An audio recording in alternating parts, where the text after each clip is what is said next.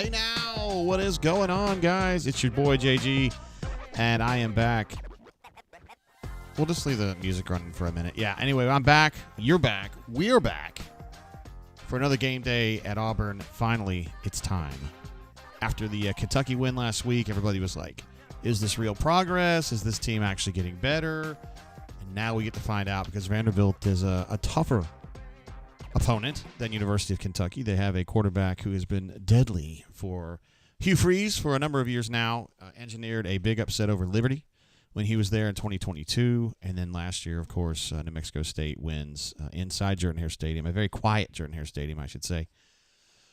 I think Pavia's gone for 9 touchdowns in those 2 games, 6 passing, 3 rushing, and he's just basically been a menace. A menace, I say. Ravin says, I'm looking fresh. I actually made a technical error, and I went and rode my bike earlier, a little too close to game time, and I'm sweaty still. So I'm kind of not fresh, but I appreciate you, G. What an absolute stud, by the way. Ravin did a sacrifice to make it to the Bunker Bourbon event in Orange Beach last weekend, which was amaze balls, as is customary. Cleveland Brown with his usual, but appreciated, of course, super chat to start things off with. Stay hydrated, War, Damn Eagle, and Crush Vandy. Falk. Diego. We'll give him one of those. Yeah, we like an applause for that one. And thank you for that. I will be drinking periodically, sporadically, however you want to call it, this Barrel Ambarana finish. One of my favorite bourbons, and I also like the orange since it contrasts with Vandy's, whatever, black and gold. And it's just sweet, and I enjoy it very, very much. But I won't be drinking a whole lot. The doctor told me I needed to drink a little bit less. With some hypertension issues, so I am going to. This is actually my GP. I listened to him when my cardiologist says it. I'm like, whatever.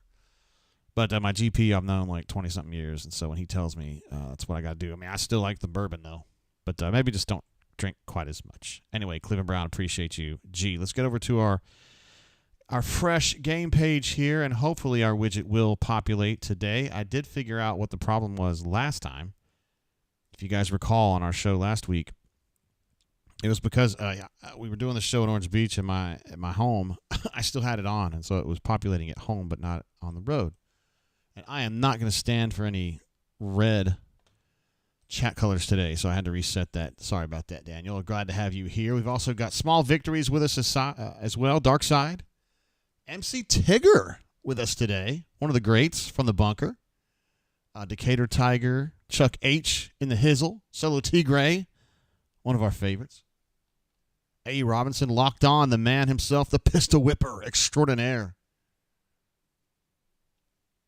And as mentioned, Ravin as well, Matthew R. with us too. Glad to have you guys here. We're going to have fun today. I did notice on, I don't know what they call that, the show they have in the mornings with Saban and McAfee, 3 of those analysts, it was actually Saban, McAfee, and Kirk Herbstreit, had Vanderbilt as like their super dog, meaning they felt like Vanderbilt was going to win this game. Taylor Zarzer with his 2nd consecutive Auburn game.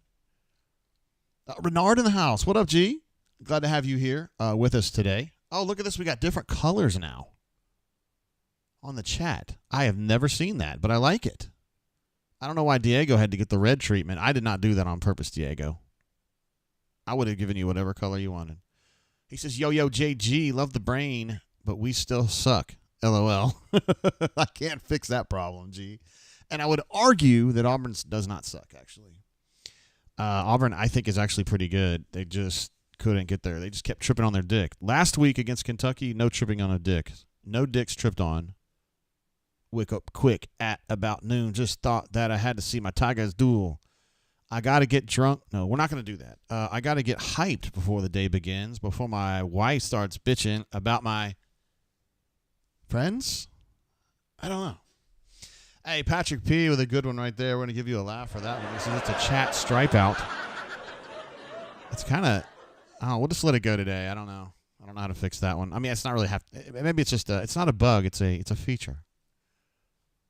Before this game gets started, obviously Diego Pavia or Pavia. I'm sorry, I say it wrong all the time. It's Pavia, whatever. How am I supposed to say it? Pavia or Pavia? I think it's Pavia.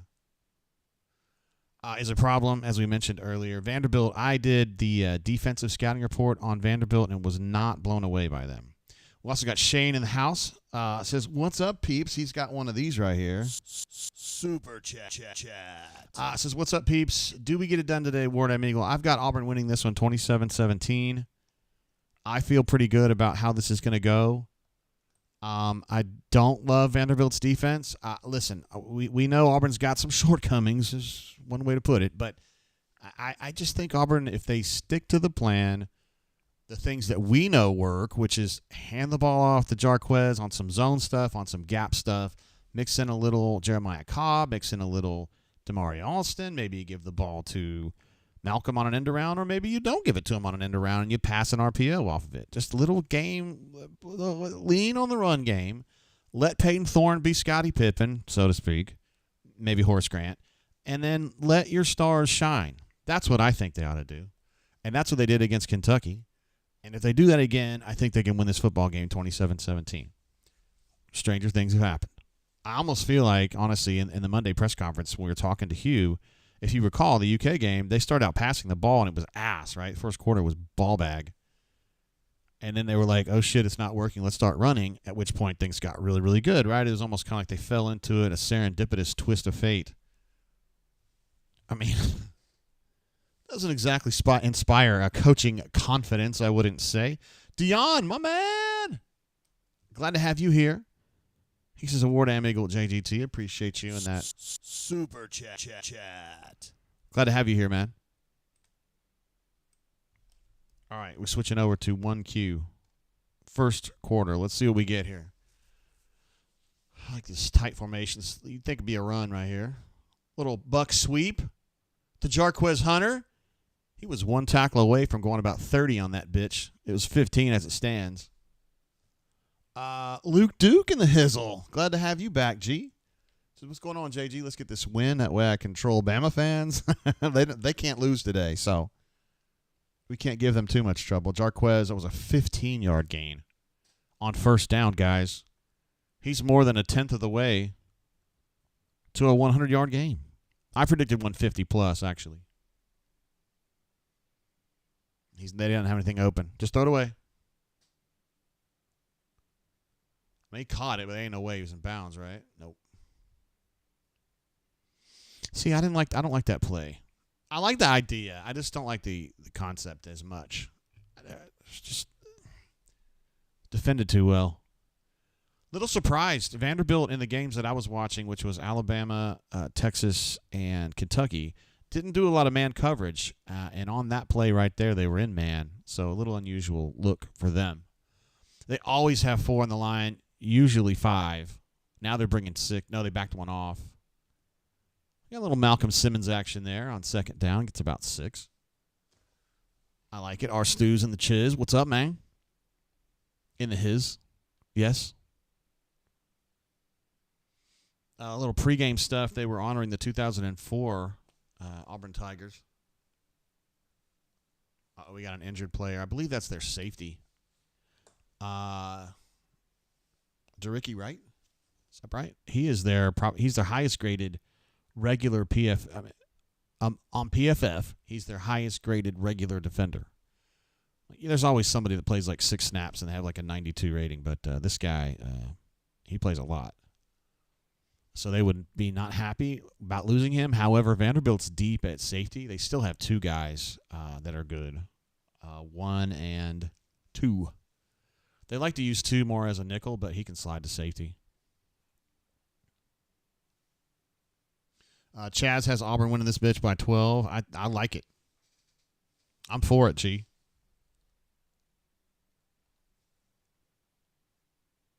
What do you think that is? Wrist? Kind of got his hand stuck under Malcolm when he went down. Let's see what this drive is looking like right now. 3 plays, 21 yards, just a little bit less than 1 minute of time of possession. Yeah. By the way, we will give Jarquez. We did the Hunter touches in the last couple games, and I kind of like how that went. So it got a little busy last week. did get a little busy last week.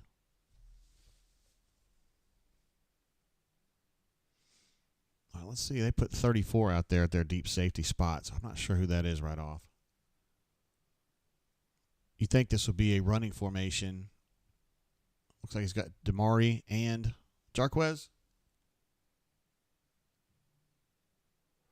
Got some work ahead of him there. Nice tackle, dude. Number 10 made a play right there. Might have been better off handing that to Damari. I think he had better numbers inside.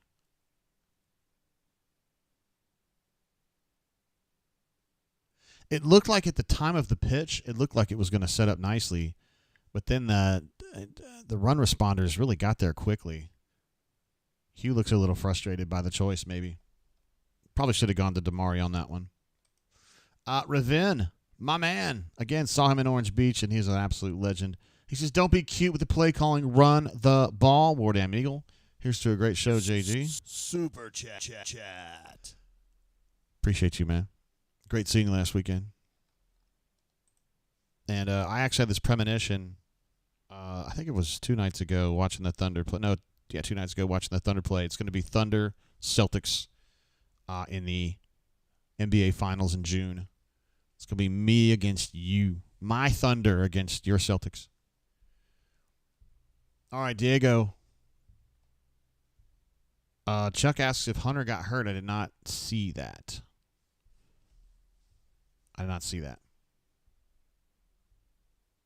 There he goes. He says, can I own Freeze once again? That would be sweet. Isaiah Rakes likes wearing that orange undershirt, doesn't he? Maybe it's like his good luck undershirt or whatever.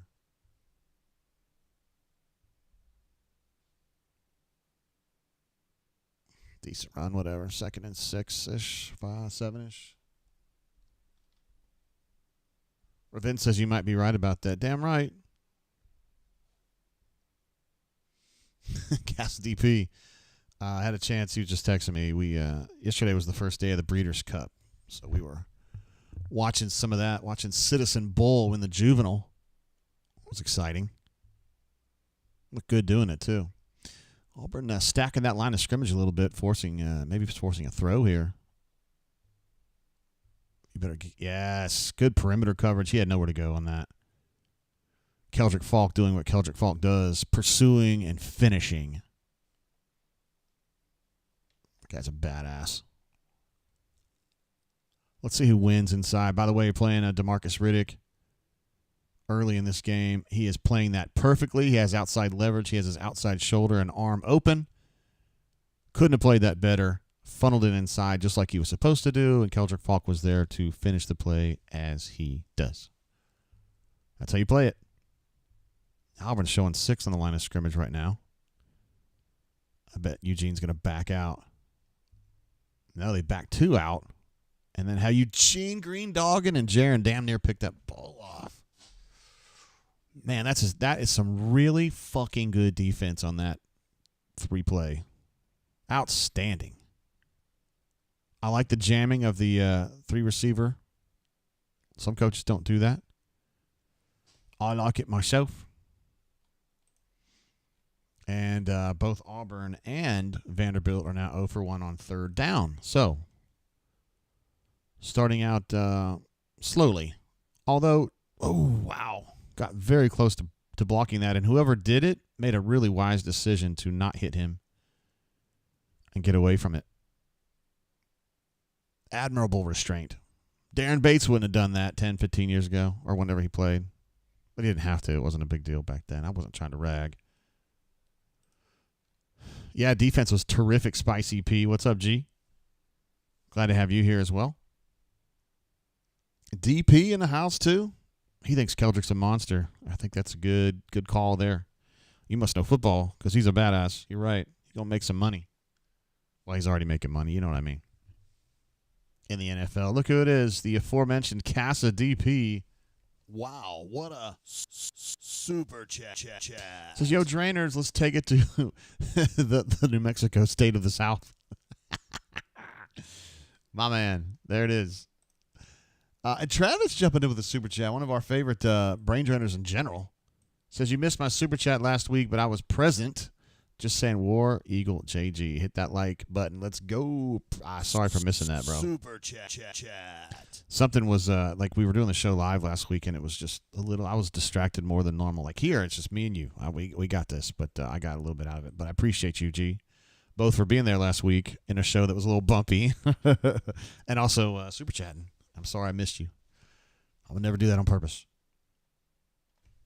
Big Mole says Oklahoma is up only 7 on Maine. I don't know where are they at in that game. Second quarter yet? Well, it's very easy to cheer against Oklahoma these days. After that coach, I don't remember his name, came from Clemson, basically ragging on Auburn in his opening press conference. I'm like, right here, buddy. I tell you what, when you get super proud like that, that's when you usually fall on your freaking face. Yo, Malcolm in the house as well. Glad to have you. Jacob L. Missed the Vanderbilt first play on offense. To me, it looked like they started on second down. LOL. Yeah, it was just an inside. It was an inside zone run that they handed off, and he got about 3.5. And Auburn really had it handled. Justin asking if Keontae was in on those plays. I don't know the answer to that. I was not looking for that, and I didn't see him specifically. Terrence W. in the Hizzle says, what's up, JGT? Pettiford hurt his foot last night. Any word if he's okay? I promise to talk only football the rest of the game. How dare you bring that up? Tiger Wild will be absolutely pissed. Let me text and see if I can find out anything about that.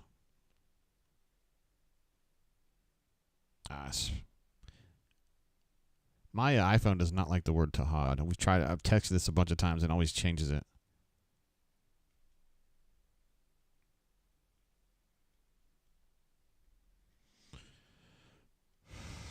All right, I asked. We'll see. If I don't get an answer, I'll ask somebody else and see what's going on. By the way, Auburn had a nice performance last night in the charity exhibition against FAU. FAU, that's right.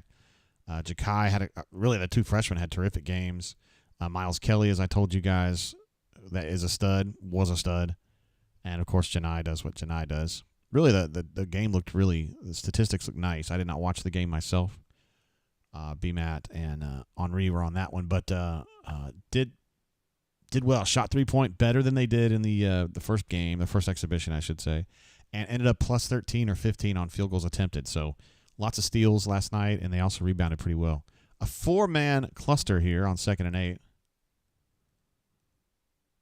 Oh, man, I thought that was going to be a beautiful throw because you could tell he was taking some velocity off of it, and then he just overthrew it.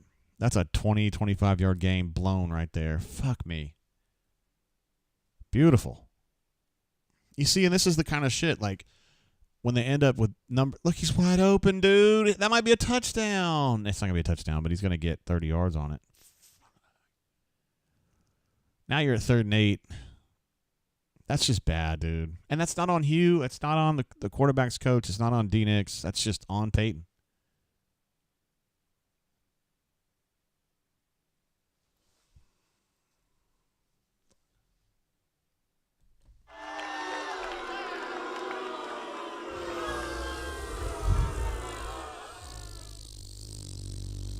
You go from 2nd and 8, 30-yard wide open play that they schemed up, and you go to this. You're punting. Disgusting. And it's not on the coaches. Although I don't love the play there on 3rd down, but you kind of hurt yourself on the nothing on 2nd and 8, really. Wait a minute. He waved his hand. You can't do that, G. Get your ass back. That's right, Hugh. Tell him what you think. I would tell him, too. Chuck H. just says, God, I hate Peyton Thorne. I understand, dude. It's like you just want to have a guy, right, who you can rely on to just make the basic throws. That's all we're asking. Not asking him to be Cam Newton. Not asking him to be Nick Marshall. Just be decent. You know what I mean? And I don't understand. Yo, Malcolm says I can make that throw. I know you can, bro. I know you can. The A. Robinson, bro, you got to be young if you're saying that. Worst quarterback I've ever seen. You didn't spend some time with Kyle Frazier, with Jeremy Johnson, with Clint Mosley making his first start at LSU. I've seen worse, for sure. AU Skip says he felt better with Clint Mosley at quarterback. Hey, all right, man. I mean, I'm not going to hate on you for your opinion. Let's see. So far, Peyton is 1 of 3 for 6. I'll go ahead and one thing I loved about the show last week is I had a number 19 and number 20 right over my shoulder, giving me the stats. That was pretty sweet. That was a sweet tweet.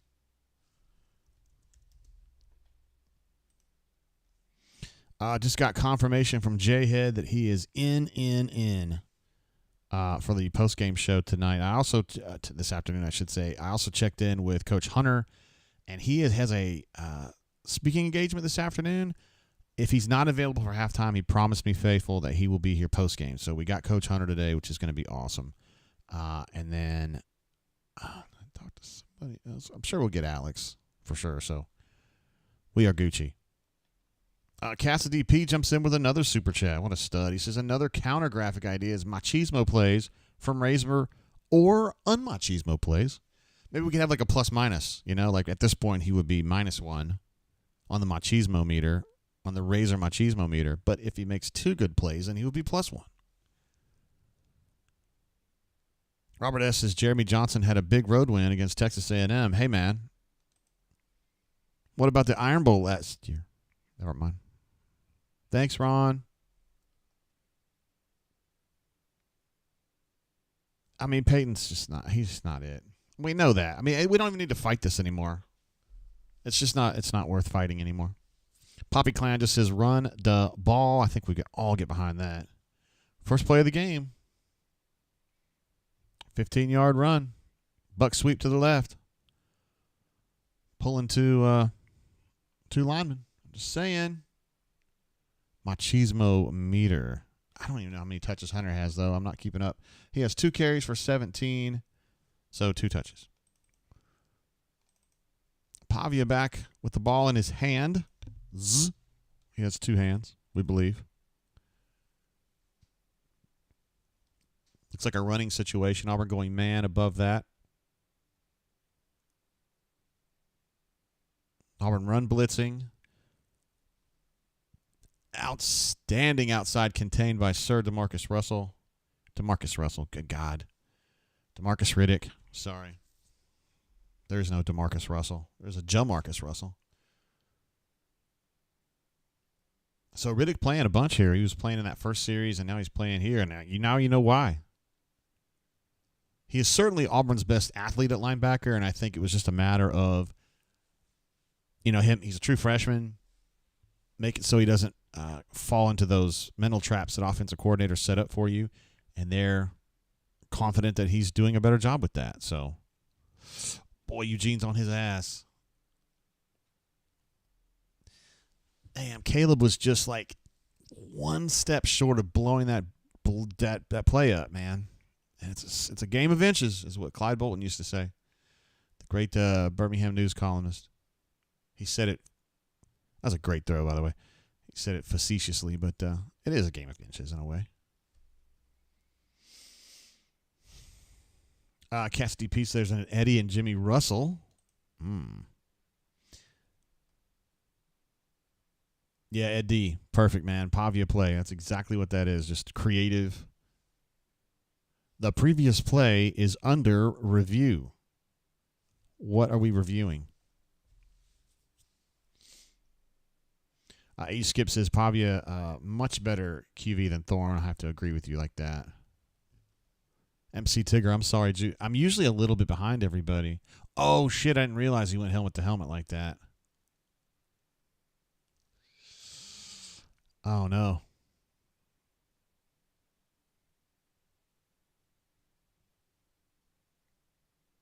Is that? Well, we don't. I'm not ever going to make a targeting guess anymore because they've been all over the map this year. I never know what targeting is. I just think that's a hell of a football play. I mean, super rangy and just trying to make a play and knock this ball out. Of course, the ball's not on his head. His ball's at his chest. But anyway. Damn, 12 almost got it knocked out, too. it would be tough if you lose Caleb Harris. I think you would have to go to Keontae at that point. Blake R jumping into the super chat. Our czar of the East Coast says, Warren Eagle JG. Got to give you one of these. Super chat. A little late, but I'm here. My goal is to enjoy this day no matter what. Let's get this day started right and bourbon on. Speaking of that, let's go ahead and get some. Okay, so no targeting on that? That's good. Honestly, guys, it looked like targeting to me. I'm glad it went the other way. Because Caleb is a crucial element of this defense.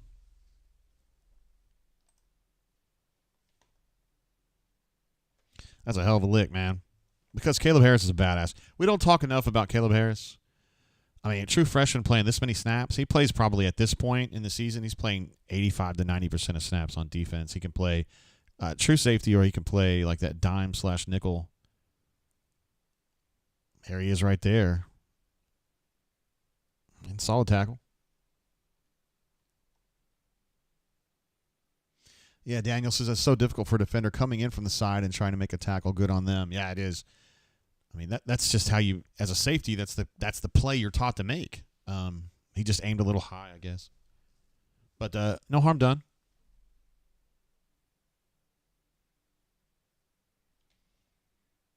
Robert Smith already feeling kind of down about this.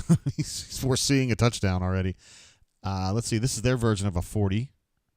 Oh, lots of trouble there. Lots and lots and lots of trouble there.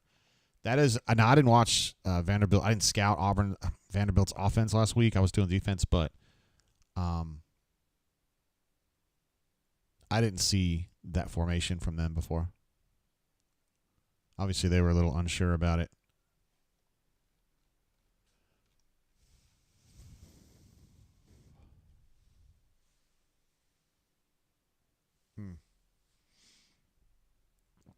Looked like it might have been a good play for them, though, if they had gotten it working right. Kind of hard to know, I guess, because they cheated. All right, Auburn going press man here on the outsides.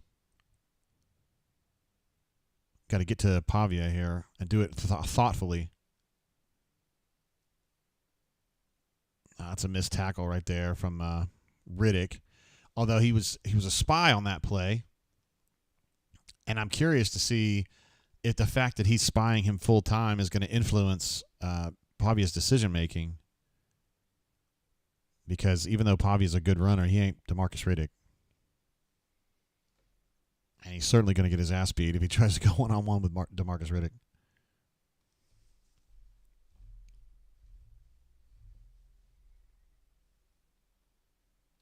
Oh, no, third. That guy Auburn's right there. Robert Smith, my man. 3rd and 5 is what I've got on my TV. Auburn, of course, had some third down problems. Pressure coming.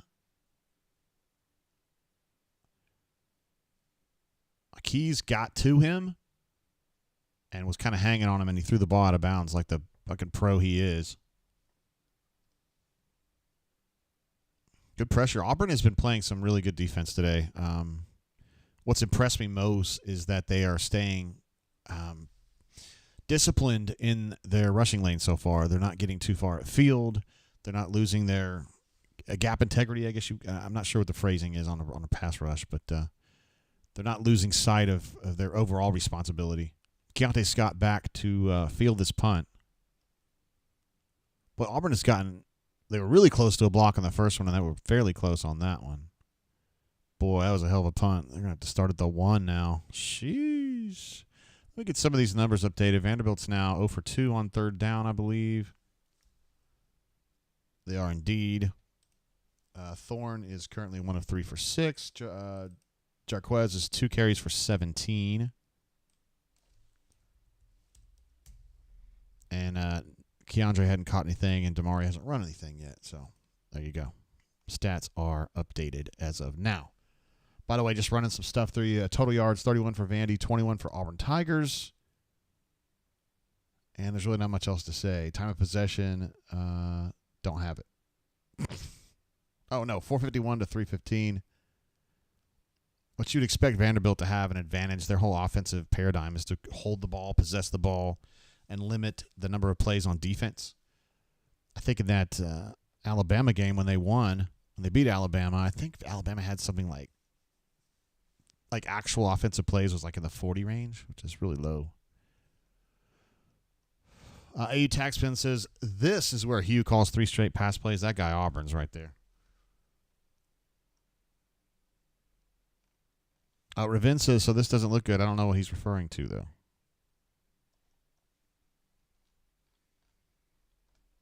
I don't know if you're talking about Jason Tatum might have gotten hurt. I don't know. Cassidy P with another super chat. My man says, about to see a 99-yard machismo drive, y'all. That's very optimistic. I enjoy the optimism. I just don't know if it's realistic. Thank you, G.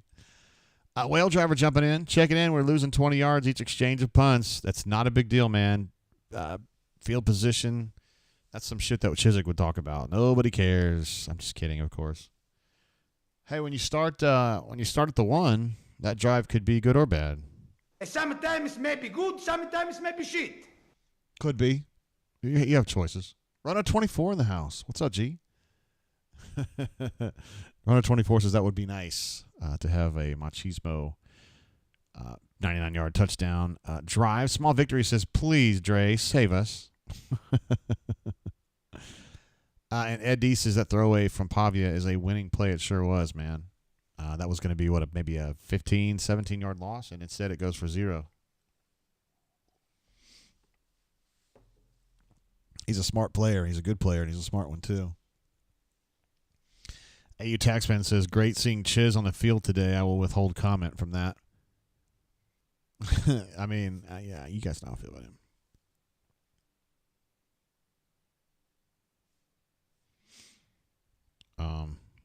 Okay, sure.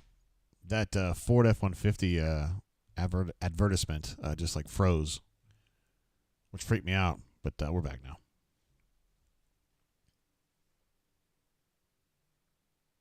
Well, all right, third drive. First drive had a good start to it, but kind of faded out like a wet fart.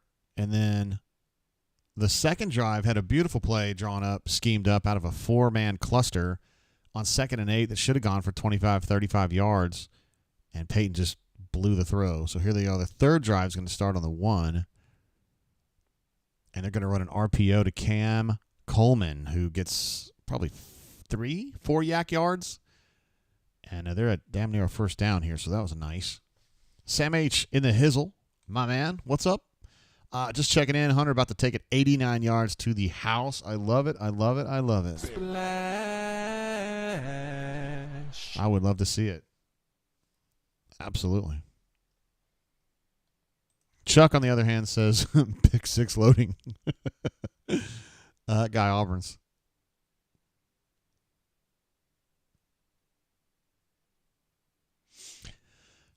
Bottom line is this. If Vanderbilt is going to consistently allocate 5 players on the line of scrimmage and then 7 or 8 in the box, they're going to have to rely on Peyton to make good decisions and maybe even more tough, good throws in the RPO game. I mean, you got 6 on the line of scrimmage right now. I mean, that's just, you're asking a lot of your offensive linemen there if you're going to try to run that. All right, there's a nice little throw to the man, Keandre. That's a 29-yard gain.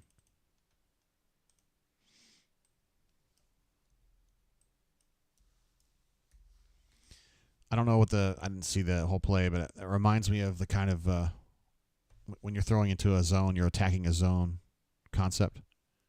It felt like he was sliding in between zones there. Just smart, savvy.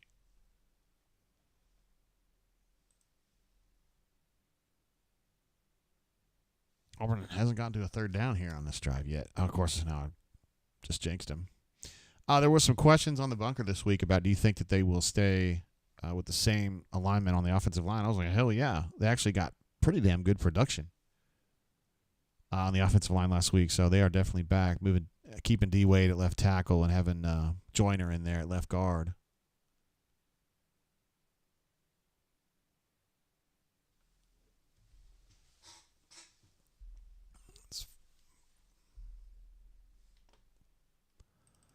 Another 2nd and 8 fuck up from Peyton.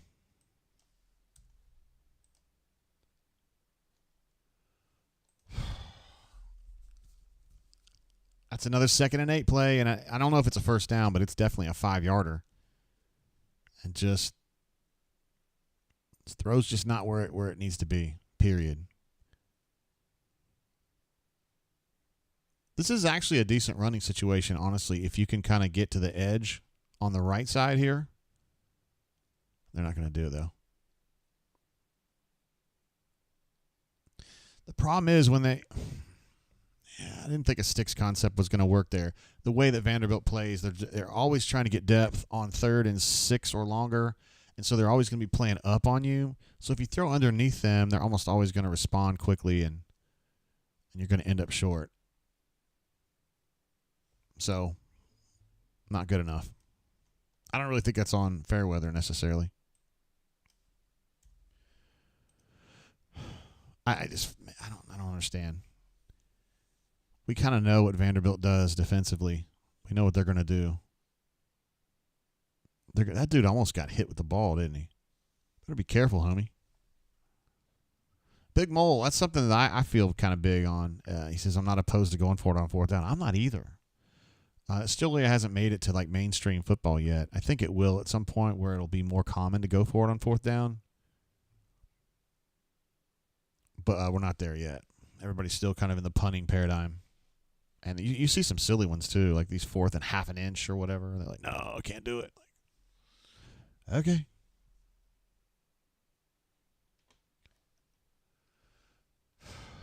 Fenrir says Peyton is making too many mistakes. First of all, you're right. And second of all, it seems like this is such a recurring theme. They're definitely going to run the ball here because they got to get this time of possession straightened out. They're 2 minutes down. Okay, like I said, they're going to probably throw deep. K. Lee puts his hands up like he was expecting a safety to have help there, and I'm not sure what was going on. Let's see. Oh, wow.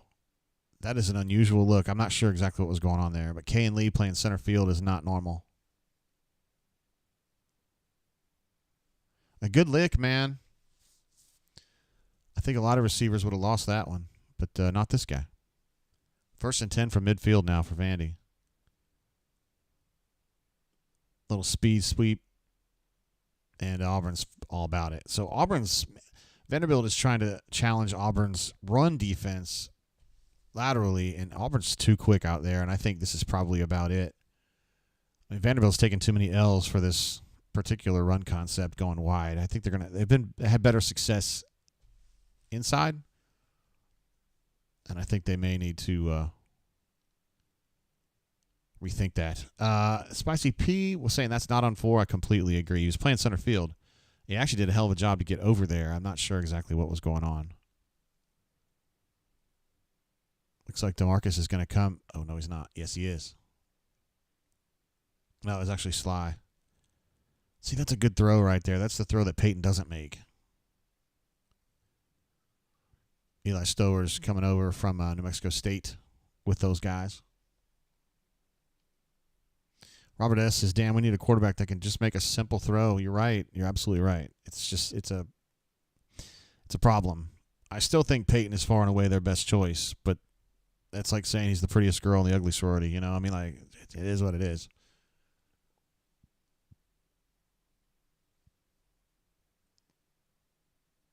Interesting. Auburn going with a lot of press here.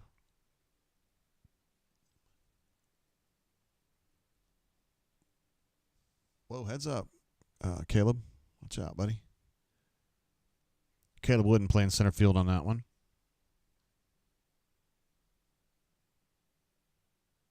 Small Victory says we're out there essentially trying to take heads off with these tackles. I agree. They're headhunting today in a legal way, in a respectful way. AU Skip says AO Pie. You must know what I'm talking about then. At my school, it's Phi Mu's, which is interesting because most of the time the Phi Mu's these days anyway are hotties. But there's some good girls when I was in school. Just maybe not a lot of hotties. Man, I love these black shoes. Thank you, Sly, for wearing the black shoes on the anniversary of the 2004 team. Love it. Always feel like Auburn looks best in that. White helmet, obviously. Blue, white pants, black shoes, black socks. That's my favorite Auburn outfit. That's the way it looks. I even like that better than Stormtroopers. Let's see. Whale Driver says Hank sucks works. I mean, it's not. I mean, that is my opinion, but look at what happened. Like, he can't see underneath zone coverage. He can't. If you were playing a team that like was exclusively man, maybe I'd give him a shot. If Peyton was playing like ass, that's a weird throw. His arm is at a weird angle, but he still makes the. Wow, that's a really nice play by Pavia. I don't like your jerk-off name. I don't like your jerk-off face. I don't like your jerk-off behavior. And I don't like you. Jerk-off. Do I make myself clear? Well, some good pressure coming in from Keldrick, I think it was, and forced Pavia to kind of lean to his left and throw the ball awkwardly, but still put it right on the money, man. Diego says that's a throw Peyton can't do. You're absolutely right on that. There is no doubt that is not a throw Peyton's going to make. To be fair, though, there's a lot of college quarterbacks that couldn't make that particular throw with his body position like it was. So, hey, man, that dude deserves a lot of credit. Let's see. It was Keldrick that was coming in from the pressure.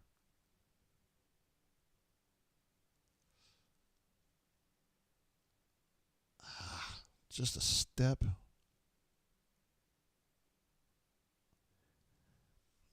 I mean, guys, I think Eugene did the best he can do there. I mean, that's a middle linebacker playing, on a vert, defending a vert. I mean, it's hard to fault him. I don't know what Ed D would say about that. I mean, sometimes you just get caught like that because you're getting schemed up, but I wouldn't give Eugene too much trouble on that one. It's just a hell of a play. Ed D says perfect pass. I know you would chime in, and I appreciate your input on that. Our Big Cat says, why is Asante outside? Because he got matched up with the tailback and on a vert, It happens sometimes. You really wish you could have some over-the-top help, but I don't know what was going on. I didn't see the defensive alignment there. Ravin says, damn, well, it was fun while it lasted. Wizard D saying something that we all agree with. If Hugh doesn't go get a quarterback out of the portal this next cycle, I'm going to blow a fuse. Yes. Yes, I'm with you. We can blow it together. Well, hold on. That doesn't sound good. We can both get angry together. Offside on a kickoff. That's unusual. Oh, I'm sorry. It's because he kicked it out of bounds. My bad. In my opinion, he's got to get 2. I mean, getting 1 out of the portal it's got to be a 100% happens thing. AWS has that as a 100% situation, but I think he needs 2. I do. Get like get a full scale $1 million quarterback, and then you back him up with somebody like some dude who's, and I'm just making up schools here, but somebody who's like playing at Eastern Washington. Or he's a backup at Boise State, or he's fucking playing at SUNY Cortland or FIU or something, who like has promise, who could compete. There we go. Jeremiah Cobb from Montgomery, Alabama, continuing to rumble and run. That's what I'm talking about. Splash. Nice play, man. I think that was 2 situations where he looked like he had gotten stopped. One right here, where he broke the tackle of number 1 and then got to the sideline, then cut back in and got up 2 or 3 more yards. That was a tasty run right there. GW, I do not think he's a fraud garbage coach. I really don't. I actually think he's doing a good job.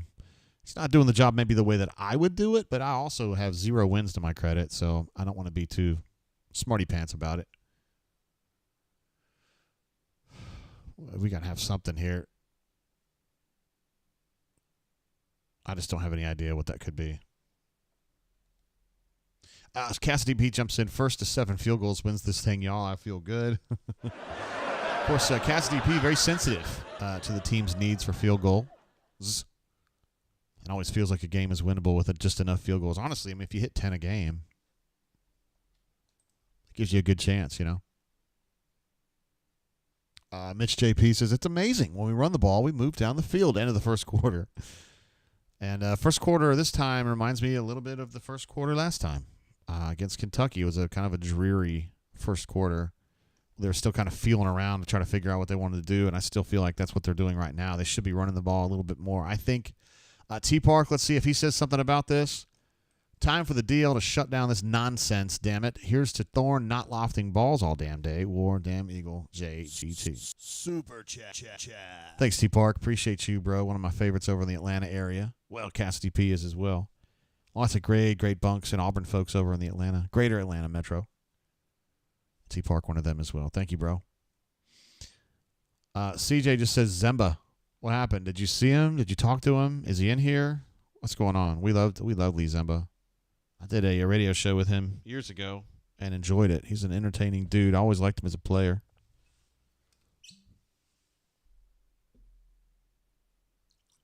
He posts a lot on Facebook, too, so that's fun. Get to keep up with him and his son.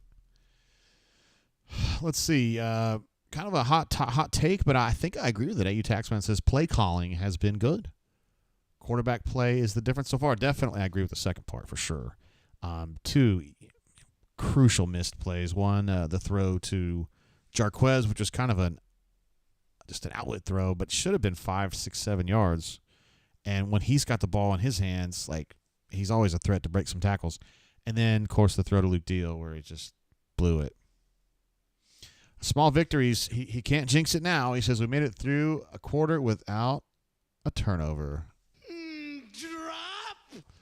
Always looking for the positives. I like that, small victories. It is indeed a small victory.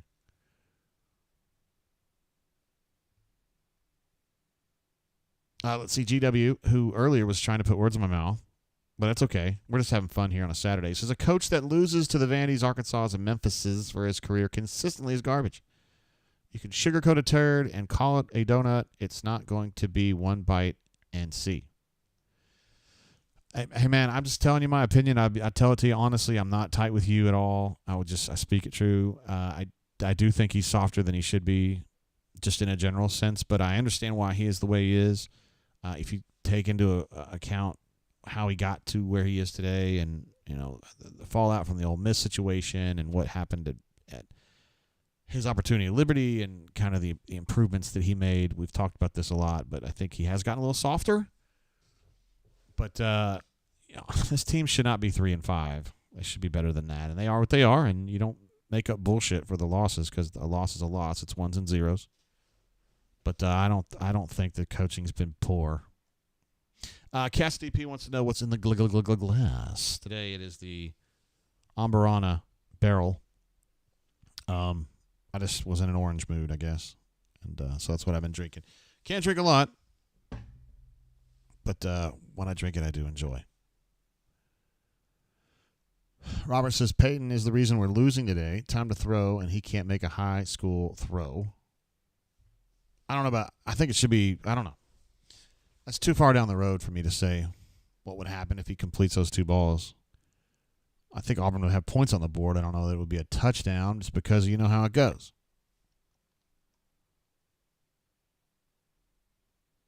Let's see, Ed D says, you can coach soft, but you have to have a trigger man and leaders on the field. See, I agree with that. There's a way that this program could be very successful with him being, quote, soft. And I'm the one quoting myself, so that's kind of lame, but you know what I mean. I think in our society today, like, you hear the word soft and it has such a negative connotation, and I'm not trying to dig when I say that. I probably need a different word. He gives people a lot of grace. That's the phrase that I think is maybe more appropriate. He gives people a lot of grace because he feels like he deserves it too, and he wants it too. Nice catch right there by Robert. Really nice catch. It was another poor throw, but he was able to make the adjustment and catch it and turn that into, what, a 14-yard gain? Yes, 14-yard gain. Chris M says abysmal quarterback play here so far. At least he completed that one. I wish I still had you and your son in my ear giving me stats. 5 of 8 for 63 for Peyton right now.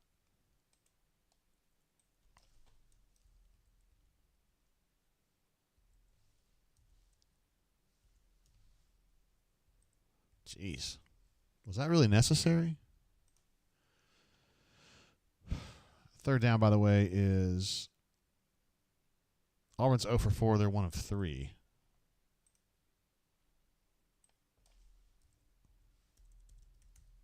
All right, those are updated. I know Jarquez still has some carries, 4 for 23.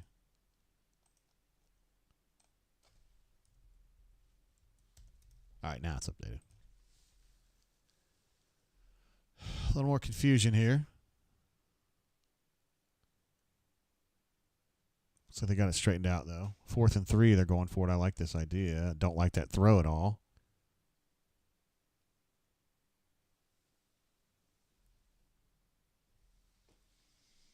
We were just talking on the last drive. It ought to be more common to go for it on 4th down, and then they go for it on 4th down. And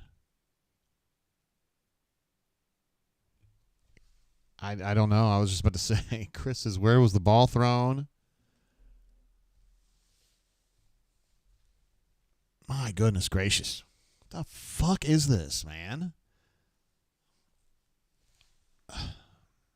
My God, I don't want to cuss, but God bless, man. This is what I'm saying to Peyton right now. Order! The honourable gentleman will resume his seat immediately. Immediately! Immediately! I shall name the honourable member. Mm-hmm.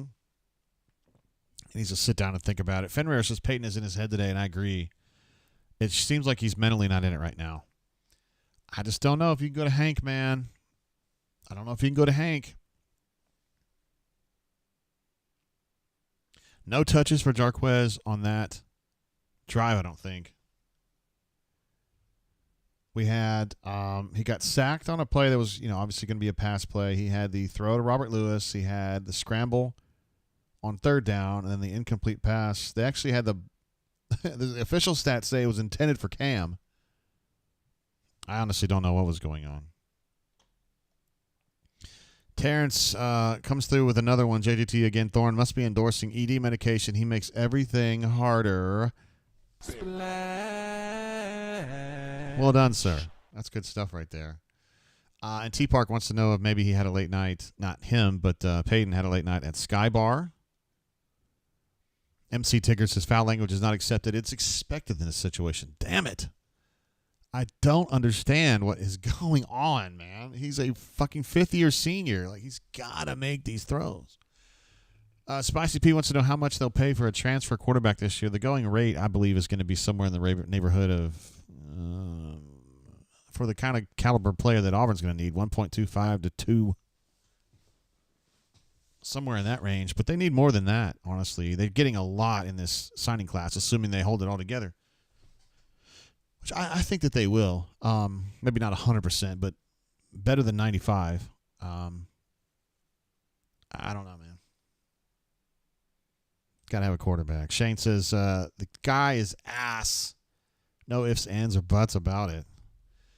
I bet you there's Jason Campbell, my man. There's Philip Lawley right there, the man himself, the legend. Todd Van Amps, there's A.T. Williams. What a stud that guy is. Gene Chizik, Al Borges, gorgeous Al Borges. I saw Yox right there next to Borges.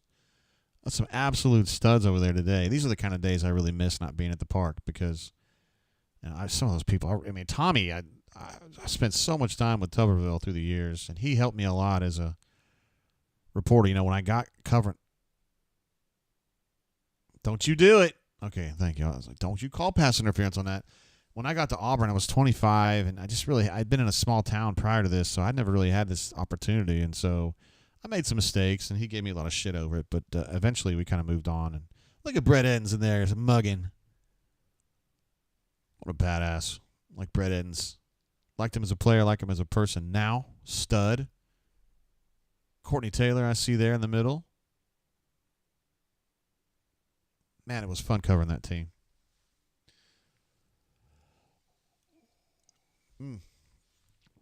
2nd and 10 is what we're looking at here. They're going to try to run peripherally where Auburn has really done a nice job today and does a decent job there. I think Mausi got wiped out. He was the guy that probably should have made that play early, and then he got blocked well. Not illegally, just blocked well. Chris M. and Spicy P thinks that should have been OPI on that deep throw down the right sideline. I'm not going to argue that. 3rd and 5. This would be a good opportunity for Auburn to get a stop and maybe have some decent field position on the other end. Start at the 25 or something. That'd be nice. Small Victory says, oh, that team, so many memories. Absolutely. I hope Jeremy Engel was there. He was my favorite player on that team just because he was from Montgomery and I got to know him real well. He's just a really high-quality individual. I saw him absolutely outstanding play right there from Jay Crawford because he's a fucking badass. That's what he is. It's a PBU for number 23. And also, Amon Lane out there? Sweet. You love to see it.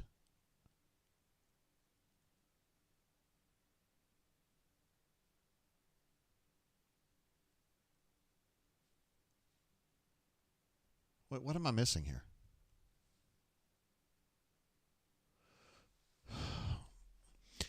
Goose Flat asks about official visits. That's a Caleb question, and he's definitely got that posted on the bunker because I read through it. I know they had some quarterbacks here, younger guys, 2026s, and as I recall, they've got the defensive lineman from Atlanta who was committed to Florida is decommitted. He's here, and Bachu, something like that, is on an official for sure. You guys saw Amon Lane, right? Like maybe he was just cheering for his teammates. I don't know. It looked like he was in on the play, and I was like, "What?" I mean, that's cool if he's playing. I mean, he's going to get better for sure. But he did not look very good in the preseason when we saw him play. He was getting toasted, which is fine. Robert S. Excuse me, a very small group of people he is in. It says, "Please give Hank a drive." I just don't see it, bro. Oh, wow. Shane says, saw Edens and Engel in Destin earlier this year. Good times with good stories. Man, those are two guys I really, really enjoy personally. I saw Jeremy. Actually, I've seen both of them this year. I saw Brett at the it was the scrimmage that was open that we were allowed to go to, and I saw him there. He's always awesome to talk to. And then I saw Engel. I think it was in the spring. He was up at the complex. Just two great guys on a great team. A.T. Williams, he might have been my favorite player on that particular team. I loved Antarius Williams. Just a tough, intelligent, charismatic, good dude, great student, good football player, played through a lot of pain, produced through a lot of pain. Number 31, stud. Justin asked about Justice Terry. That's a Caleb question. I don't know. I mean, I'm kind of live on the air with you guys, so I don't know all that. OG22 says, I can't wait until Peyton leaves. This team deserves more. Is anyone going to disagree with him? Chris M., are you going to disagree with him? You're not. And Chris M., he wishes Thorne nothing but a prosperous career at State Farm. Which is not making fun of people at State Farm. He's just saying that's actually would be a good career for Peyton, considering it probably is not going to involve being paid to throw a football. I do think Peyton will end up being a coach. And it'll probably be a fine one.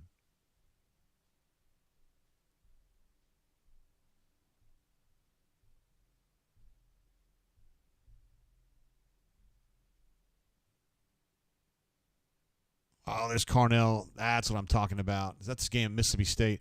I don't know as though I've ever seen an Auburn game that was more of a mindfuck than that game in 2004 at Mississippi State, because I think that was the third game of the year overall, and that was when Al Borges had just gotten here, and they all of a sudden started shifting. Like they hadn't shifted at all in the first two games. All of a sudden they were shifting on every play, and Mississippi State was just absolutely fucked. Like they had no idea what was going on. And then you got Carnell, Ronnie, who fuck ever else. If Trey was still there, if Brandon was there, I mean, they were loaded. Probably had Hollywood Stewart coming at him too, here and there. Like it was a mess, in a good way, a beautiful mess. Because I really didn't like Mississippi State. These days, I don't really care. But Jackie Sherrill was very easy to hate. He reminded me of like evil Jerry Glanville. And I just hated that guy. Probably part of it's probably because Tubb hated him, and so if Tubb hated him, I probably hated him too. Just the nerve, the balls of Jackie Sherrill to roll his ass right into the Auburn complex one day, right after he'd retired, just to tell Tommy to go fuck himself was pretty sweet. I mean, I respect it. I don't know how he got away from that, but he did. A quick throw to Jeremiah Cobb, and he eludes like a instant blow-up, and I don't know how he did that, and then turns it into a first down. You love to see it. Chris M says, hey, Pat Sullivan sold insurance for a hot minute in the 70s before his coaching career took off, if I recall correctly. Yeah, I know you weren't disparaging the folks who sell insurance. It's a very important part of life, honestly, to have insurance. I know, I was just saying. You were just playing around, having fun. I like these two-back formations, though. There you go. Little Damari Alston. Now, that's a first down run I can get behind. We got about 8.5 yards on that one. Lee Jett says Cobb is him. We all love Cobb, man. He's just, he plays behind two really, Jarquez is just a stud. And Damari just kind of gives you a lot of stuff. He's got a broad base of skills. He can run inside. He can run outside. He's a great receiver of the ball. He's a great leader. He knows his shit. He's never in the wrong place. Like, he's just a good player. I'm not sure I agree with that choice to keep the ball there and go 2nd and 2 to 3rd and 2.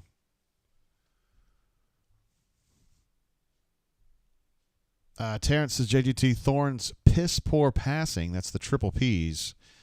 Maybe improving Auburn's receiving ability. Impeding, maybe the word you're looking for there. Either way, yeah, he's not really helping them very much, is he?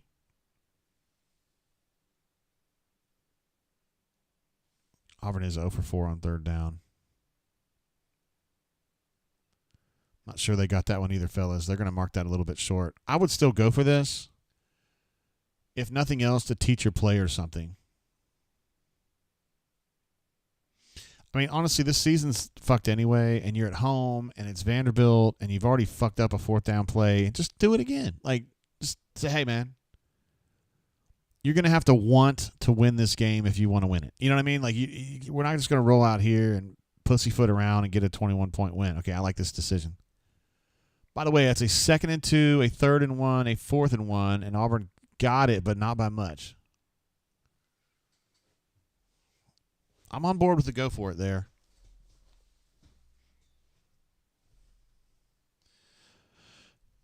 But you just got to, man. You got to want it more than that. And I'm not talking about Jarquez. I'm talking about those guys up front. Jarquez now 6 for 25. He's really making very incremental progress since that first carry, I should say.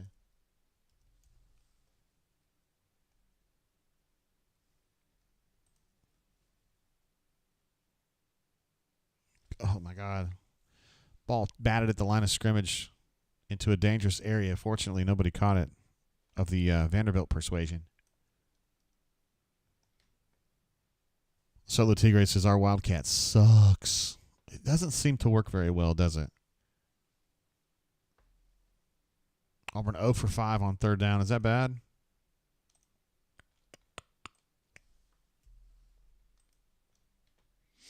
Yo, Malcolm, I'm with you, man. It's time to just give up on the Wildcat. It's just not working, dude. And these inside runs are not working right now. I've kind of had this feeling like for a while now that Auburn's better in gap concepts, running the football. And that's a zone concept right there, and it just hasn't worked for shit today. And I think I would probably work a little harder on some gap concepts here. But what do I know? I have 0 wins to my credit. Justin C. jumps in and says, did they outlaw QB sneaks? We don't understand it either. 3rd and 8. Can't really run here. Or you can, actually. Wow. Okay, Jarquez gets to, what, he's a yard short maybe on a great effort play to dive for an extra 2 yards.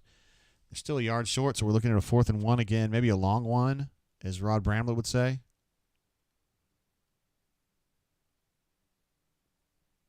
No, they're going to list it as a 4th and 2. I agree with this, man. Nathan says can't get anything going. That's absolutely true. There's just not been a lot of inertia on this. Now, this is the formation that they threw the ball to Luke Deal with earlier. And Vanderbilt is not a team that wants to be in man, so okay, they switched out of that. Vanderbilt is confused right now. Oh, shit, Malcolm. Yo, Malcolm. Getting it done. That's about a 20-yard gain right there. You love to see it. Another third down blown, though. Auburn's now 0 for 6 on third down, but they have got back-to-back fourth down conversions, so that's good. I like to play, man. So they shifted Malcolm over and then threw it to him quickly, and he forced a missed tackle because he changes the geometry of the whole thing so quickly with his acceleration. It's a 21-yard gain on 4th and 2. Oh, God. Another absolute shit throw that Rivaldo picks. Oh, fucking A! Oh, the effort on that was insane. He did not get in, but that was still an amazing play. First of all, to catch that dog shit throw, and then to elude 2 tacklers and then dive for another 2 yards, damn near got in the end zone. Unbelievable. Oh, they gave him the touchdown. Oh, my God. What an incredible individual play. Here you go. There's a replay. Ass throw. Makes a great play on that. Picks it. Misses 1 tackle.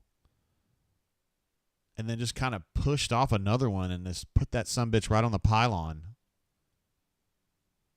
Christ almighty, that was amazing. I bet that's one of the 20 best plays I've ever seen from an Auburn player, I swear. That was amazing. You're never going to beat Carlos Dansby's interception in the Peach Bowl. Hell, I didn't even do this. I was gawking at the play. The more you're going to find out.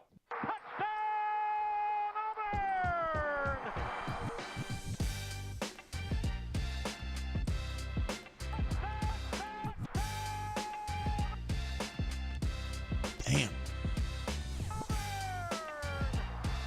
What a catch, dude. You talking about making lemonade out of lemons. Good God. That's going to be on his tape when he gets in the draft. Good God, that's amazing. You get the music, Raven. You want the music? You get the music. You even get one of these, bro. Splash.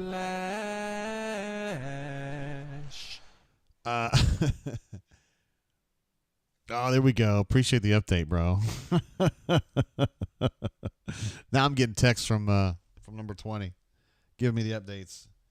8-13, 119, Tutty. Yes, sir. Auburn 0 of 6 still on third. 1 of 4 for them, by the way. I need to get that updated to their discredit. Nerds. Also, I got a super chat from Cassidy P to get to here where he actually just said that. Suck it, nerds. Nerds! You just went out there and got your asses whipped by a bunch of goddamn nerds. Nerds! Fenrir says Peyton is not doing those receivers any favors. They are doing it all by themselves. They are. He's not giving them any help at all. Zero help. Just an ass throw there, but Rivaldo making it happen. Garrett Cole opts out of contract with the Yankees, huh? Interesting. So what does that mean? Is he not coming back to the Yankees? What? Oh, okay. They're going to play a little game. Or they'll keep him and he'll make more money. 10-4, 10-4, 10-4, 10-4. I don't know why I just did that. My bad, guys.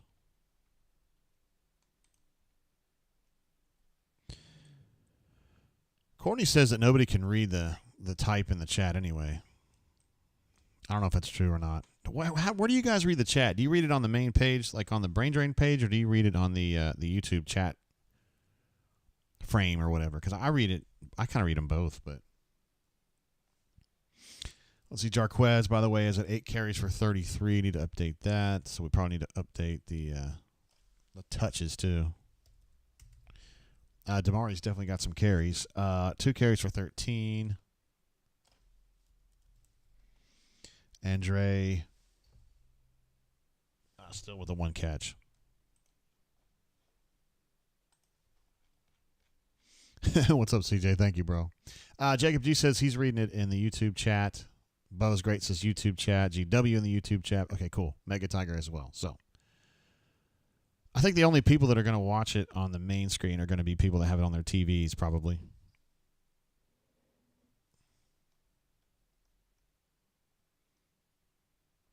Oh, I might be able to fix that, G.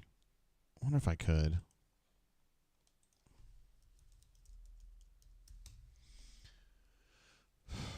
Man, I haven't logged in a stream chat in so long. Holy cow. What would I log in with? How about that?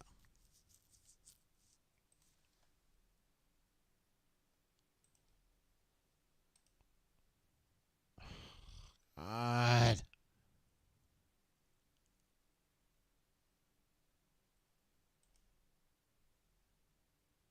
Trying to see if I can change that font size. I may not be able to do it here in live TV, so to speak. I haven't messed with this in a while either.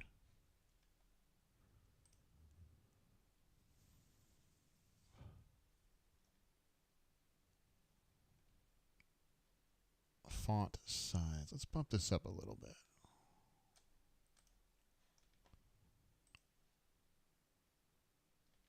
All right, let's see if that works. I bumped the font size up a little bit there. And Damon says, who the heck does this without multiple screens? I'm going to tell you a little secret. Look at that fucking play right there. Nice. Riddick making a play. I think he had some help, though. Was Jaron in on that? Malik blocked it over that way as well. It was a Morris. You know what Amaris was doing there, too? Great for a true freshman. So he had outside leverage on that, or he had outside contain. Again, attacking with his inside shoulder so his outside arm and shoulder are able to make a play. Those are the little kind of technique things that the coach is always, like DJ's always trying to pound into these guys. Got to think like that. Got to have that arm free. And he did it that time, even though, you know, he's kind of a peripheral player in that particular situation, but that's a great habit to have for later. Let's see. Solo Tigre says, if I got rid of the chat box, could you pull in tweets with highlights, or is that a copyright issue? No, that wouldn't be a copyright issue at all. You're obviously transforming the content and providing commentary. So I think like the solution there, I think, would be I'd need another person to work with, like to run the show behind the scenes, like Josh Pate has. Well, Josh Pate has like a team. But in the beginning, he didn't. In the beginning, it was him and one other person, and he could have people that would put that up. That would be sweet. Unfortunately, I don't really have that. 3rd and 12, pass rush. Oh, my goodness. How did that not get there? Kieron Crawford, more pressure. Well, I mean, he's totally outside the tackle box, so it's not going to be intentional grounding. Man, Auburn attacking him like a pack of crazed dogs on that one. Jesus. Great pressure out of the pocket from Kieron. Forces him outside, and they just kept coming, man. Falk's there. Riddick is there. Kieron coming back to make another lick, or getting ready to make another lick. So really nice pursuit. And this reminds you right here of what, you know, this is the stuff. We make fun of Hugh. I make fun of Hugh for some of the shit he does on offense. I don't understand it. None of us do. But the quality of athlete at Auburn on your starting 11 on both sides of the football has improved dramatically. And right there is a good example where you've got Riddick, Keldrick Falk, just two really good athletes. Solo Tigre says you need a Dentone, but he can't handle the bunk banner. Denton is a good kid, but I don't think he didn't have a passion for the project. So they're going to do a grounding review.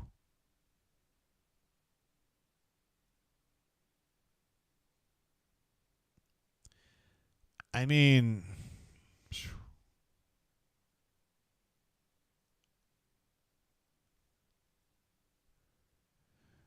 I don't understand, like, how is this negotiable?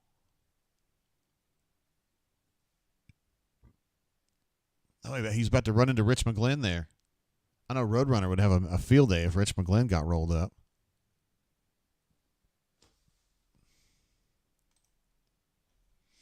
I'm thinking that was grounding too, but I thought usually when they get way out of the pocket like that, they just let them get away with whatever. Daniel says got to get it past the line of scrimmage. I mean, if that's the threshold, then. CJ says, I'm going to DM you about this. If you need someone behind the scenes helping, I'm offering my services. We may look into that, actually. I don't think I can do it this year because of the way that the show is set up right now, that everything's on this iMac, that I am very, very grateful for. Actually, if you guys, those of you who have been with me a long, long time, remember that my COVID shows got in the shitter a lot of times because it kept failing. I was doing it on a laptop at the time, and I got enough super chats. Thank you guys very much. And I was able to buy a really nice iMac Pro, which I've been using ever since then. But it's one computer, you know, and so I need that.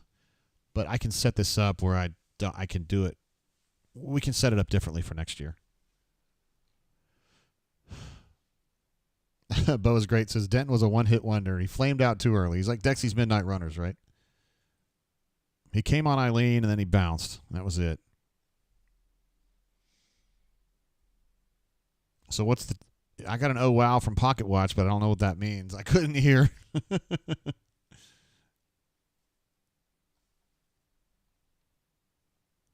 GW says he had a wide receiver near where the ball landed. What? I mean, all right. John D says if you look at the stats, Thorne is actually outplaying Pavia, but not from the eye test. You're right. Ed D says good time, brain drain during COVID. Yes, God bless you guys. I'm so grateful for all of y'all for watching the shows, for super chatting, so I was able to get this badass iMac Pro that solved all my problems. And we switched also to a new platform. I was using Streamlabs and it was failing all the time, and then I switched to a different one called Ecamm, and it was great. Really great punt, actually, there from Vanderbilt.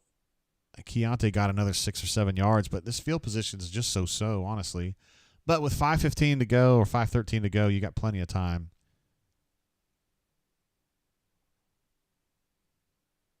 I mean, I don't know. I feel like the offensive coaching's been fine. I don't know. I appreciate that, CJ. Came on Liana. That's good stuff. I also do want to mention before we get this drive started, we had a bunker member pass away this week.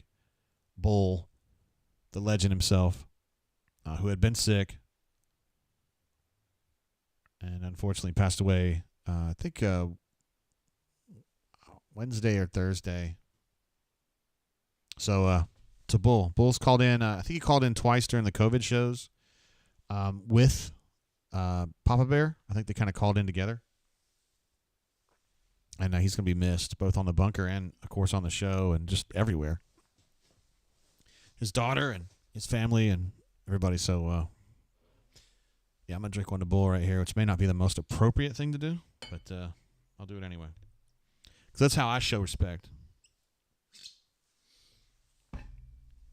Miss you, man.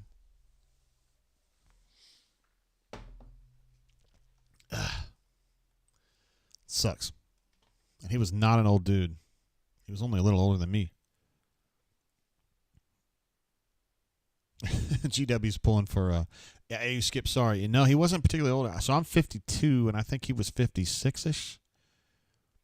57. And also CJ makes a good point about number 19's dad passed away this week. I know. Sorry for both y'all's loss for 19 and 20.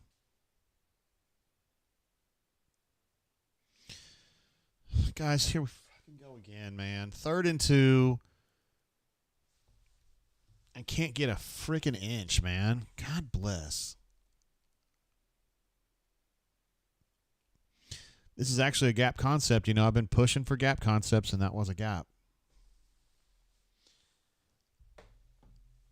That's a play I would have called, honestly, just not getting anywhere with it.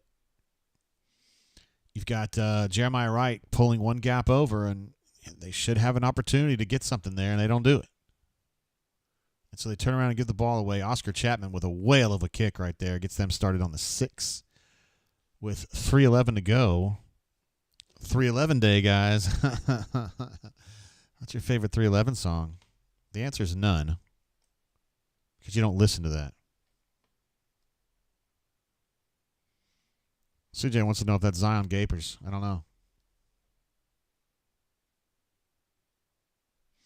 MWD says that he noticed that they're signaling plays in rather than using Thorne's headset to call them for the rest of the offense. I didn't notice that.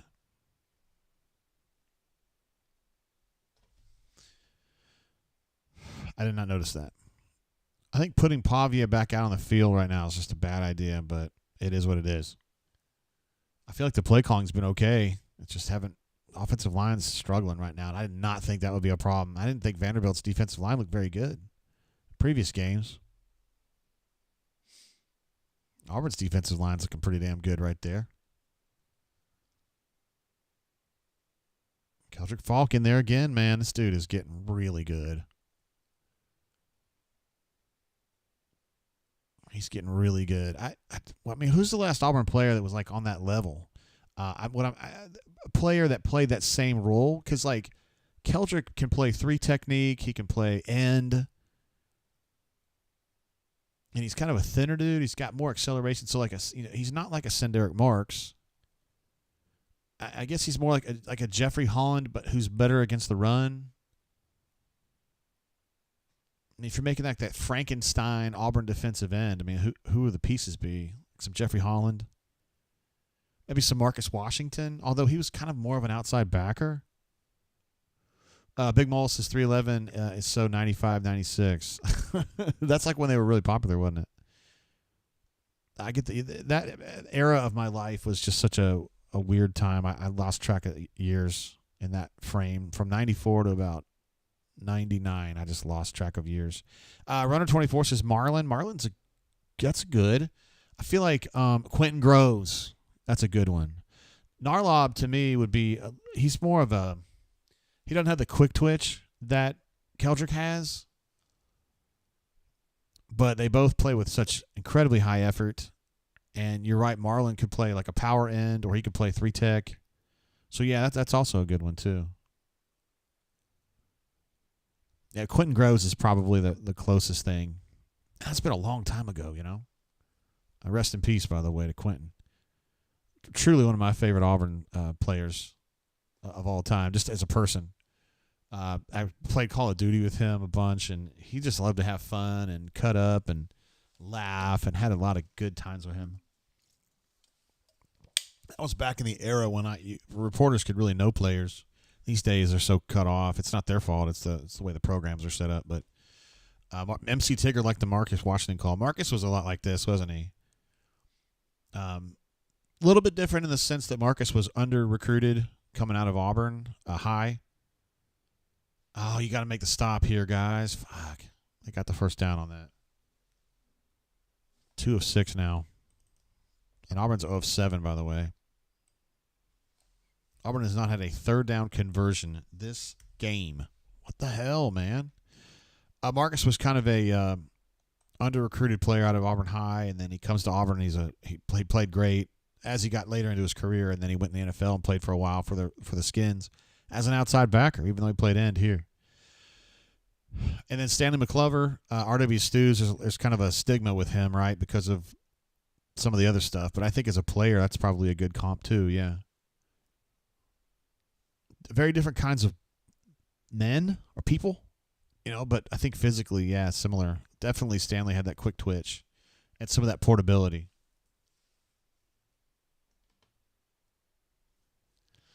This game's been a little bit more of a grind than I thought it would. I really thought Auburn would be able to run the football. I thought that was one thing that was going to happen. I did not love what I saw from Vanderbilt's defensive line in these other games that I watched, and I just didn't think anybody really stood out. But they've done their thing today.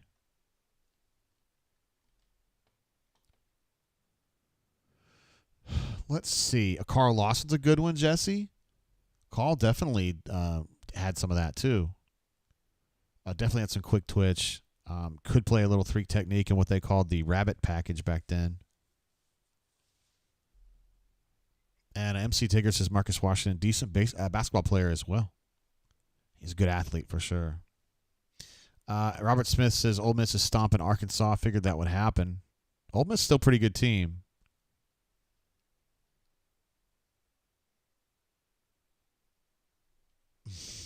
I'm Bailey 5. What's up, man? Y'all laugh. Make me laugh. Let's see. Daniel says Vandy's better than most people think. Not me. D Ford, that's a good one. D Ford was undersized. Actually, D Ford and Keldrick have some things in common personality-wise. Both of them also from very small towns, very small programs, who really, really care about doing the job and doing it right. So those they have that in common. But I don't really think of Keldrick as undersized. I do think of D as undersized. Ed D thinks Quentin Groves and Marcus Gunn, who I saw actually, Marquise Gunn, his son is being recruited by Auburn, or was being recruited by Auburn, and I was tripping because me and Jason Caldwell, it was Jason. It was like, Jay, come here. This is Marquise Gunn's son. I was like, holy shit, man. I mean, I'm not that far off now from where I'm going to be covering some grandsons, you know? Like, seriously. Sleepy, his son was recruited like fucking 8 or 9 years ago. So, like, we're not that far off. Yeah, Diego, he remembers the D Ford was so fast off the line. D Ford had such an amazing get off. And the funny thing about it is he was not very good as a freshman. He was just little. But he sure got going. And I'm not sure that I've ever known an Auburn player that wanted it more than D Ford. I mean, that guy just absolutely lived football every fucking minute of his life. Not that Keldrick doesn't. Keldrick's very locked in. But like Quentin was not.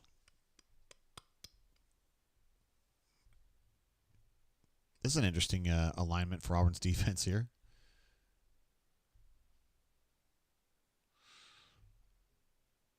I agree with that play call offensively, but Bobby Jamison Travis, they did not think he could make that play, but he did make that play, in fact. Yeah, Jeff Holland's definitely part of it. And Jester87 thinks British D Ford is part of it. I think she's here, isn't she? I think she's at the game. As I recall, she was traveling. Little dig route, little missed tackle, and now all of a sudden Vanderbilt's getting close to midfield.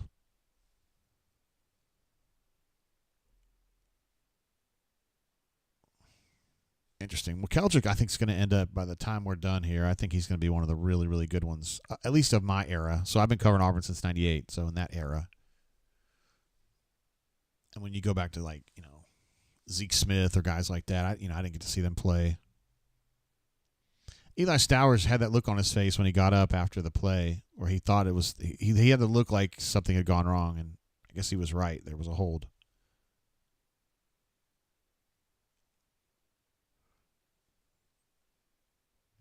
So it's on the left tackle here, messing around with Jalen. Oh, it was more like a face mask, wasn't it? They called holding, but it looked more like a face mask or hands to the face. It doesn't matter, whatever. Yes, CJ confirms the British D Ford is at the game. That's good. She's good people. I like her. She has a really good attitude about the whole thing. And she's just a surveyor from Kent. Isaiah Riggs, I thought he was going to actually get to the quarterback for once. Oh, no, sir. Jay Crawford again. Making plays, man. Yeah, Spicy P, not right now. Not that you're saying he is right now, but I think that Keldrick Falk's going to be a first-round player. I mean, I don't think he's going out this year, but maybe one more year. He just affects the game a lot, you know? He kind of reminds me of, for my team, the Raiders, we got a kid named Tyree Wilson that we took in the first round, 7th overall pick, and he reminds me of that. Kind of looks like him and plays like him. I don't know what Tyree's like in real life, though.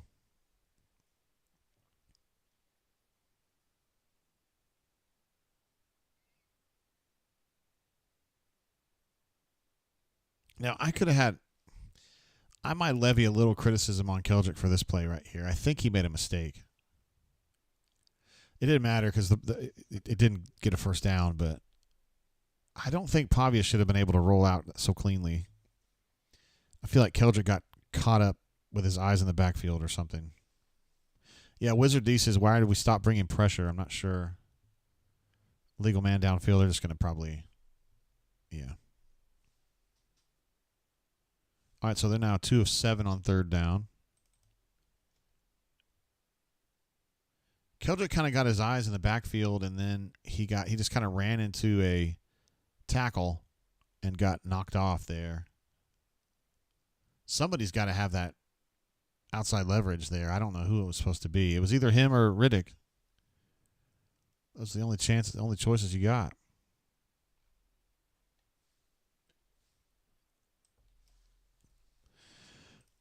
All right, 110 and counting here. God bless, that was a dangerous catch by Keontae. Can't break a tackle, though.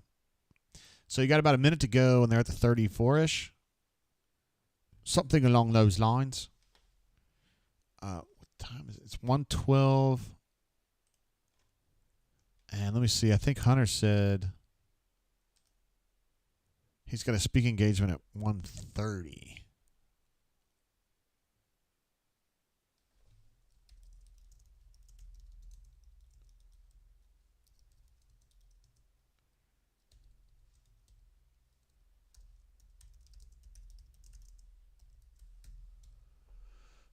Yeah, his speaking engagement's at 1:30, so he probably doesn't want to be like on the horn with us like right before his speaking engagement. I wouldn't want to be, but I'll give him that opportunity. Look at it. See, man, that's my man right there. Look at that.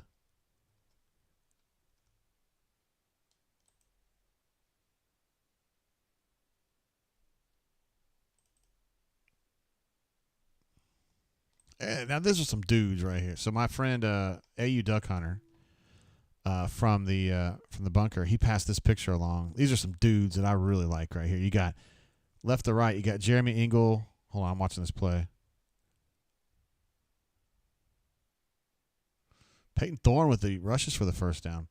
You've got Jeremy. I got a flag down. Jeremy Ingle on the left, and Hugh Nall, Danny Lindsay, and Rich Trucks there on the right. Those are some good dudes right there, man. Trucks and Ingle. Oh, actually, all three of those guys hung out together a bunch in college. And look how thin Ingle is, man. He's been thin like that really since he left, but holding. But yeah, there's some studs right there. I spent a lot of time with all those guys. More with Hugh, but and Ingle, but that's good stuff. Thanks, Duck Hunter. I appreciate that, G.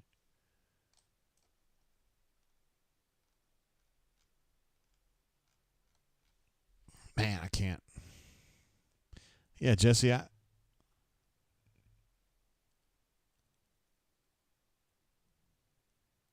I'm sorry, I thought it might have been 72, and it wasn't. So I don't know who was left, really. Was it Connor? Okay, it was Lou. Okay.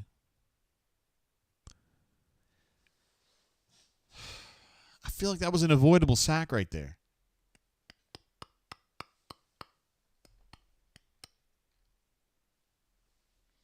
I feel like that was an avoidable sack. Oh, God. Now Too Tall's down.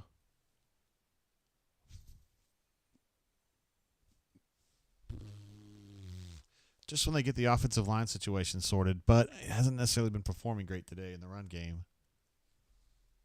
Now you got Too Tall down. He just got healthy like about a week ago.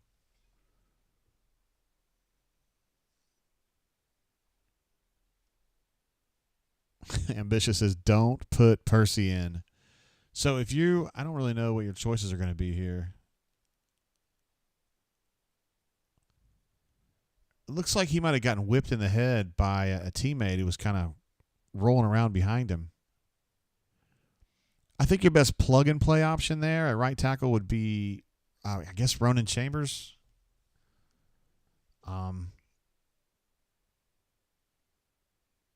Let's see. GW says, JGT, who in your opinion is capable of winning 3 straight consecutive games against top 10 opponents? Well, Oregon for sure. I mean, I like Ohio State, and I think Ohio State's going to win this game today. I don't know what the score is, but I feel like they're a little bit better than Penn State, although some people would say Penn State. I think I would trust Texas, even though they have lost to they lost to Georgia. I don't know what Georgia was ranked at the time, but I like Texas a lot. I'm not sure there's anybody else I would trust. I know there's some other undefeated teams like Miami. I think Washington State, their only loss is to Boise State. They're actually pretty good this year. I don't know. Yeah, Solo Tigre thinks he took a knee off the back of the head or a foot or something. GW gives me the update. Ohio State's up 17-10 on Penn State. Yeah, I really think Ohio State's – I mean, they lost the game at Oregon, but Oregon's really good this year. It's not good, man. You don't come right back from a concussion, you know. Look at Jeremiah Wright coming over there to.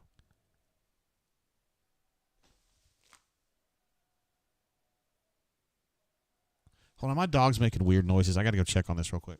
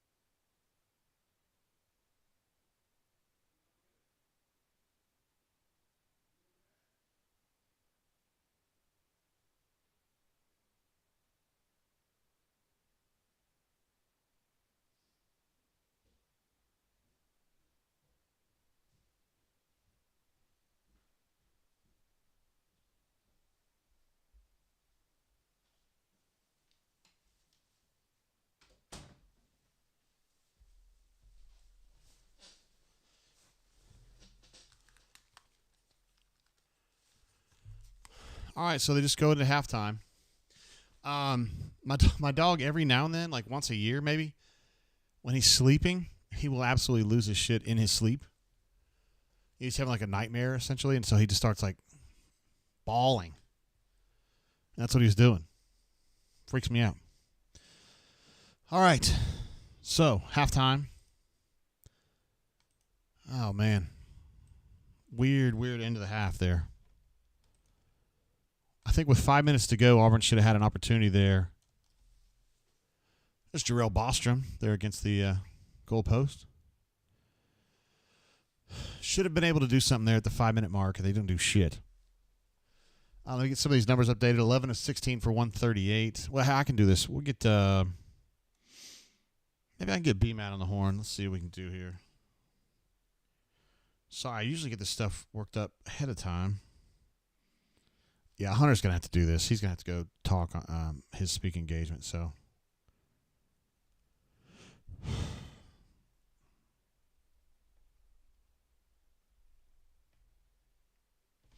man, frustrating. And awful on third down doesn't even start the EPW. Doesn't even start it, really. I mean, 0 for 7? Christ. That's a mess. I mean, they're pissed about 2 and 7, and they're way ahead. You know what I'm saying? They're way ahead. They have 2. Auburn has 0. I mean, sheesh. What a mess. Hey, Solo Tigre, I appreciate that idea, though, of using that middle space for something different. I think that's actually a great idea. We're going to try to figure that out one way or another. Yeah, we'll definitely do that. Let me see if B-Mat, if he gets back to me. We also could talk to Alex at halftime as well. He usually comes on the show a little bit later, like closer to the end of halftime. Let me make sure.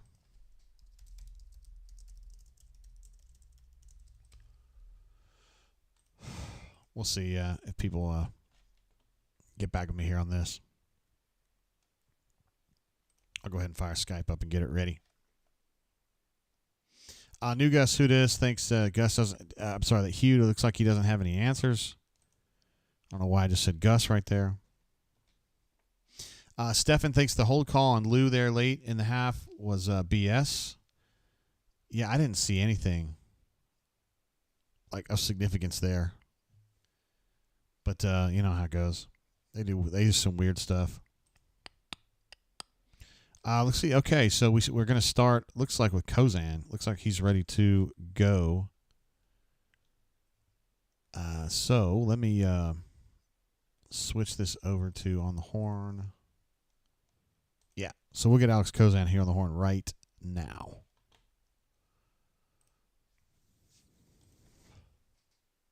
Looking at some highlights here. Ole Miss and Arkansas. It's ringing for Alex now.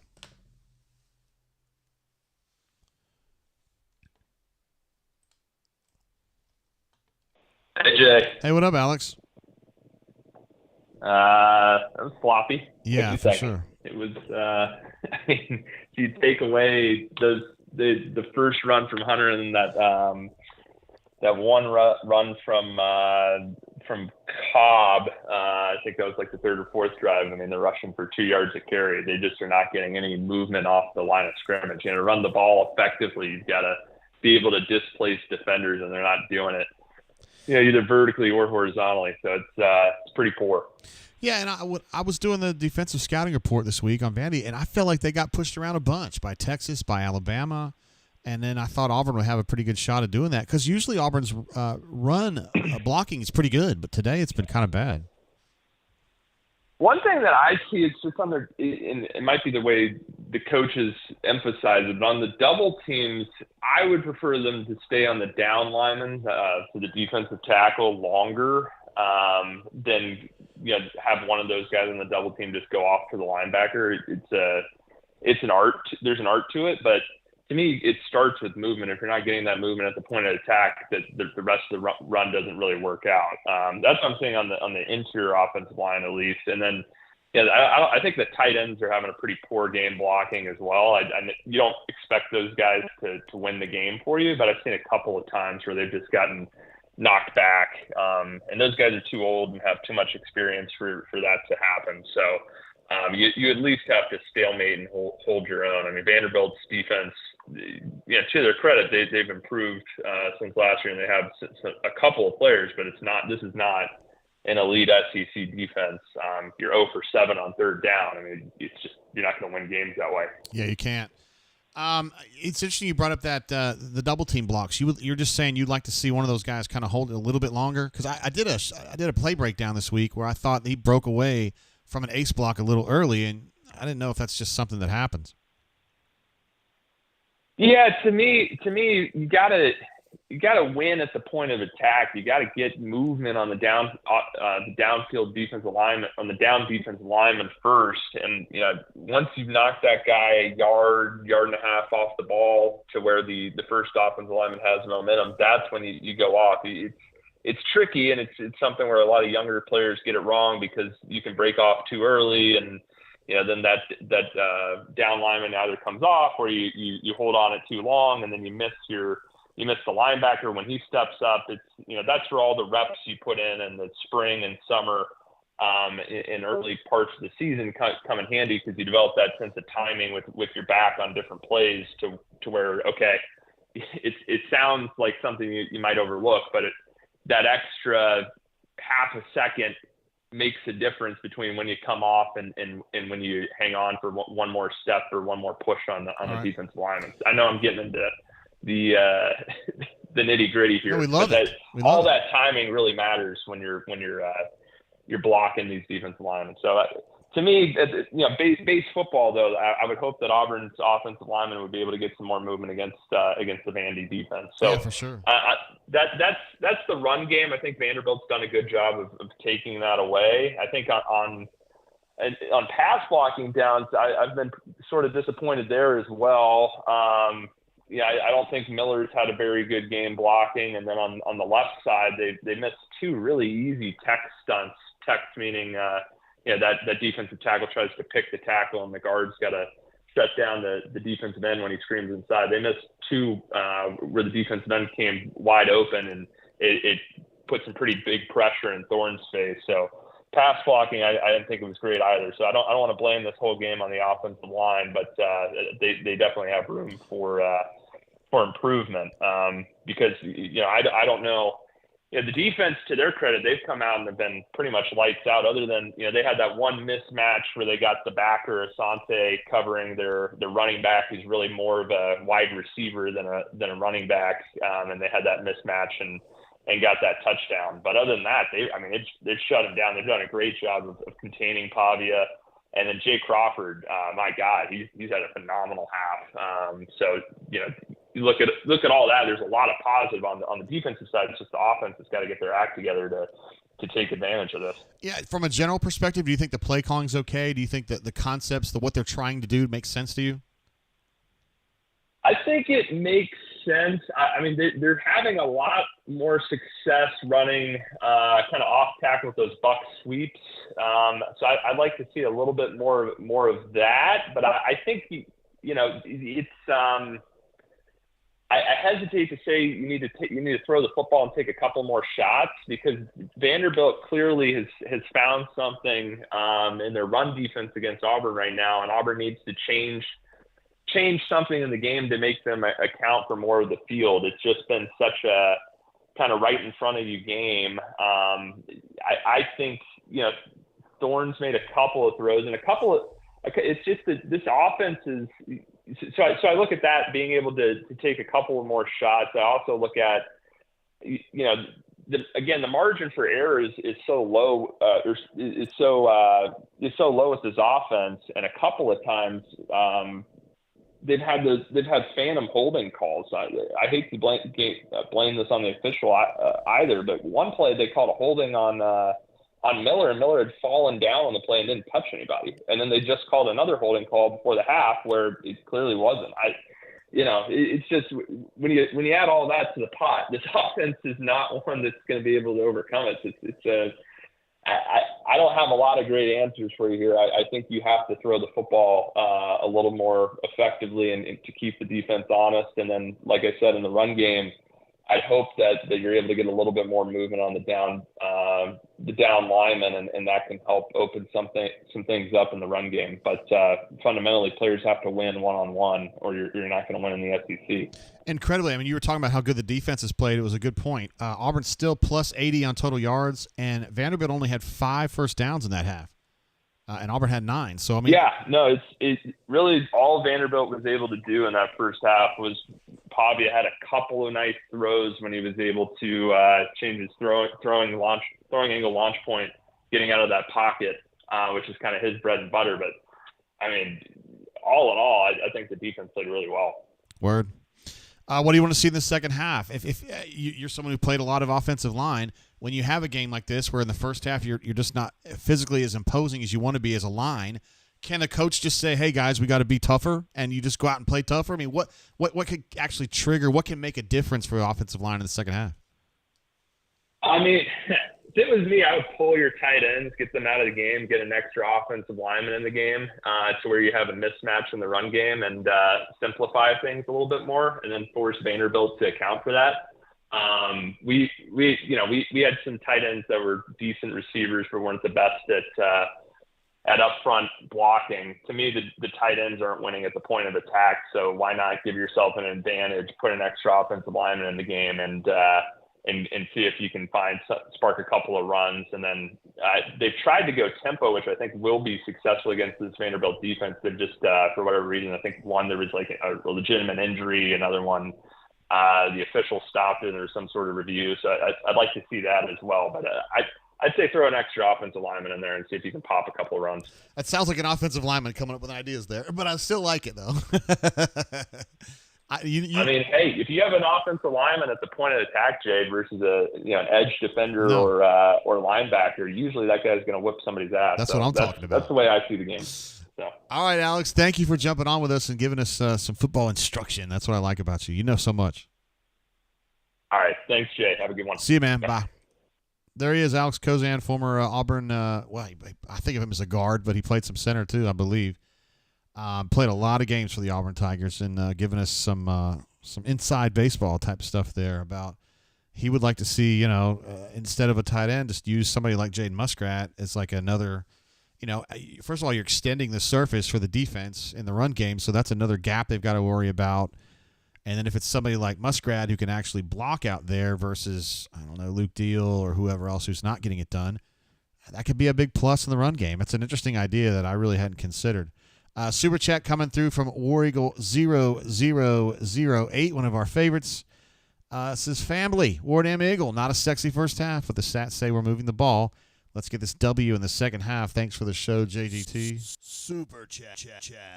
Thank you, bro. appreciate you jumping in here right after the call with Sir Alex Kozan. If he's not a sir, he should be. He's not officially knighted. Thank you for the super chat, my man. We also want to get BMAT on the horn. For those of you who are big fans of Coach Hunter, like me, he has a speaking engagement that started at 1:30, and he was not able to jump on the show with us at halftime. However, he said he would be available post-game, so we will definitely get him on our airwaves today. And also Jay Head is going to be joining us after the game as well. So let's get BMAT on the horn. Okra says, what have I missed? Everything's going great. Auburn's playing great, and they're up several points. No problem. I'm just kidding. What's up? What's up, B-Matt? Just enjoying a thrilling game of college football here at lovely Jordan-Hare Stadium. Yeah, not going as well as I expected. I thought Auburn would be able to overpower them a little bit in the run game, and that has not happened. Are you surprised? I mean, a little bit, yeah. The offensive line has played like ass. They get 3 sacks. Couple more tackles for loss. Not really opening up a lot of running room for Jarquez or any of the guys. And, it's exactly the opposite you wanted to go, although I think there is some good news in that, Vandy has less plays than Auburn. They have less time in possession than Auburn. So in that respect, Vandy's not doing what they do best, right? Controlling the clock, wearing down the other team. And I think the Auburn defense deserves credit for, forcing some 3-and-outs and not allowing a whole bunch of long drives except for that one touchdown drive they had. Yeah, and that was kind of a weird one. I mean, they only have 132 yards and 5 first downs, Vanderbilt. So defensively, they're getting it done, aren't they? They are. But Pavia can pick you apart at any time. And that's the issue Auburn faces now as we get to the second half. This is a close game. He gets the ball in the fourth quarter. Auburn's in big trouble. So they've got to find a way to get some explosive plays and, get the running game going and get some points on the board because you do not want this to come down to Pavia versus Peyton Thorne. That is an L 99% of the time for Auburn. And what do you think about Peyton today? He missed the easy throw to Luke Deal that should have been a 30-yard gain. He missed a throw to a check-down throw to Hunter. He had an inexplicably shitty throw on third down that was allegedly to Cam Coleman. I don't even know where it was going. I mean, this is Peyton Thorne being Peyton Thorne. Nothing is different about Peyton Thorne than we've seen all season in the past 2 seasons. He is much better when Auburn can run the ball and he can throw from the front foot. When Auburn can't run the ball and they're relying on him to make plays, this is what you get. And, if this continues, he's going to start, putting the ball in Vanderbilt's hands too, okay?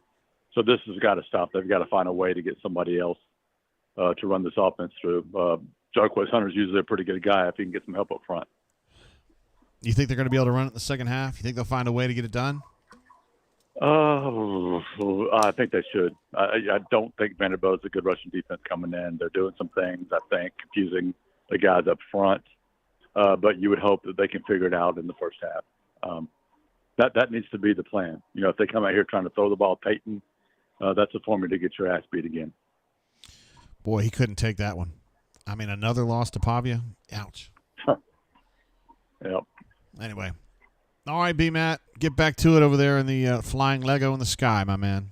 Oh, yeah, it's beautiful. Just had a delicious lunch. I'm ready to go. All right, brother. We'll see you. Later. Bye. There he is, Brian Matthews, the man himself, the legend. And he's a doer of many things. Let's see. Okra wants. He did ask, honestly, what have I missed? Auburn is, golly, has been okay. They haven't been able to run the ball hardly at all. They've had some stuff in the passing game that Peyton just hasn't made happen because he's missed some easy throws. I would argue that he had 3 throws in the first half that were just begging to be completed, and he just totally shanked them. So if he has those, he's 11 of 13 for probably 180, and we're saying, oh, he's having a decent game. But the 3 at War Eagle 0-0-0-8, actually, I think the food's been better. I haven't been there since 2018, so I don't know, but they've been talking about it being better. But in general, your point is very, very well taken, and it's one that I have vocalized many, many times. They have had things in the passing game that they've, again, missed on. That they've conceded because Peyton has missed some just basic throws. He wasn't pressured. Guy was open. He just fucking missed the throw, and it hurt him. Defensively, Okra, they've been good. Again, you might have heard that earlier. 132 yards total for Vanderbilt in the first half. It's 26 plays for 132. And Auburn has 35 plays for 234. So, I mean, Auburn's 80 yards up in total yards. Auburn has 9 first downs versus their 5. And Auburn's even +5 in time of possession, which is, Vanderbilt likes to possess the ball a lot. So, statistically, Auburn's getting some things done, but like we've talked about earlier, I think it was J.R. Harris was saying, like the eye test, it's just not, that doesn't look good,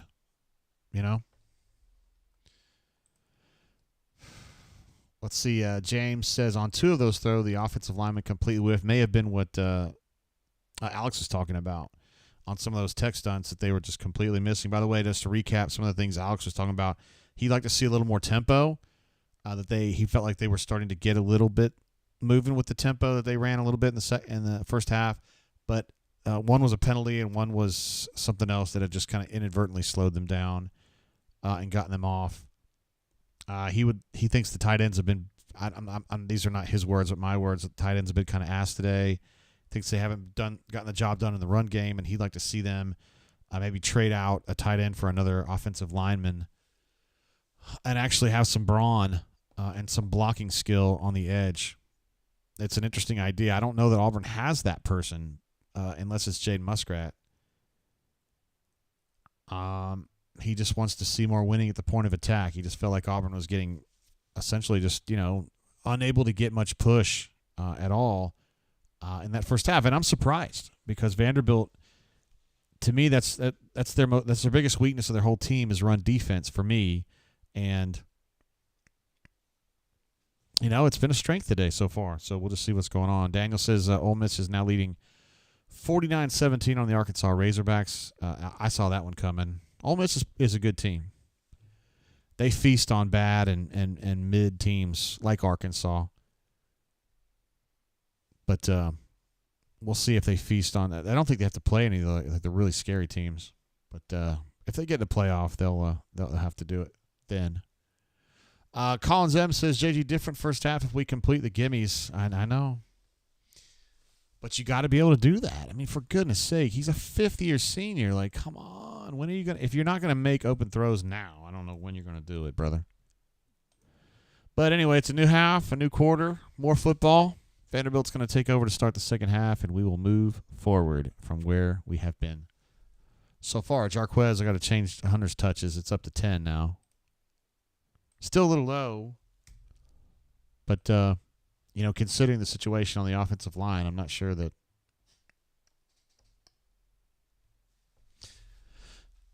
you can go that route. I will say this. If you're going to run the football, they need to seriously do the gap stuff because it's going to work better for Jarquez.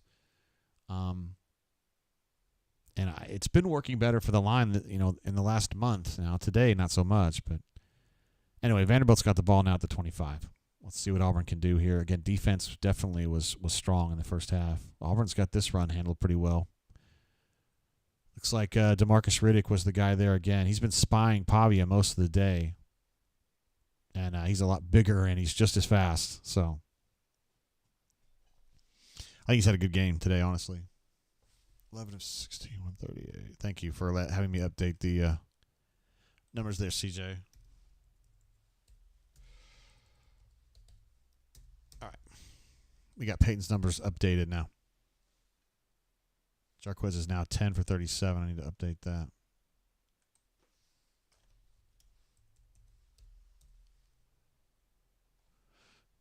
Looks like a little zone concept. I'm not sure what was going on there. Auburn had it handled pretty well. Eugene thought he should have had a tackle for loss on that. Did Isaiah Rakes get a stop?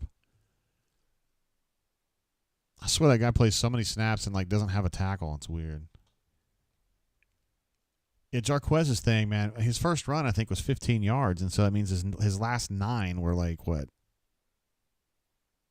18 yards, 17 yards? Yowzers. And I don't think most of that is him.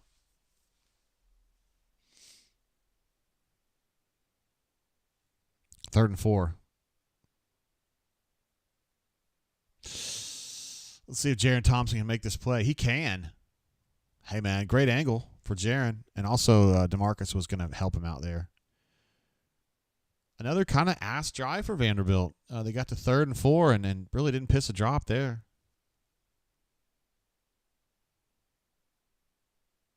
Great play by Jaron. Good angle. Yeah, 3 and out. EPW's fired up, man. He's fired up about it. I don't blame him. Got a long way to go on Riddick and Crawford, but Crawford has been a revelation. They had to have another cornerback, and I thought, man, they ain't got one, but guess what? They do. And I would now argue that Jay Crawford's their best cornerback. And I like Kindly. Hey, that was a good return right there. Interesting that Crawford was the one. Malcolm was the one back there bringing that one back in. He added, 12 yards on that? 17 yards. Yeah, APW, that's interesting to see Malcolm back there doing that instead of Keontae. All right, so the Auburn Tigers take over on the 28. Not great field position, but better than it would have been. And we'll still like to see the run game here.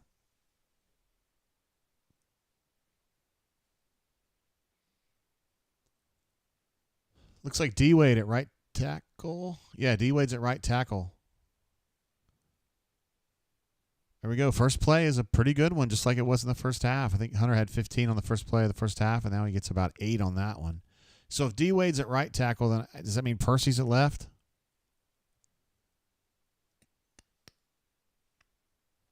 Let's see who Auburn's got at left tackle here.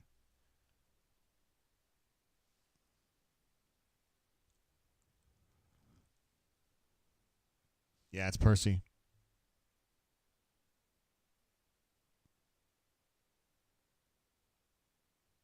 There's a throw to Dre.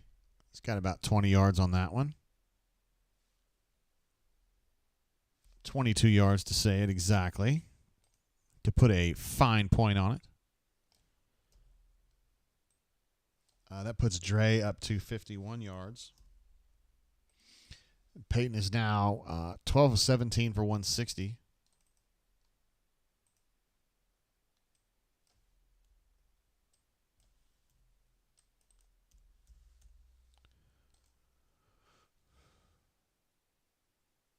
There's another catch for Dre. Nice to see them getting him more involved as their best player, best receiver.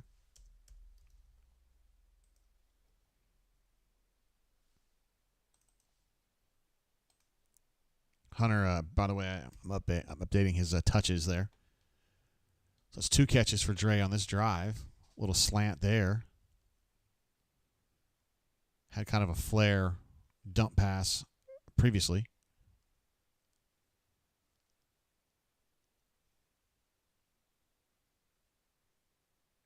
First and 10. That's a solid run. We'll take it. Where's my puncher here? I want to see what the concept was.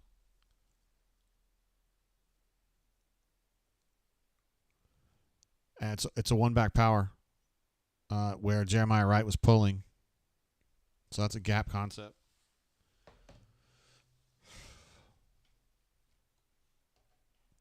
Let's see. Run of 24 would go one step further to say Dre is their best offensive player. I mean, really the only people in competition there would be him and Jarquez.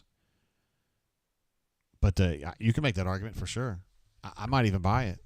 It's just he needs help, you know. 2nd and 5, and Auburn's going to get tackled for a loss on a play that I don't love the call there.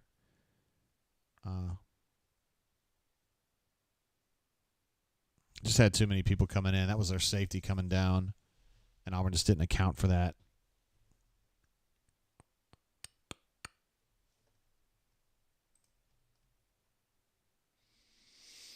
Third and 7. You don't like that as much, particularly on a day where you're 0 for 7 on 3rd down, but it is what it is.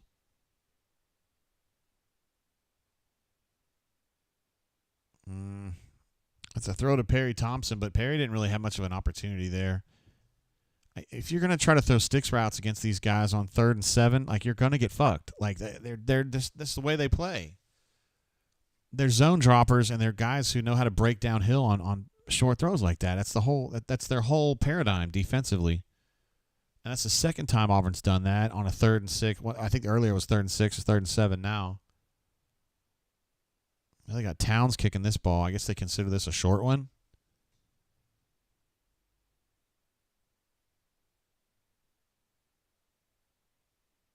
He missed that fucking kick, guys.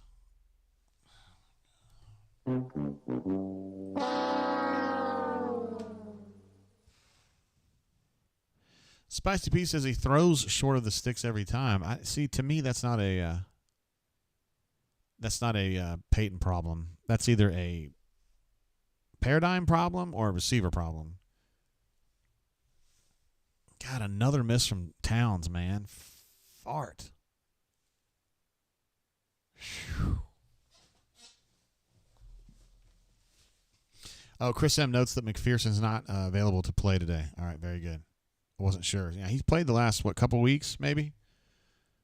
But, he's still, we didn't realize just how much weight he had lost.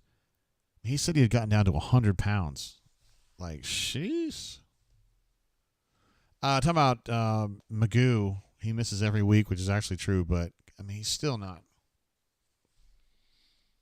He's 12 years old. He's a true freshman. I don't know. Yeah, you think about how good McPherson was last year. He's a redshirt freshman. There's no other. He is the other kicker, guys. Auburn's outstanding kicker's been sick he's not sick now, but he's still affected by that illness he had during the summer that was scary as shit, man. He lost 40 pounds. There's nowhere else to go with the kicking, guys. So deal with it. It does stink, by the way. I don't know why I still have On the Horn up there. I don't know what my problem is on that. Come on, JG. What are you doing? All right, now we got that straight. Now, Cassidy P with a super chat says, switching to BC. Be back after the turf sprint. He's talking about the Breeders' Cup. Turf sprint. By the way, in the Classic today, I'm interested in City of Troy and also Next. Next has not lost a race in a year and a half, although he's been racing at a slightly lower level. So I like stories like that. Looking forward to I'll probably be able to watch that. This game's so early. Asking about, can Chapman do place kicks? He does not practice it. I don't know. He's a punter and he's a holder.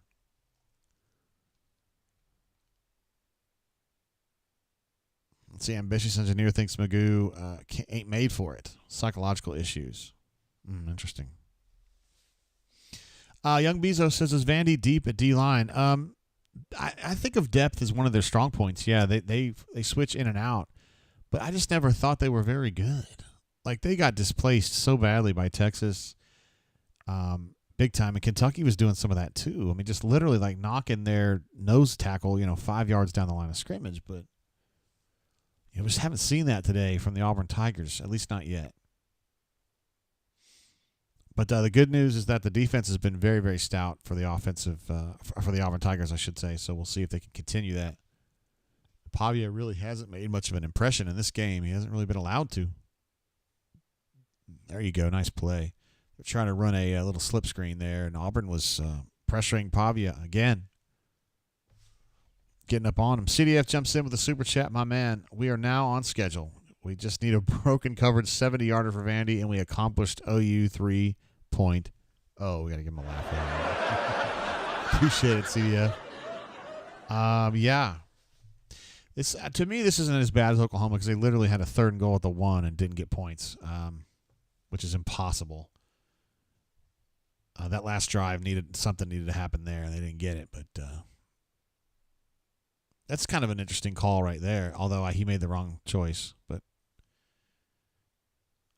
that was a speed sweep with guys in motion as the blockers. That's interesting. I don't know as though I've seen that. You had 9 coming across the line of scrimmage. Well, you had 2, I guess, tight ends coming across there. That's kind of cool. I don't think that was actually a read. I think that was just a designed speed sweep with just a fake handoff is almost like a play, like a run action. You know what I mean? Young Bezos giving Caleb Harris some love for containment on that. Auburn's eye for contain has been outstanding today. Something that I thought was a real problem for them in the game against Arkansas and also the game against Oklahoma, but they've really tightened that up. And containment's been really kind of a big theme in this game so far because of the way it's been working out. We've got a 3rd and 10 for Vanderbilt right here. And even though Auburn's third down numbers are atrocious, they're not 0 for 8, by the way. Vanderbilt ain't been much better. So now, I hate to bring up old news, but Auburn's 3rd and long defense has been kind of ass this year. Not in this game, but in previous games. So let's see how it holds up here. I have a premonition it'll be good.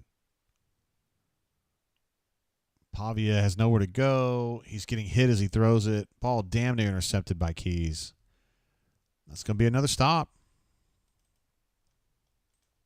Defense coming up big, man. This team right now is just so imbalanced. It's so good defensively right now, and it's so bad offensively. Defensive holding. And they get a first down out of that. Son of a gun. Back to 2 of 8.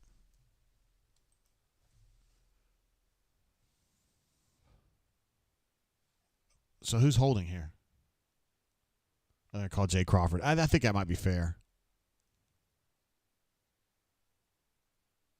Yeah, okay. I mean, whatever. All right, so they get a first down on that. Could have been a hold on DeMarcus there, but they end up not calling it because it was very short. He let go. Ambitious engineer, not a fan of the call on Jay Crawford. He was certainly a long way from the play. That's true.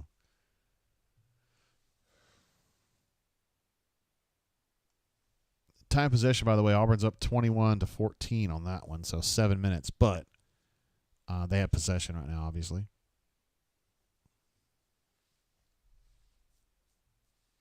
Yeah, Jesse saw the same thing I did, I think. But he did let go, so I don't know.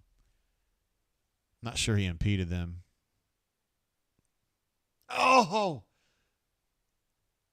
What a play, man. Is that Eugene? Or is that Keys? God, that was a whale of an effort there, man. Just to lay out and get your hand on it, get your mitt on that play. Oh, what a play, man. I think he landed on the ball, though. No, the ball's not going to 45, cameraman.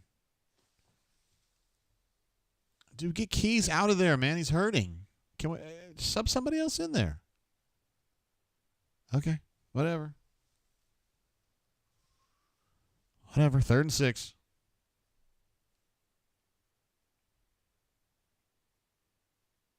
Ball batted down by Keldrick Falk. We got a flag on the play.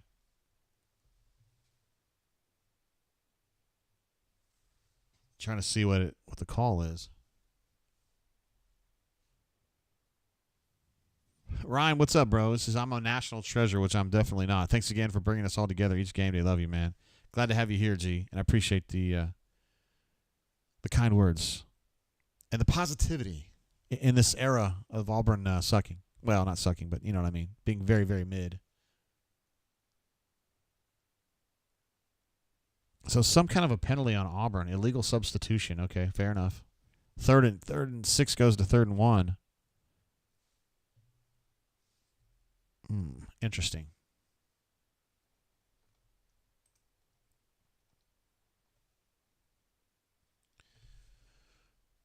Third and 1. This is a tougher one here. Oh, Jaron Thompson makes the fucking play, and he had help from somebody. Was it Keys? Dude, Jaron's made some plays today, man. I don't always say that about him.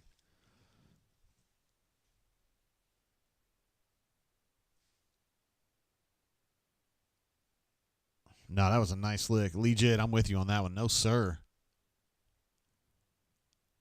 Yeah, Jaron came in, again, really nice technique to lead with that shoulder and have his outside arm there.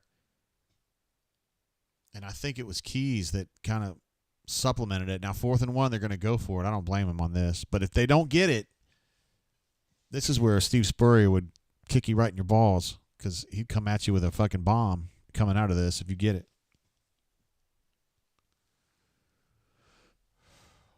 Lee Jit says Jaron blew that up. He sure did. He made a great play on that 3rd and 1. Vanderbilt wants to talk it over. It's a key play, man, because they're in minus territory here. So if they get stuffed, it would be a serious problem in a game that's just kind of on a knife edge, proverbially speaking.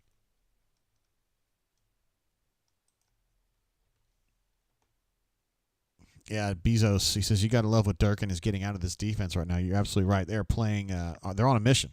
I mean, they've been decent this year, but you can really just sense them getting better and better each week. You just wish the offense would, just 20% better. Ryan says, JG putting $1 in the swear jar each time. Gosh darn it. Dang nabbit.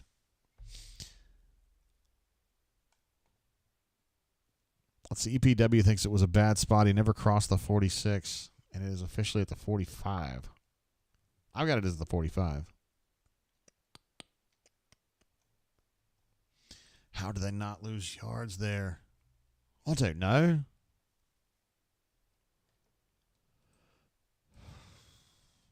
All right, so the current drive is 5 plays, 19 yards.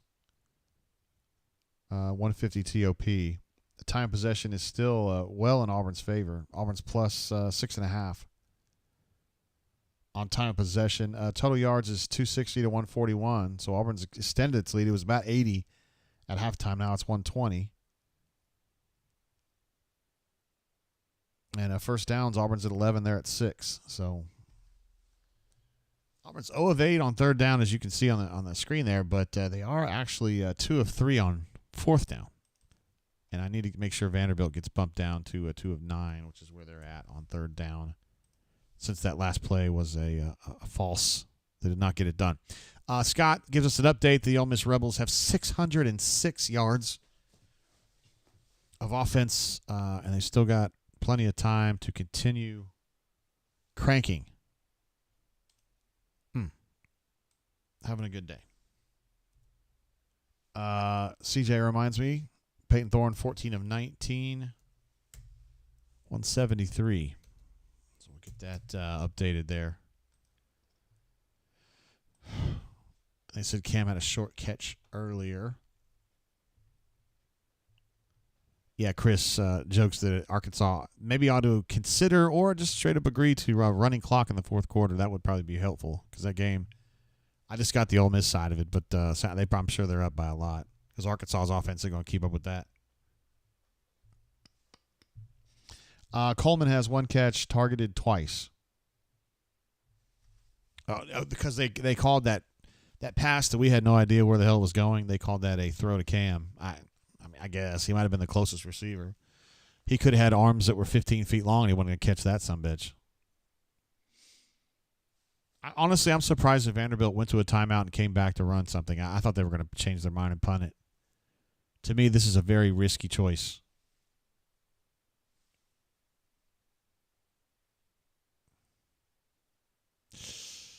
Ultimately, a fine call, though.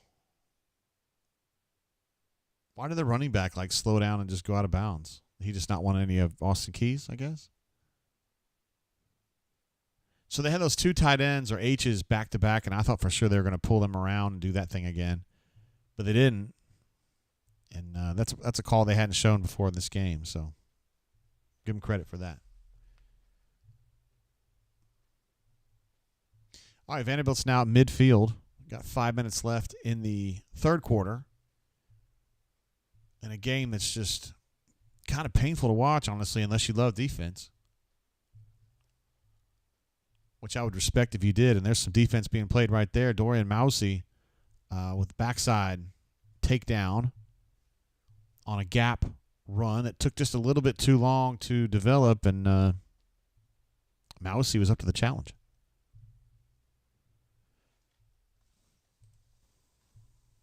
That is definitely Ed D, an old school option. Remind me of some Oklahoma Sooners from the 80s. Some of that pitching out wide like that. Speed sweeps with Jamel Holloway, Charles Choo Choo Thompson.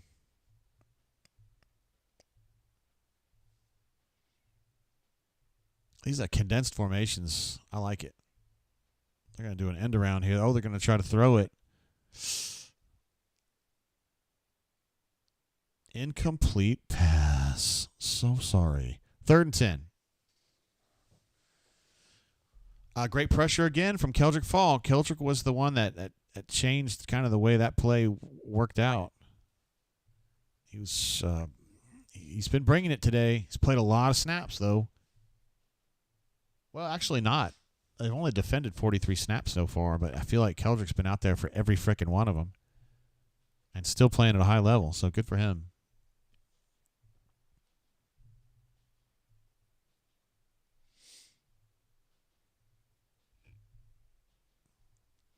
Third and 10. Oh, that's a cool call. It's not going to be enough, I don't think.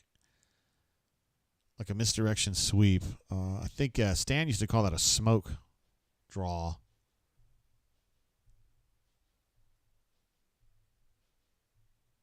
But Auburn, again, laterally has been – I mean, Auburn's defense has been good today, top to bottom, honestly. But laterally is something I don't necessarily think of them being good at, but they've been really good today at that.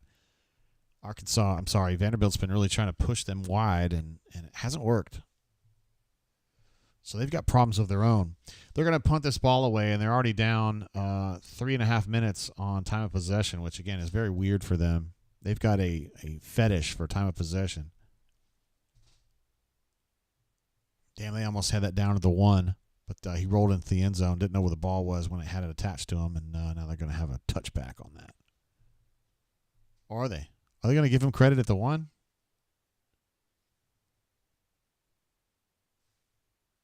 They're going to call that 1st and 10 on the 2. I thought it.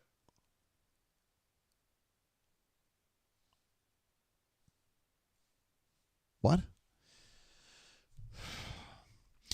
Fenrir says this defense is going to be a menace in the coming years.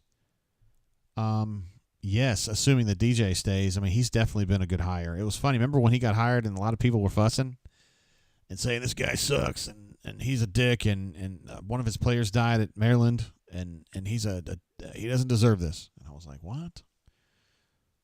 I mean, yeah, the situation in Maryland's heartbreak for sure, but he'd already proven himself as a really good defensive coordinator, and by God, he's done a great job here.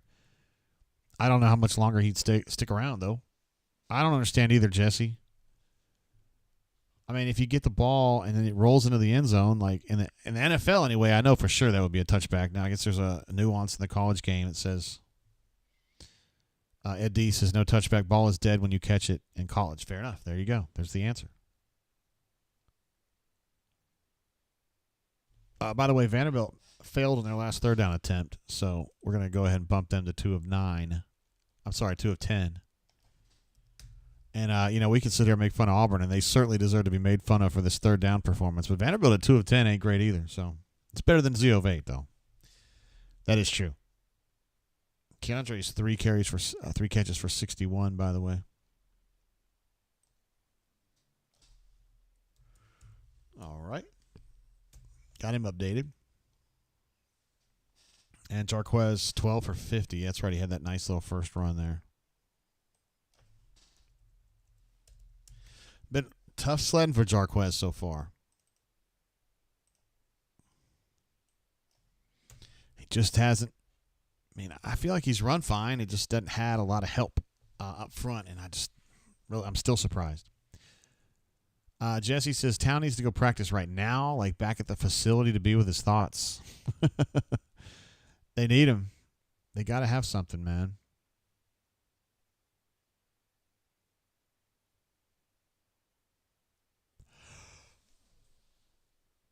Excuse me, Ryan's making a good point about Durkin's defense has been good, but does not create the takeaways. That's true. Auburn's offense definitely has had a thirst for giveaways early in the season. Been better about it here lately. But at no point really has Auburn been very good about takeaways. They're just so-so in that range. Maybe even a little bit less than that. Look, guys, I don't know why we'd even be fussing with Ed. Ed knows his shit. Shane jumps in with a super chat. Says, typical 2024 Auburn, leading in every stat except the one that matters. He's not wrong, guys. And turnovers are usually the problem. And today, it's not the problem at all. 0 turnovers for either team. And you're right, Cleveland, about the time of possession. Auburn's up 3 minutes.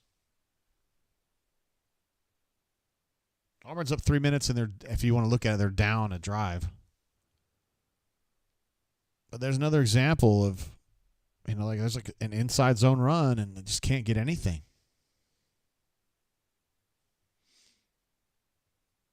I don't even know who 96 is. Now, 98 plays a lot for them, and he's the guy specifically I was talking about who gets pushed out. He gets gapped out very easily, or he did in other games. He hasn't today. 2nd and 9. Auburn just not getting anywhere with the run game. And you don't trust Peyton to make the throws, and so you're just kind of in this limbo.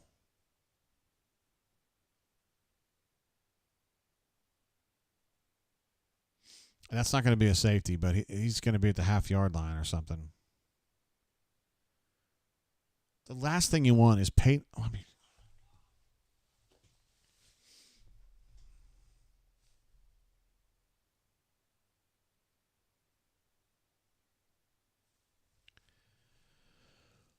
All right, so they got to have an RPO throw or a slant here and at least get some space. They can't punt effectively right now. So maybe, Cam on a slant here and at least get like 5 yards just so he can run a slant here with a pump fake maybe so that defensive end doesn't get on it. Oh, they were thinking the same thing.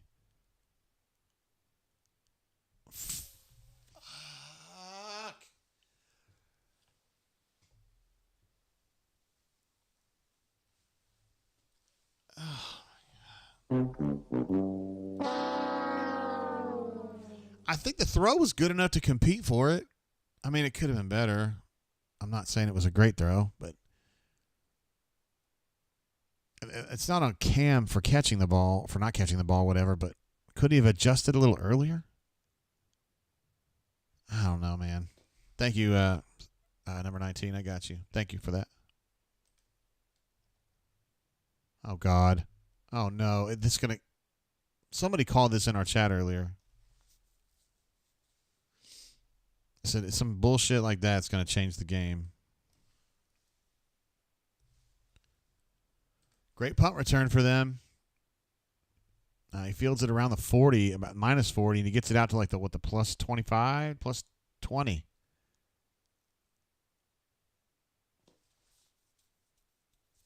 And give the tight end credit for making a stop on that. The kid from Nebraska, he absolutely put his shoulder into it, knocked that dude straight out, but he'd already gotten 40 or 50 yards. Ravin says, you have to be kidding me. Yeah. And now, Tigger, you're right. It was a bad throw. That third down throw was trash. At least it wasn't intercepted. He put it in a spot where it wasn't going to get picked. So that was good. And I feel like Cam could have adjusted and gotten closer, but you're right. It was way underthrown. I'm trying to give the kid some credit, Well, I thought he was going to fumble that ball.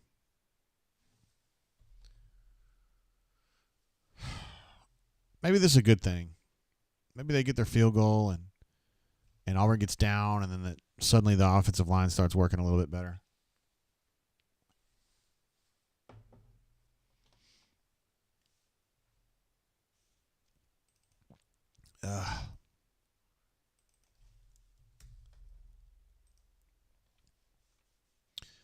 Good golly, Miss Molly.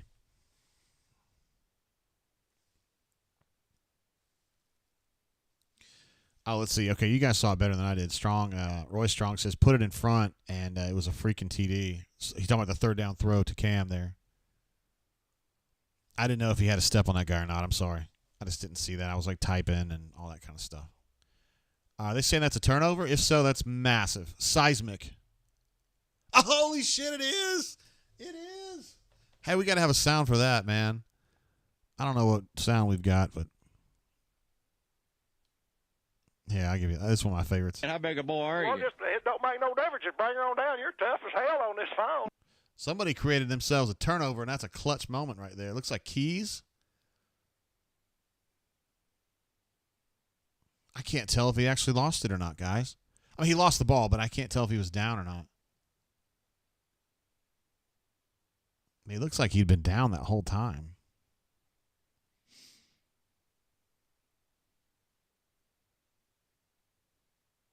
I can't tell from these angles. If the call on the field is that it's a fumble, I haven't seen anything that would change that. Isn't it amazing that, like, the number of plays where you have, like, 8 cameras on it and you still can't get a good look at shit? Yeah, I don't know if that's a fumble, guys.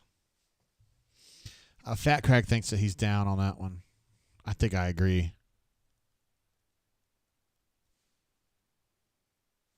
The previous play is under review. Julia showed up to say Thorne sucks.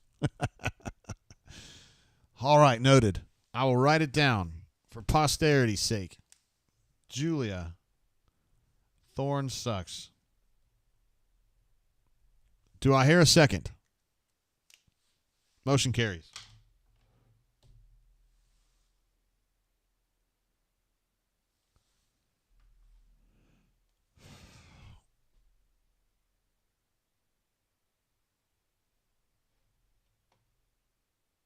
Isn't it amazing that we can't get more cameras in place when they only cost $100 each? Yeah, you're right. No, I wasn't complaining about a lack of cameras for sure. I was just saying it's weird how often you got these plays. I mean, this one's really, to me, pretty much open and shut. But I mean, he's got both knees down at this point. He's still got possession of the ball.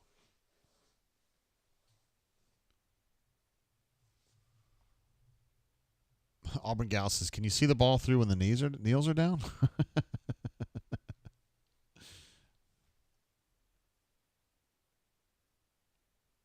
AU Mister asks about, do I think Cam transfers in the portal? I do not. I don't. He does not remind me of the kind of kid that would transfer. But, I mean, hey, man, weird things happen. But, no, I don't think that's... No. This is part of Hugh's plan when he talks about, we're going to build through high school recruiting. His goal is to kind of build bridges that last, where Auburn would have fewer kids leaving through the portal. Particularly, players you want to keep. Sometimes there's kids, you don't mind necessarily. But Auburn would be worse off if Cam Coleman were to leave. Although he's been, I'm not ragging, but he's been a little underwhelming. Is that fair? It's not that he's bad or anything. He's just been kind of okay, and we know he's better. We know he can be better, and he's coming along at his own pace. So, after all that, they have reversed the call. They say he was down before he fumbled. Ergo, it is now 3rd and 2. Yeah, James C. also makes a good point that kids don't transfer when the checks keep coming. Now, some people will offer them more money, but I don't know. I think if you're getting what you want at the school, I just don't think you're going to leave. And I don't think I don't think he would. But again, you never know until the moment comes. Oh, another nice play. Sly Smith makes another nice play.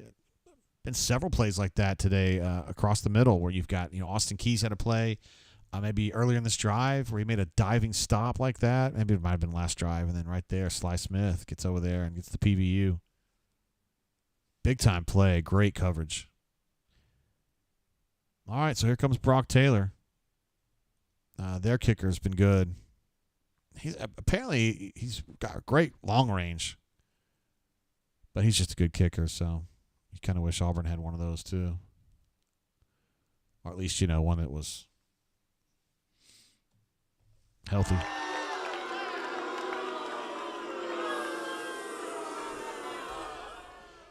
All right, so Vanderbilt takes the lead late in the third quarter here. 1 minute to go in the third quarter. And honestly, you kind of look at this and say, uh-oh, this is not good. That AWS would definitely have Vanderbilt. You guys might be able to look this up, but I bet they got Vanderbilt 77% chance to win this game, maybe 80%.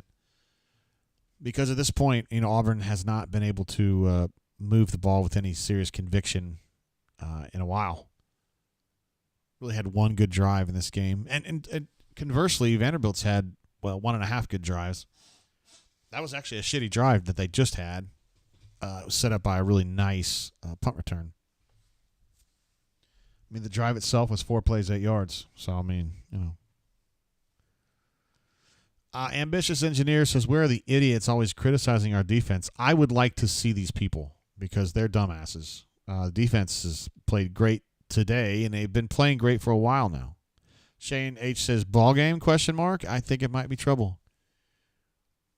Unless they come up with something in the run game or they get some kind of major explosive play, a la that third down throw to Cam. If you get that connected, that's probably that might have been enough to kind of auger that offense a little bit and get it moving. But here we are at this stage of the game. Auburn is now still 100 yards better.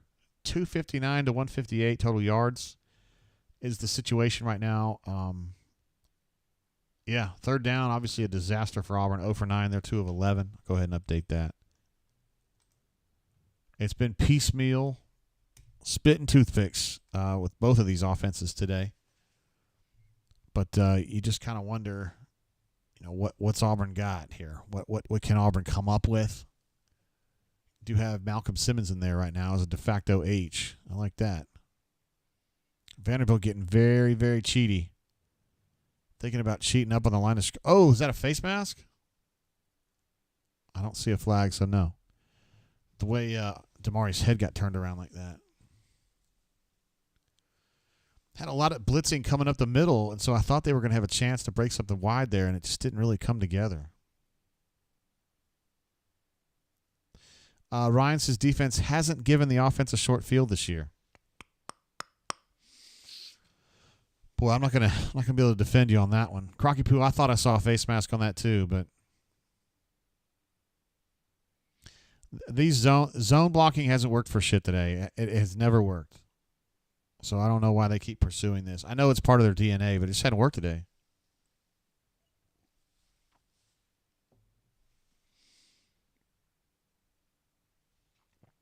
Yeah, I don't know what's going on with Hunter. We were wondering if he's injured. Damari's, I've got 3rd and 5 here. Crockett, we don't know yet. That's the end of the third quarter. He was definitely in on the first drive of this quarter, but I don't think he was in that last drive, was he?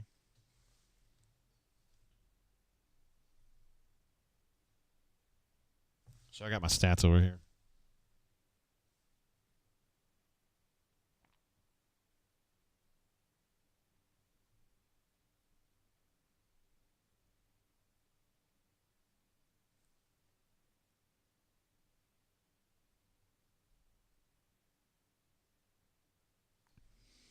Yeah, it was two drives ago. He had a carry with 10:54 to go on the second drive. No, it was on their first drive of the half. So I wonder if he got banged up there or what happened.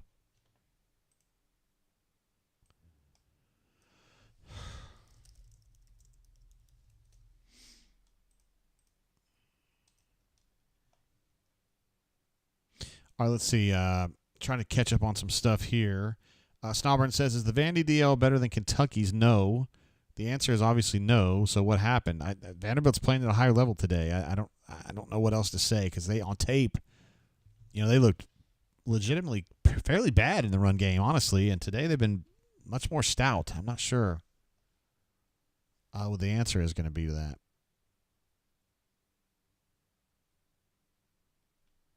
Julia, we're trying to figure that out. We're trying to piece that together. He did have carries in their first drive of this quarter, third quarter, that just ended, but he hasn't been seen since that. So it's one full drive plus the drive that's going on right now he's not been part of yet. So we think he's hurt, but we don't know. I'm not in the stadium, obviously, so I can't look down there. Let's see if my guys can see Jarquez.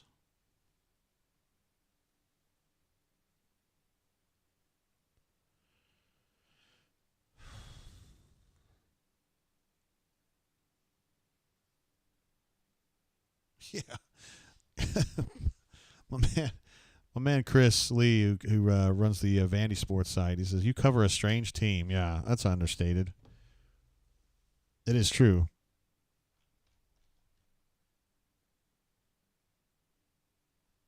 Legit. Was somebody saying not to run screens against zone? And Colby says, bye-bye bowl game. What is that? I think YouTube's sending in stuff that you posted during the Oklahoma game, bro.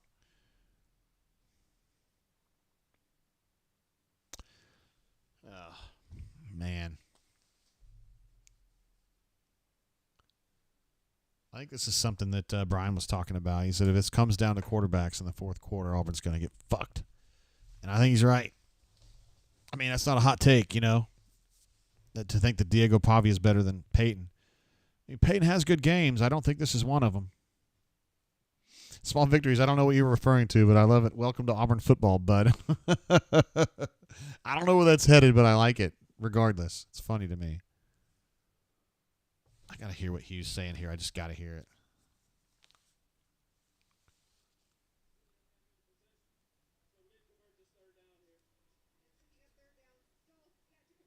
So they got to convert this third down that's coming up right here.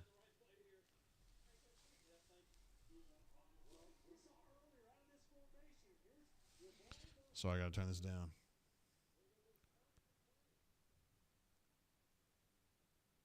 Hey, another quick screen to Malcolm on the third down, which is what they did was it third quarter, second quarter, for a nice conversion. I think it was second quarter, really nice conversion, and then they got another one there. So Malcolm, you know, Freeze promised basically that they're going to be using, and Ohio State wins the game against Penn State.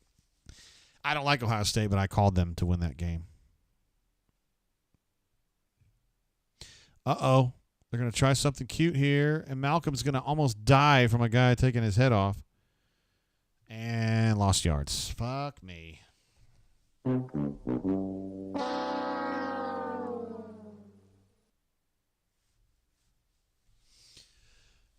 There was only one guy in pattern there.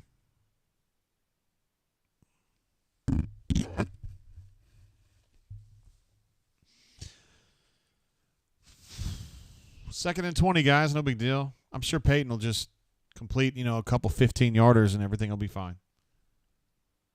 That is a baffling call right there.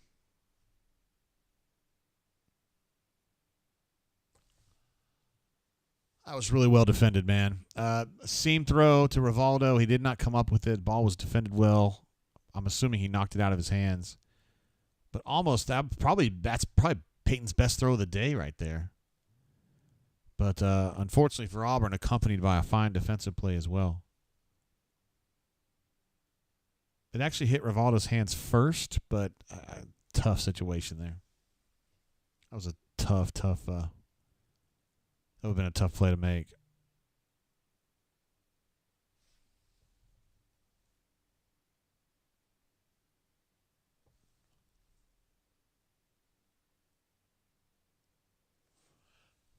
So on 3rd and 20, instead of attempting to, because they just had essentially a seam throw that worked, just happened to be defended really well, they go for a draw and get 3 yards. So they punt from the 35 instead of the 32.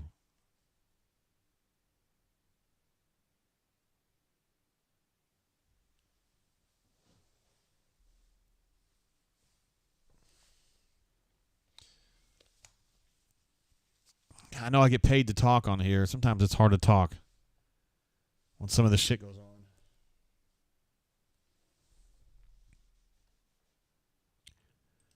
It's just, Tuberville used to do some of this shit too. He's a riverboat gambler, and he always felt like he had to do shit like that. I don't understand it. Hugh literally said something in the press conference Monday about, when I was in high school, when I was coaching high school or whatever, I would think too much about these cutesy plays, and that just running the football was boring. And it ain't just high school, my man. You're doing it right now. You don't want to fuck my shit up. You're fucking my shit up right now. James C. says Freeze is asking a lot of the defense. He sure is. I don't understand. I don't understand. Defense has been up to the task, though. Auburn did convert a third down with that throw to Malcolm Simmons, so they're now 1 of 11 on third down. I mean, it's progress, guys.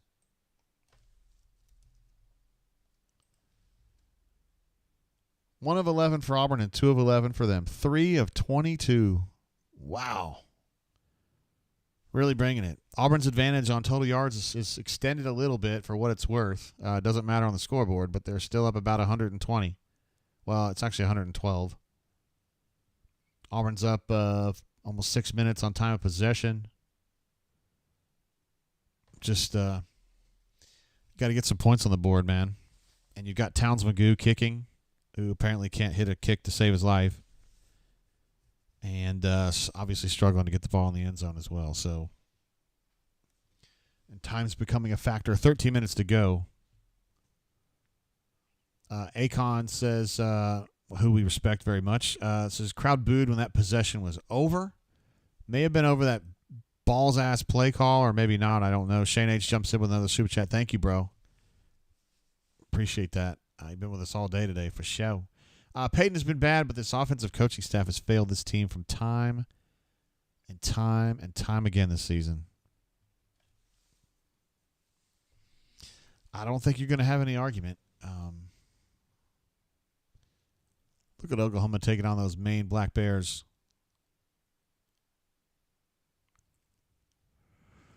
Going to get a win today. Big-time fan turnout for that one. Of course, they're up like 40. You got a lot of stuff to do in Norman, Oklahoma this time of day. You get it. You can go to Pizza Shittle and get yourself a 2-for-1 for $15. It's a hell of a deal. Of course, if you end up with a roach in your ice cube like I did in 1991, then you probably wouldn't want to do that. Well, you'd think at some point Auburn's defense is going to get frustrated. They've only defended 42 plays this game, which is amazing if you think about it. Auburn's at 50 plays. It's been one of those days. I mean, when you go 1 of 11 on third down and they go 2 of 11, you just don't really get a lot of plays because the drives are short. But bottom line, Vanderbilt's ahead in a game where 1 point makes the difference. Well, you know what I mean, proverbially.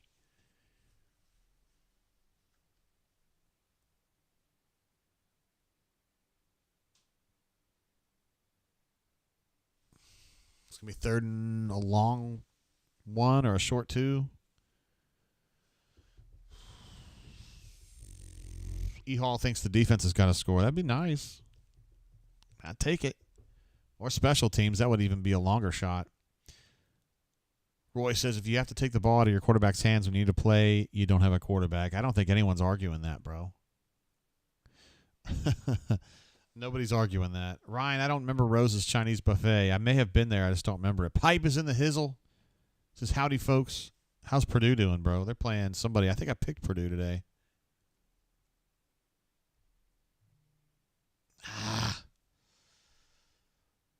Just kind of sniffing around for a hole, and he finally found one and slid through that, I guess, the B gap, and was able to convert that third down. A rare third down conversion in a game where nobody's converting third downs, but that one they did. Now 3 of 12. Oh, Purdue lost. Man, we'll give this one for Purdue.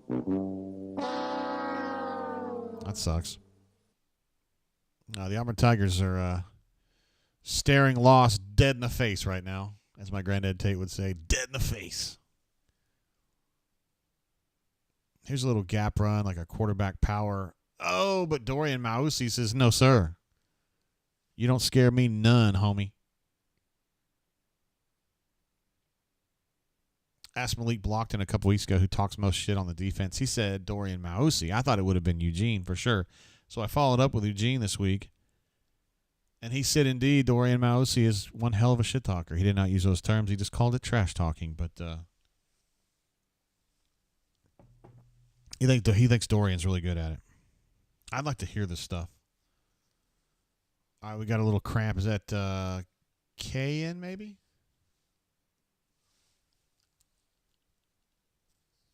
That's not good because Kayan plays a lot of snaps. Let's see. Ryan says, I actually like Auburn to win this game. Wow, man. You're showing a lot of faith there, G. Because I have to say that I'm with Nathan on this one. He says, I just don't see our offense scoring a touchdown, nor do I. Nor do I. Ryan does say 10 football minutes is plenty of time. There is plenty of time. And under normal circumstances, I would not be very pessimistic because there is plenty of time. But with this, the way this particular game is unfolded, it ain't been good. Small victories. I don't know who you're talking to, but I like the "Are you new here?" Antoine Nolan, dirty, was the best shit-talking defender I can remember at Auburn. I'm sure you've seen better. Boy, no, he was a good one now. Dirty Nolan was very, very good. And he also gave the greatest shit-talking moment of my career, not to me, but he was talking to Willie Northern in 98. He said, I just stole your mind on an interception. And Willie Northern had nothing to say to that. I mean, I don't know where you go from there. That's one to think about. I haven't thought about Antoine Nolan in a while, and I'm glad you brought that up, Wheel Driver. Good stuff. That's from my very, very beginnings on the Auburn beat. Small victories. You could argue that Auburn 24 time is real fucking slow, man. It's painfully slow. Painfully slow. Don't you talk about it, Snobber, and talk about Vandy getting a pick six here in a second. CJ says he thinks he's out. Does not seem like we pulled this out. CJ, God, boy, you've got to have more conviction in this. You got to have more conviction. Again, I have said this many, many times. You got to sit in the shit if you want to enjoy the good days. I do it with the Raiders every Sunday, believe me, and I do it with the Auburn Tigers too. Jonathan H. asked me, what's my honest opinion of Hugh's future going into next year, no matter how the recruiting is going. I think he's fine going into next year. I think the chances of him getting fired are zero. I think there will be pressure on him next season to perform in 2025. 19. Wow. Oh, my goodness. That's pretty funny, actually. It's dad humor. All right, 2nd and 8. It's about time for Auburn to get a stop here so that the offense doesn't get put into a situation where we have to go a whole 70 yards to get points. Might be too late. Jonathan, yeah, so I think there will be some pressure on him next year. Oh, damn. Umpire just got rolled up on, and they're going to call the latest flag in the history of late flags. Fuck me. What, is it going to be against the umpire?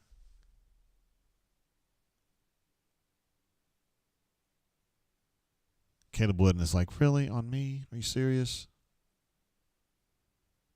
I got to see the replay on this. He might have had his hand on that trailing arm. We'll see. I love talking to Colby Wooden, or Caleb Wooden, excuse me. Look good from that angle, but I can't tell. Can't tell in that angle either. It's not going to matter. Who cares? Who gives a shit? It's gone. Like from Major League, you know? William, I'm with you. He says, I don't think this offense can go 20 yards to score. It's literally going to come down to that. Like you're going to have to be like a 20-yard drive to get a field goal to equalize or something. And at that point, you're going to have to hope that like Towns could just get the ball through somehow. I don't know.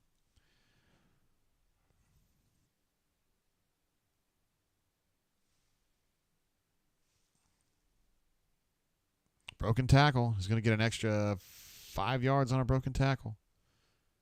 Looks like somebody's hurt up there. No, I think he's just frustrated. Keldrick does not have a lot of missed tackles. So I guess he gets really frustrated when he has one. He takes pride in his job. He's like D Ford in that way. Not the European D Ford, the actual D Ford from St. Clair County. Fuck. What's DJ Durkin mad about? He's freaking out about something. And not about his team, even though they just gave up that long pass play.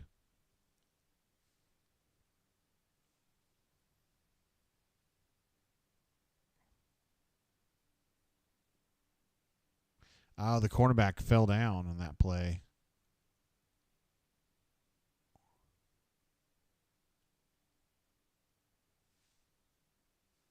I don't understand what DJ was so mad about there. He was freaking out. He might have thought maybe that receiver had thrown down the defensive back.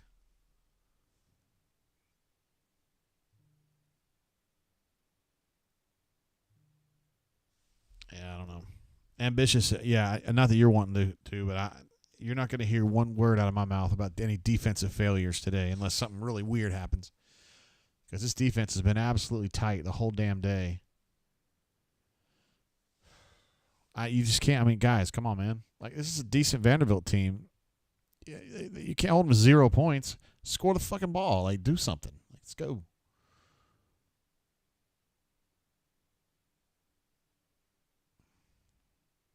That was a nice stop from Austin Keys. I mean, the good news is that if you can hold them to a field goal here, then you still got a chance for a touchdown to get you ahead. But, fuck, man, I mean, none of us here trust Auburn to do it.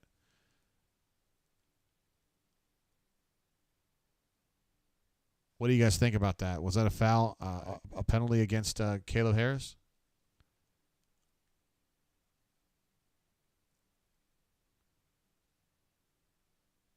I couldn't really tell. Yeah, so it looked like an offensive holding. Fair enough.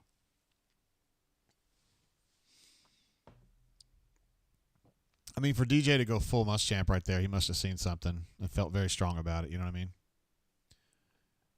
All right, so he caught that ball right in front of the sticks and then got hit really hard in the back. So my guess is he's going to be about a yard short on this.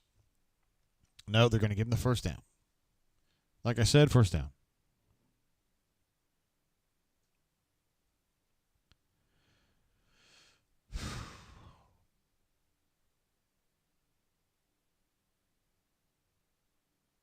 I know what he said. He said, "What the F is that?"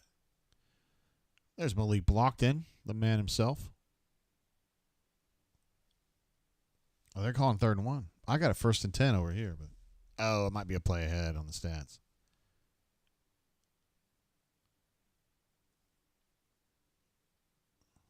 No, it's just wrong. It said 1st and 10 on the 18, and there was no 1st and 10 on the 18. Anyway, Pavia had a keeper there, and he got him down to like the 12. So, A. Robinson's had enough. He's ready. He's seen enough of Hugh Freeze. He's ready to go hire Kurt Signetti.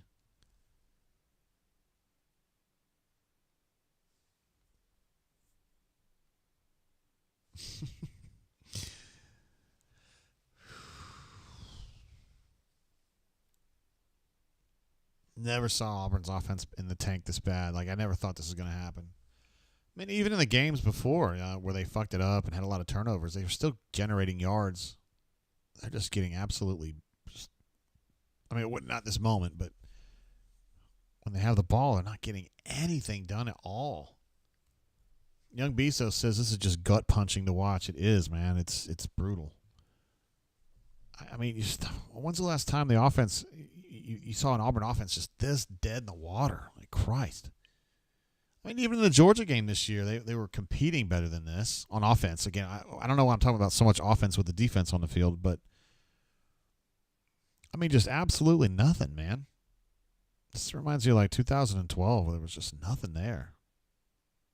Just nothing.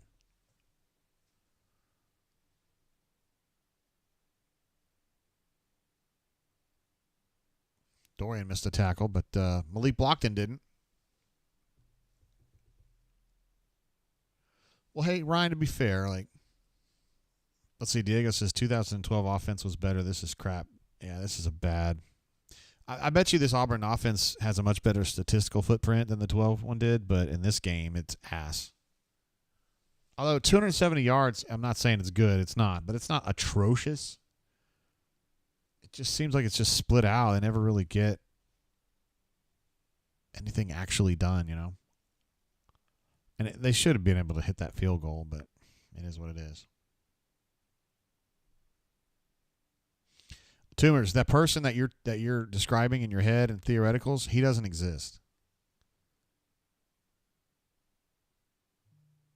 He says, I'm sorry, look, we aren't getting anything done with Peyton Thorne, so why not give somebody that's young the opportunity to get some experience for next year? I'm going to say this one more fucking time, and I'm not getting on you, but this is just for the regular people. There's nobody on this roster who's worth a shit for next year. It's not there. Don't start with me. Don't even pretend like it is. Hank's not the answer. Peyton's not the answer. Walker White is a gamble. I have no idea, and you can't play Walker White. He's on the fucking scout team. Holden Gerner's not going to help you win a thing. Absolutely nothing. There is no solution. There's just not. And if you want to hold Hugh accountable for it, I encourage it. I agree with you. He completely screwed the pooch. We talked about it in real time on the rundown, and I'm sure other people did. Hoke and Jay Lee and all those guys, I'm sure they did. We knew it was going to happen. And as to use a word that James said, their cheeks. They had to go get somebody else. And they didn't do it. But giving Hank reps right now is not helpful. And you can't even put Walker White out there. He's on the scout team. Stop. I'm not personally talking to you. I'm just saying in general. Spicy P. Yes, he can. Hank can definitely be worse than Peyton Thorne. 100%. Let me ask you this. How many turnovers for Peyton Thorne today? Fucking 0. How many would there be if Hank was out there? Minimum 3. Minimum 3. He can't see underneath defenders. He's going to get picked by robber concepts that Vanderbilt uses. So Auburn got flagged on this field goal defense, I think, because Keldrick went over the guy.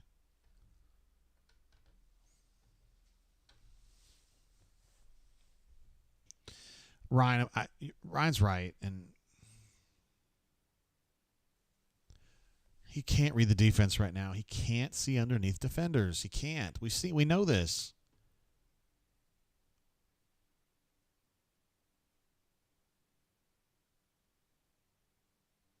Boy, Pavia screwed that up. Should have handed that ball off. He had a touchdown. Oh, no. Keldrick looks like his left elbow.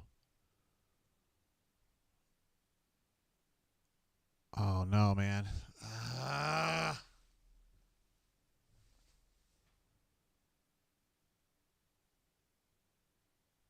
It could be shoulder, too. A lot of times you grab your elbow when you got a shoulder problem.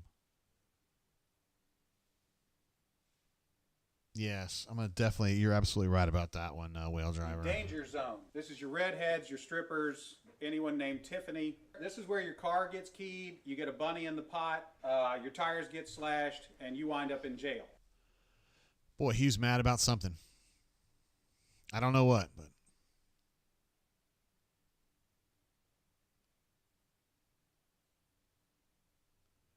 Just kind of a regular play. I mean, Keldrick's just making a play. And he just happened to get, I don't know if that's going to be shoulder or it's going to be elbow. I don't know what's going on there. I don't like it, though. I don't like it. Spicy P, just fucking stop, dude. Kevin Coleman is staying LOL. Why? Are you an Auburn fan? Are you an Auburn fan? Like, seriously, dude. And you were doing this the other day. You said Cam Coleman is going to get $3 million in NIL next year is what you said. He's going to leave Auburn. He's going to get a $3 million offer. A wideout. With 200 yards receiving this year? Like, what are you talking about?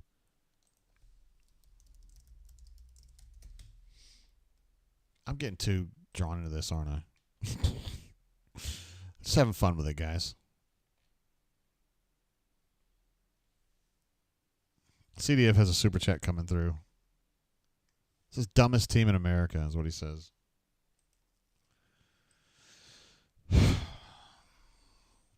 It is what it is. AU Texan says, we got this, gang. Just got to get better. No, you didn't say $43 million. You said $3 million. And, of course, you say it's sarcasm now because you know the number's ridiculous. And you got, laughed out of the chat last week. It was so dumb. I just feel like you're seriously cheering against Auburn right now. It's getting annoying. Whatever.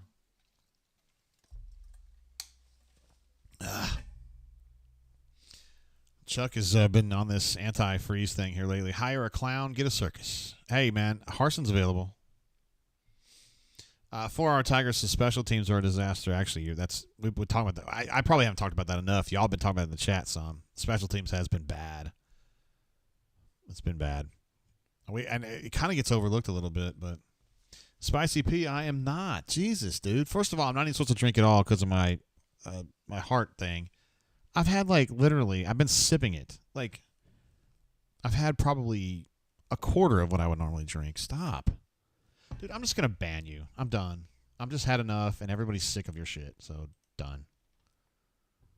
He just isn't going to. We're just done with him for now. Jeff B asks, is Terry Bowden is available? He'd certainly be cheap, I think. He'd be affordable.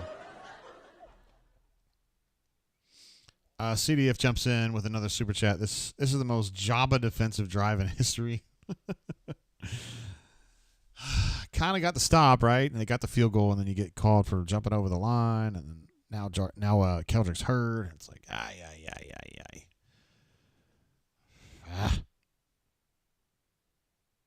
Orion says, who's counting other men's drinks? Thank you.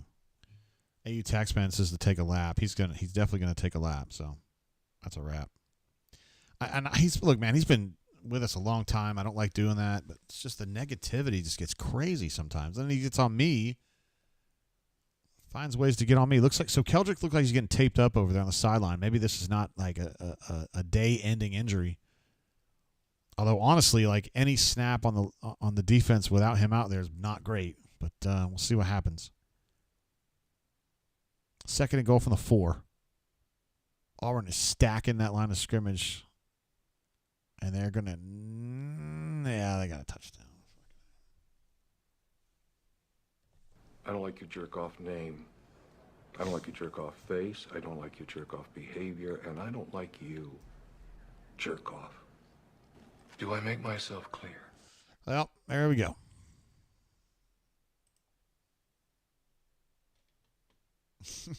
Bill M says, just turn in since I'm taking kids to birthday party. Should have just stayed. Oh, man. I don't see any way Auburn's going to be able to overcome this. I feel like Tiger King when I say that, right? I'll never be able to overcome this.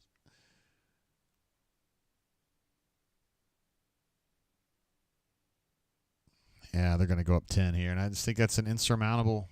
I mean, it shouldn't be. Here's the thing. So I picked this game. Auburn was going to win 27-17. So I got the 17 part right. Did not know that Auburn's offense was going to be this bad. There's no reason for this. Goodness gracious. Guys, ain't looking good. Ain't looking good. And I don't know what the solution's going to be to this one. Ephesians says fans are pouring out of the stands. I get it. You don't lose to Vanderbilt. And I know Vanderbilt's a lot better than they've been, but goodness gracious. Brandon says, I don't get how the offense can't score more than a touchdown against anyone, let alone Vandy. I get it, man. 9-minute drive, Cleveland. Interesting. I did not check that out. You're right. 14 plays, 78 yards, 8:53 in time of possession now in their favor by 4 minutes. How about that? They were able to swing it. Huge. Justin C says, I need to go back to Mobile for the Alabama game because they played well when I was in Mobile, right? Ay. Ambitious engineer, good point, man. Defense gave up 17 points, and we're still about to lose by 2 possessions. It's crazy, man.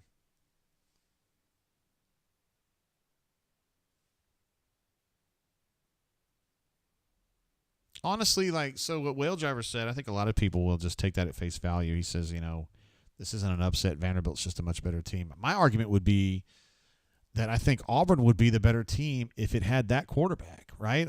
They're just a better quarterback, and Auburn is not at 7 points right now. Just a quarterback that can make plays, And Pavia has not had a great game. He's 9 of 22 for 143, but he's making the plays. He's getting shit done when it needs to get done, and that's something that Peyton generally doesn't do. He certainly hasn't done it today. But as Ryan said, there is time, and there's a nice throw to Keandre to open that drive. Probably a 15-yard gain, 17-yard gain officially. My goodness. Still no Hunter.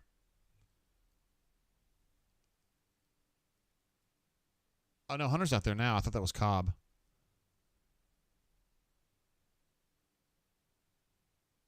I don't see Hunter. Like, he doesn't have anything unusual, like wrapped or anything.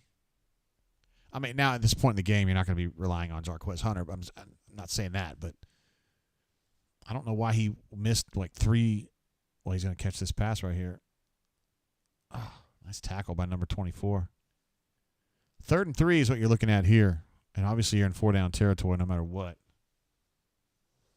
Brandon says, I like how Jarquez is playing now. Oh, my goodness. Ambitious Engineer jumps in. Hugh Freeze, I turn programs around fast. I'm good at developing quarterbacks. Maybe some of them, not this one.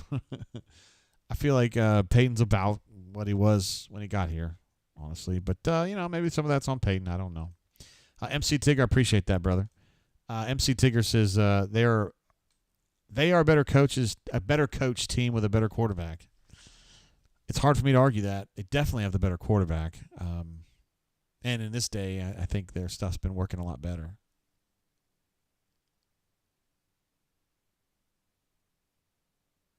I think Auburn should move at tempo here and see if they can stick one in. I mean, shit, might as well. And if you've got your 3 timeouts, if you can get in the end zone here, I know that's a stretch, but you still got a chance to hold them. Oh, fuck, that was a lick right there. Nice job. From 27, nice play. I love my friend Chris Lee saying, they cover a weird team. I really do. He could say that in 99. He could say that in 2003. He could say that in 2012. Every year, it's just like I cover a weird team. It's a weird team. Auburn's a weird team. It's always weird. It can be really good weird. It can be really bad weird. And a lot of times it's just sideways weird.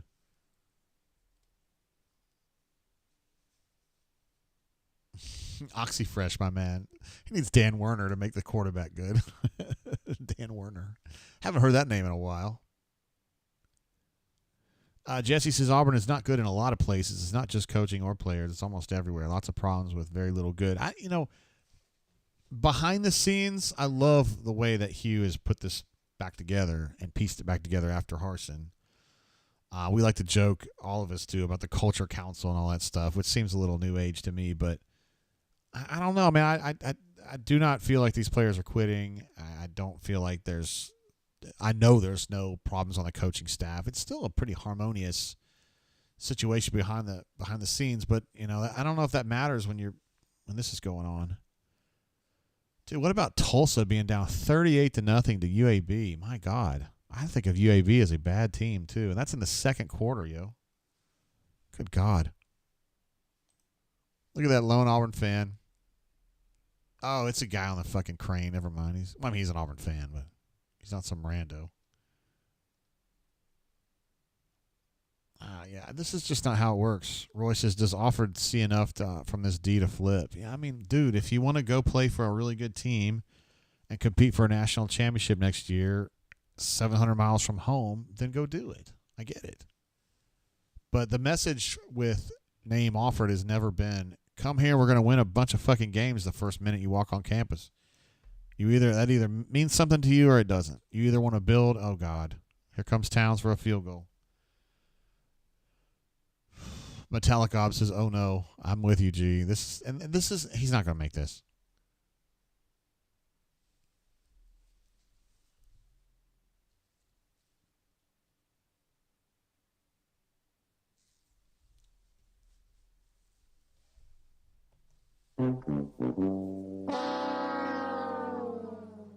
Daniel, no, I'm not doing that. Daniel wants to talk about which players are going to be leaving in the transfer portal. I just don't know. Nobody knows that. They don't even know that. I'm not doing that. I'm just not doing that. 49 minutes to midnight says, are they really running McDoodoo out there? Like, what?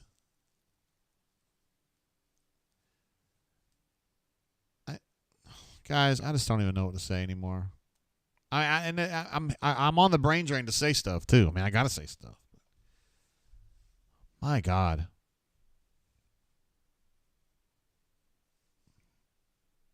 I mean, I just don't even know what to say, man. You say what decision? So it's 4th and 4, right? I mean, let me get these third down conversions updated. Of course, we got to get on that. 2 of 13.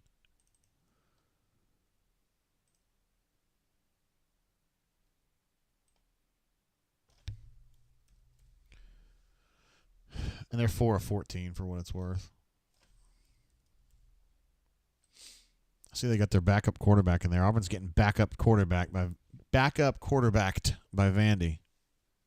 How do you feel about that? 19 of 28 for 223 for Thorne.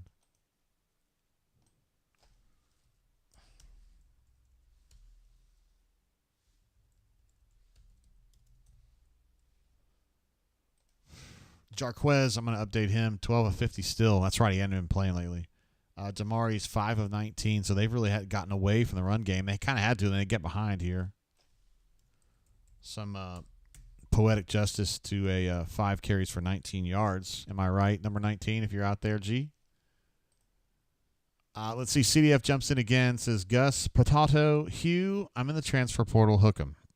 That's like a stream of consciousness there. Gus, Potato, Hugh, I'm in the transfer portal. Oh, boy.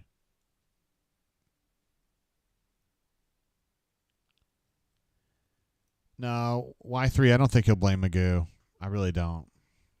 That's not, I mean, if he does, fine. And I will call him his ass because, I mean, that's stupid. No regret, dude. McPherson kicked last week, and he just he wasn't up to his own standard, you know. He's still down about 15 pounds or something like that, so he's struggling. I don't understand this BRT saying, and I love BRT on a personal level, but HS coaches equals HS results. I mean, let me see the last time that Hugh coached in high school. Like, literally, how many years ago was it?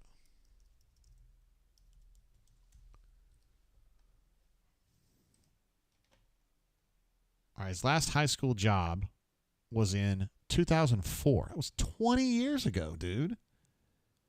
I mean, what if I judged you on what you were doing 20 years ago? Fuck, man. What is it? 2004? I was a beat writer at the Montgomery Advertiser. Like, and look at me. I'm a beat writer somewhere else now at Auburn. But you know what I mean? He hadn't coached in high school in 20 years, bro. And you're going to say, no, it doesn't matter. It's just that it's the mentality. I'm like, I don't even know what that means. Whatever's wrong with Hugh, it don't have nothing to do with any high school stuff. It has to do with he's lost his edge or something. I don't really know.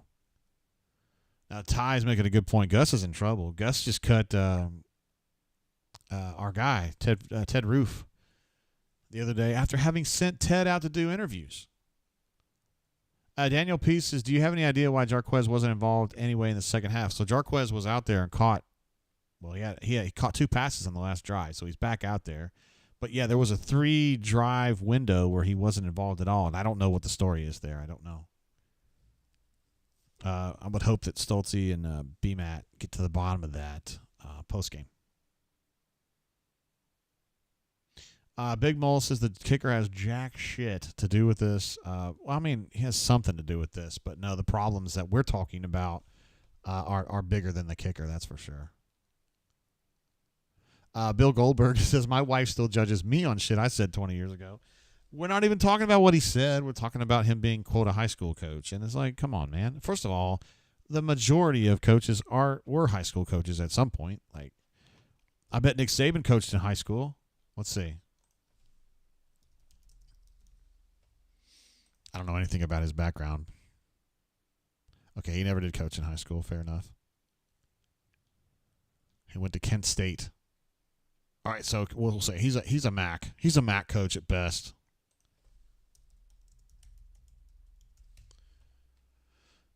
Let's see. Looking for Bill Belichick. He started as a special assistant with the Colts. So he's a Colts coach all the way. He's a really good coach in the NFL now. Oh, Andy Reid. Those NFL guys are different, though, right? Yeah, Andy Reid. Graduate assistant at BYU. Offensive line coach at San Francisco State and Northern Arizona. High school coach. 100%. Andy Reid's a high school coach. That guy's not going to win shit. Small victories, my man. He says, thank you for keeping us sane this insane season. Appreciate it, bro. Thank you for jumping in, man. I appreciate that. I do try to keep it light and fun. You know, we're just kind of, hey, look, dude, nobody in this chat, including me, is going to be able to affect and change what the hell's going on. We can just talk about it and fuss about it. And there's nobody I'd rather talk about it or fuss about it with than y'all. I love you guys. I appreciate y'all being here with me. Through the thick and thin, there's been a whole hell of a lot of thin for the last, 7 years now, really since the middle of the 17 season, or at least the 17 season until Carry On went down. And so now it gets, it's another thin stretch, as we say. CDF jumping in. I appreciate you supporting me this way. Seriously, he should just settle and resign. Embarrassing. Yeah. It'd be the worst thing ever. I mean, he's not going to do that, though, I don't think. I don't know.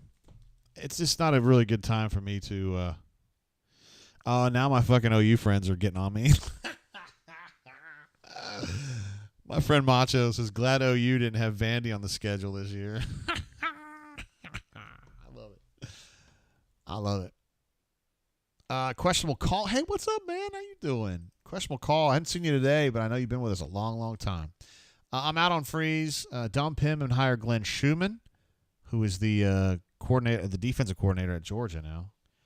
I know we won't, but he's lost me. The decision to kick a field goal there is atrocious. Herbster says, Jay, you should be admitting you were wrong. What was I wrong about? I picked Auburn to win this game, so I was wrong about that. What else was I wrong about? I mean, I'm sure I was wrong about a lot of stuff. So go ahead and tell me what I need to apologize to you for, and I will absolutely do it. Alex jumps in with a super chat. My man, for making up with Spicy. Wait, do you want me to, or are you glad that I didn't? I'm not sure which one. I have. That's the first time in the history of the Brain Drain, and we've done a lot of shows going back into, because we started doing this show in 2018. I've never banned a good poster ever. That's the first time ever. So it's weird. But he was just crashing and burning, man. When you start calling me an alcoholic because I've had 3 drinks today, or no, really 2. I mean, guys, I started in the middle and it's in the middle still. I don't know what to tell you. When you start ragging on me personally, that's just below the belt, and I'm not cool with it. BRT coming back. I was a little harsh on BRT earlier because it struck a nerve with me. Even though I love BRT on a personal level, he's really good people. He says it's all good. I just meant that he has high school ability. He's been overrated his entire career, which actually, I'm not going to fight with you on that one now. He has lobbied 2 wins over Bama into this job. Good recruiter, but has always come short with coaching. Oh yeah, did first of all, Diego, thank you. He says you don't have to justify shit, Jay. Just do you. I appreciate that. Did he ever say what I was supposed to apologize for? It was Herbster that was telling me that I needed to apologize or come correct on something. Mama, do that, bro. I was just wondering about you.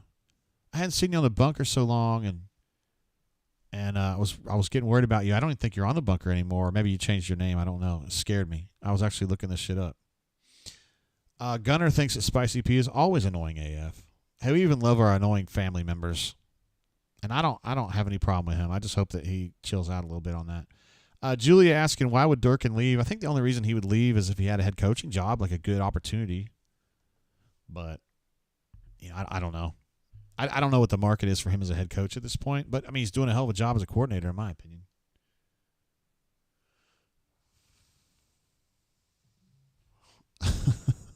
I didn't realize they had called a timeout right before the 2-minute warning. Is that right? I just got a text about that. I was sitting here talking with you guys. Kenneth Hall, my man. I love it. Oh, we got a turnover just for good measure.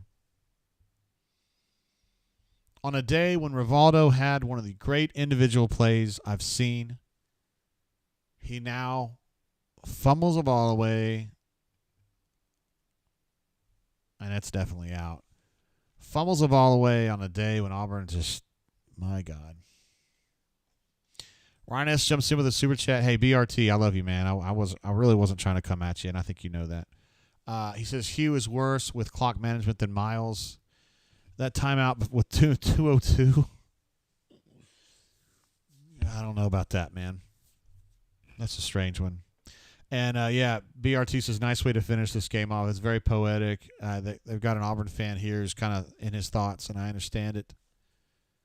These people have grown up with Auburn at a certain standard, and Gus, Gus was Gussing, and then Harsin was just an abject disaster, and now, guys, let's be real about it. 3-6, and we were talking, guys like me were talking about Renaissance and beat Kentucky, and everything's looking good, and now you've got this. A sloppy, trashy, low-effort, poor-ass performance against Vanderbilt, who deserves to win the game because they've just been better, period. Auburn's still ahead in total yards by 100. I can't believe it. Fat Crack jumps in with a super chat. You don't know anybody. An apology, Ward Amigo JG. Take a shot for Spicy. Dude is miserable. Look, man, Spicy Peace family, I don't like banning people. I don't do that to people who are like part of our family, but it just got a little too much. You got to be careful on the personal attacks. If I don't personally attack anybody on here, and y'all don't either, but it's very rare that I'm taking personal attacks, and when I do, I don't really want to hear about it anymore. Unless I'm giving you guys that kind of grief, which I'm never going to do. Let's see, Kenneth H. bringing up some points here. 2-2 against Bama. He's talking about Freeze. But people fail to mention that he was 1-3 against Gustav. Gustav. And Ravin says, who owes us an apology is Hugh Freeze. Whale Driver says ULM is 5-2. Dude, South Alabama beat their ass 2 weeks ago. You'd think Auburn could do more damage than South. But maybe not. I don't know. Poppy Clan says he's sad. I hear you, brother. I'm here for you. I'm here to help as best I can, but I can't fix this shit. It's too complicated even for me, man. Somebody who's covered this program for, 25 years almost. No, 26 years now. Vanderbilt's first ever win at Auburn. How about that? And again, I got to sit in this poopy diaper thinking that I picked this game 27-17 for Auburn. And I didn't disrespect Vanderbilt's offense. I disrespected Vanderbilt's defense. I didn't think that they had it in them to stop this run game that had been going well. And they did. They did have it in them. That really is a Hattori Hanzo sword, those of you who are Kill Bill fans. And it's just one of those situations. The game's just ended, and we'll take Mama Doodat here on the horn. Mama Doo, what's up, brother? Jay, it meant a lot that you were thinking of me the other day. I actually really looked you up it. like maybe 2 or 3 weeks ago. Are you not on the bunker anymore? I've taken a self-imposed mental health hiatus from the bunker. Okay. And it has nothing to do with the bunker or you. It is just I needed to distance myself from Auburn football for the time being. But I will be back. So what was it that triggered you? Like, what was the moment when you said, "Hey, man, I just need to take a break from this"? This season, the beginning of this season. I think I've been pretty outspoken in my thoughts about Hugh, but I never let that color my love for Auburn and the program. But I said the day he was hired that he's a worse version of Gus, and I feel very good about that assessment. And it's just it's tough to watch. It is. This game was really tough to watch. It was just ugly, man. And I think he's the recruiting worse Gus. Like, he recruits better than Gus, but he coaches worse than Gus. And correct. So it's just as frustrating. He certainly recruits offensive linemen better than Gus. I'll give him that. Yeah. I would quibble with the recruiting in general based on what I'm seeing on the field. I mean, we don't we don't have a quarterback at anything close like we did at any point in the Gus era. Gus could go out in the portal and get better guys, and certainly Peyton, and even had limited success in the portal with some, your Jack Driscoll offensive line types that could cobble together a team that was at least competitive in the SEC. For sure. And we're not even close to that. And so, like, I hear, in terms of recruiting rankings and everybody likes to see us in the top 10, that's all cool. But if it doesn't translate to wins on the field, that's not worth a whole bunch, in my opinion. It means nothing. Yes. Correct. And that's what kills me, right? Is to see folks still, advocate for giving Hugh more time with this program. It's like we could have the number one recruiting class in the country, and I still would not be optimistic based on what I'm seeing. I mean, we're undisciplined.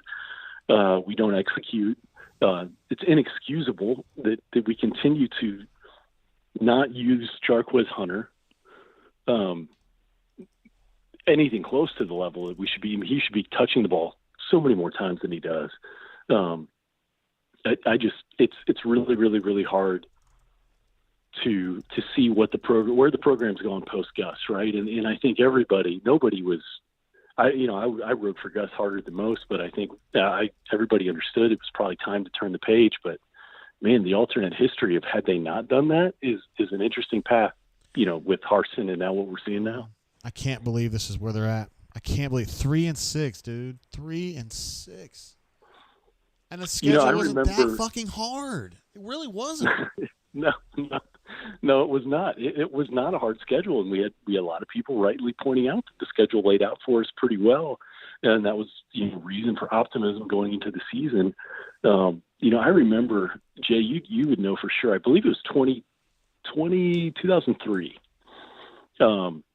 I remember going with my dad to Nashville to see Auburn play Vandy. We were 0-2. And had not scored a touchdown until that point, because it was the first year after Jim Fife passed. So, no one got to hear Rod say touchdown Auburn until that game, 3 games into the year. So that was and we beat the crap out of Andy that day. Vandy had some players. They had Jay Cutler on that team, and absolutely routed them. I remember, Brandon Jacobs tore up the wedge that game. He absolutely knocked the kid out. I thought that kid was going to die. I thought he was dead. Yes. And I'll never forget the noise that hit in the stadium. That was just insane. So I think of that as a bit of a barometer in some ways, right? Like that was a crappy Auburn team that still, found a way to absolutely pound a Vanderbilt. And you would like to think at any point in our program, even if we're underachieving, we could compete with Vandy on the field. And they've looked more skilled. They've certainly out-efforted us. It's inexplicable that we're here. I can't believe it's this bad. That's the truth. All right. Well, I hope I get you back, man. Listen, believe me, I'll be back. I appreciate you and everything you're doing. I still check in on the drain and keep tabs on things. So I won't be a stranger. All right. Hope you're doing good up there, brother. I sure am. I appreciate you, brother. Have a good one. All right. See you. Bye. All right, bye. There he is, Mamadou Dat, from the great state of – well, he's an Auburn fan. He's an Auburn guy, obviously, as you can tell, but he's from the great state of Indiana. Up that way, and I was disappointed to not disappointed. I was just checking on him to make sure he was good from the, when I didn't see him on the bunker for a while. We had some big super chats coming through while we took that call from Mama Do Dat. A big one from Patrick D, as you would expect. This guy is incredibly generous with the show, big-time supporter. Most mentally weak and inept football coach in my lifetime. Wow, that's really saying something. He needs to go in the ministry, which actually would be good for him.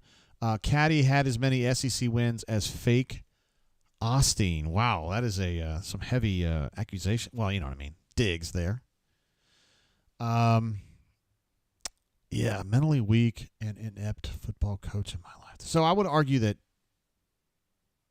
Harsin was more inept but he was less mentally weak. I would agree with that. I'd have to. I mean, obviously.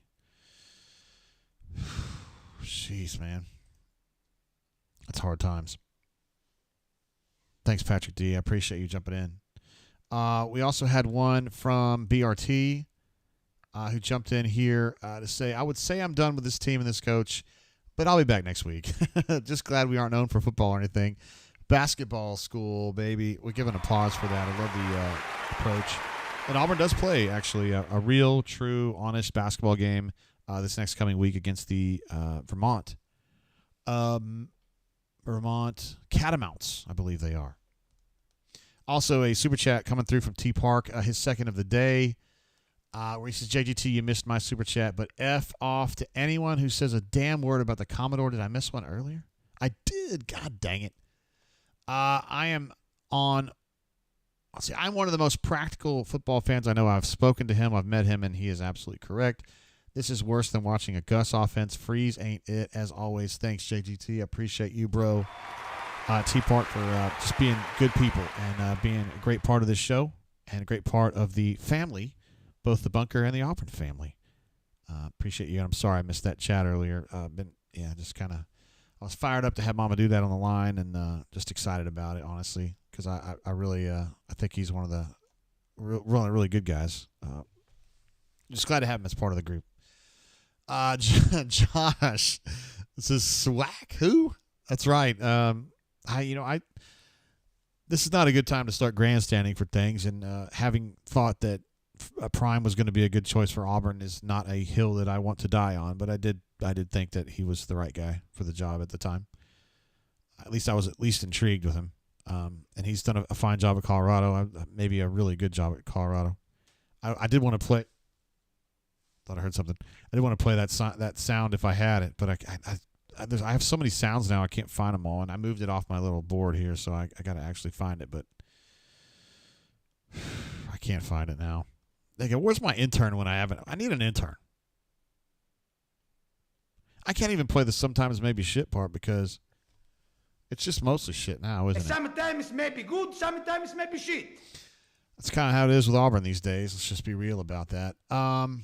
Mama Dad jumps in with a super chat after the call. Good talking. Hope we can turn the page on CHF era. I don't know that it's going to come as quickly maybe as you'd like and some others.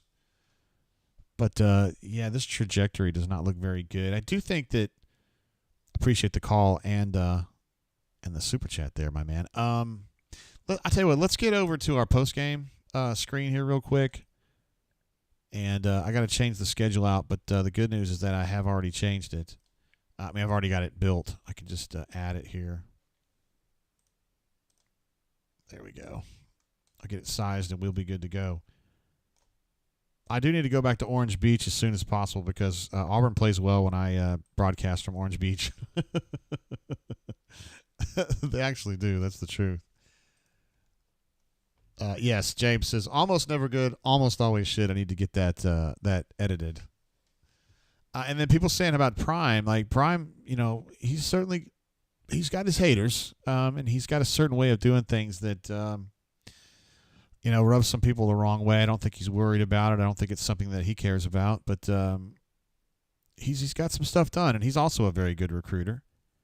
And I can't believe that after all this time, I haven't been able to find that daggone sound. And I really want to hear it. But I can't remember what it's called.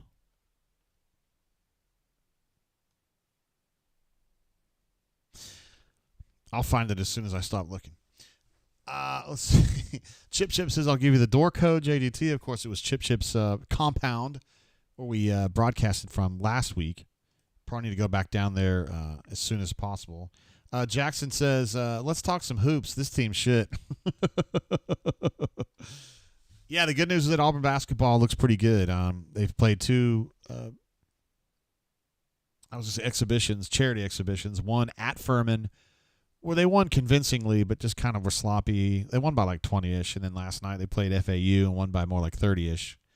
And I played a much better game. I think they were plus 15 on field goals last night. Shots. Sorry, when I say field goals, sometimes people get freaked out. And also Bob Maplethorpe texts to ask, is there any chance they'd put Hank in there? I've already said my piece on Hank, but for you, Bob Maplethorpe, I will very generously and kindly say I don't think so. And honestly, man, like this game today, like, let's have a conversation about this. Not just you and me, but like everybody here. Offense sucked. 7 points against Vanderbilt, not good enough. 327 total yards, not an awful number, not great. Third down, dog shit, 2 of 13. How much of this performance today, which sucked, is on the quarterback? You tell me. Was it Peyton's fault? He goes 20 of 29, 239, 1 touchdown, 0 interceptions. A passer rating of 149.6 versus Pavia, who was 125.5. I don't know if quarterback ratings mean anything to you. They don't really mean much to me. Because from an eyeball perspective, I thought Pavia was a better quarterback today. But from a statistical perspective, maybe not. Pavia did rush for 26 yards, and Thorne rushed for 1 yard total. But to me, I think it's just a complicated rubric, I guess, of things that, what's working, what's not working. I didn't think Peyton was the problem today. I don't think Peyton was the solution. I don't know. Okra just says Sanders is not the answer. Let's see. Brent says, how appropriate was the audio staff playing tub thumping at the end of the game? I get knocked down, but I get up again. You're never going to get me down. Okra says Hugh is back next year for sure. I mean, the only way that Hugh would not be back next year, and I mean, some people have kind of joked about this in the chat, but I mean, that's the only real possibility, in my opinion, is like he quits. I don't have any reason to think that he would.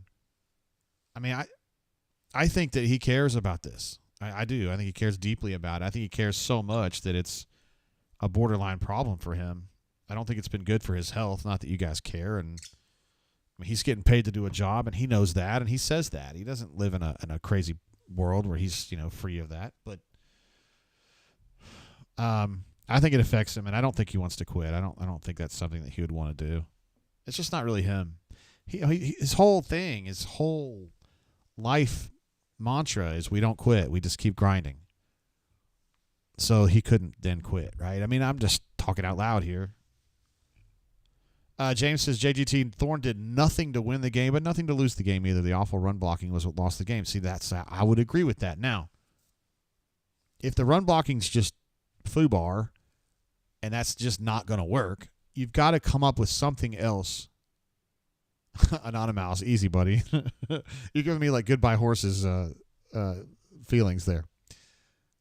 Yeah, Decatur Tiger says this isn't caring. I don't know how to explain this, dude. Like sometimes things go wrong, and it's not because you don't care.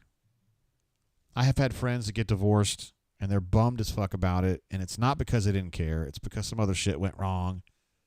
It's more complicated than that. But it's not working out right now, and I don't think we can even argue that. Small Victories has given us some updates from the post-game presser, which I very much appreciate. Apparently, Hughes said Jarquez was not banged up. He just looked gassed. I think at that stage he'd had 12 carries. And he'd had maybe 1 catch. I mean, hey, man, if he's gassed, he's gassed. I don't know what to tell you. I mean, Plains Old Joe thinks it just looks like coaching. Buck says, I disagree. Thorne missed some crucial that he sure did in the first quarter. There's no doubt about that. He missed the easy throw to Luke Deal that should have been a 30-yard gain. He missed, the weird throw to Cam Coleman, which I think was in the third quarter. He missed a check down throw to Jarquez on like a 2nd and 8 that should have been a 3rd and 2. So he definitely missed a few. But guys, I mean, he finished 20 of 29. Like he only missed 9 throws. Also, you got to give Rivaldo credit. His touchdown was a dog shit throw that he actually made the most of. So good for that. Eric says, brother of Kirk, says 30% Peyton, 70% play calling. Peyton is limiting what can be called. So to me, there's a difference between play calling and coaching in a way. Like play calling to me is the actual sequencing of the plays, which to me didn't bother me today. It was more like the paradigm, right? Like I just kept. It was like, well, the running game's not working. Well, fuck. We'll just keep trying it. Like, we got to stick with it. Like, is there anything else? There's some play action shit you could have done, or there's some different ideas. Maybe in the run game he could have tried. I don't know. But whatever it was, they didn't hit it. That's for damn sure. Alex says, do we blame this all on Peyton? I can't think of what else. Offensive line. Absolutely, offensive line was a big part of it. And I'm still not understanding why it was so ineffective. Alex Kozan gave us some ideas about it at halftime when he was talking about just not getting the movement at the line of scrimmage, not holding certain ace blocks long enough to the point where you were bouncing off the block too early, and then the initial block was getting away. Doug says, what happened to Hunter through the third and fourth quarter? The short answer on that, which small victories provided, was that in the press conference he was asked about that and said he was gassed. Said that Jarquez was gassed, and that's why they went away to him, that he wasn't banged up. So that's the answer.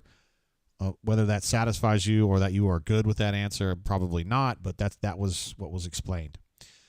Let's see. Marbrand says, good team quarterbacks would throw for at least 300 yards on Vanderbilt. Dart threw for 500 against Arkansas today. Ward Cam Ward from Miami threw for a lot against Duke. CJ says, I blame this loss on Spicy P's negativity. He was very negative. I don't know what's going on there. And Ryan says Peyton Thorne is a top 5 SEC quarterback. Now, that is certainly a take. It's not one that I would stand behind at all. But from a statistical perspective, that may be possible. I don't know.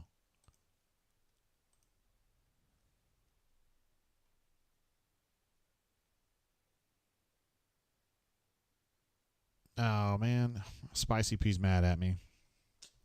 He sent me a direct message on the bunker. I figured this was coming. He says he didn't do anything to me. I don't know. Ambitious, I'm with you. I need to know more about this. Ambitious, I think, is aghast at the concept that an SEC running back would be gassed after 12 carries. That seems a little early, And the 12 carries, they weren't like in a. It wasn't like he had 10 in a drive or anything. They'd been spread out.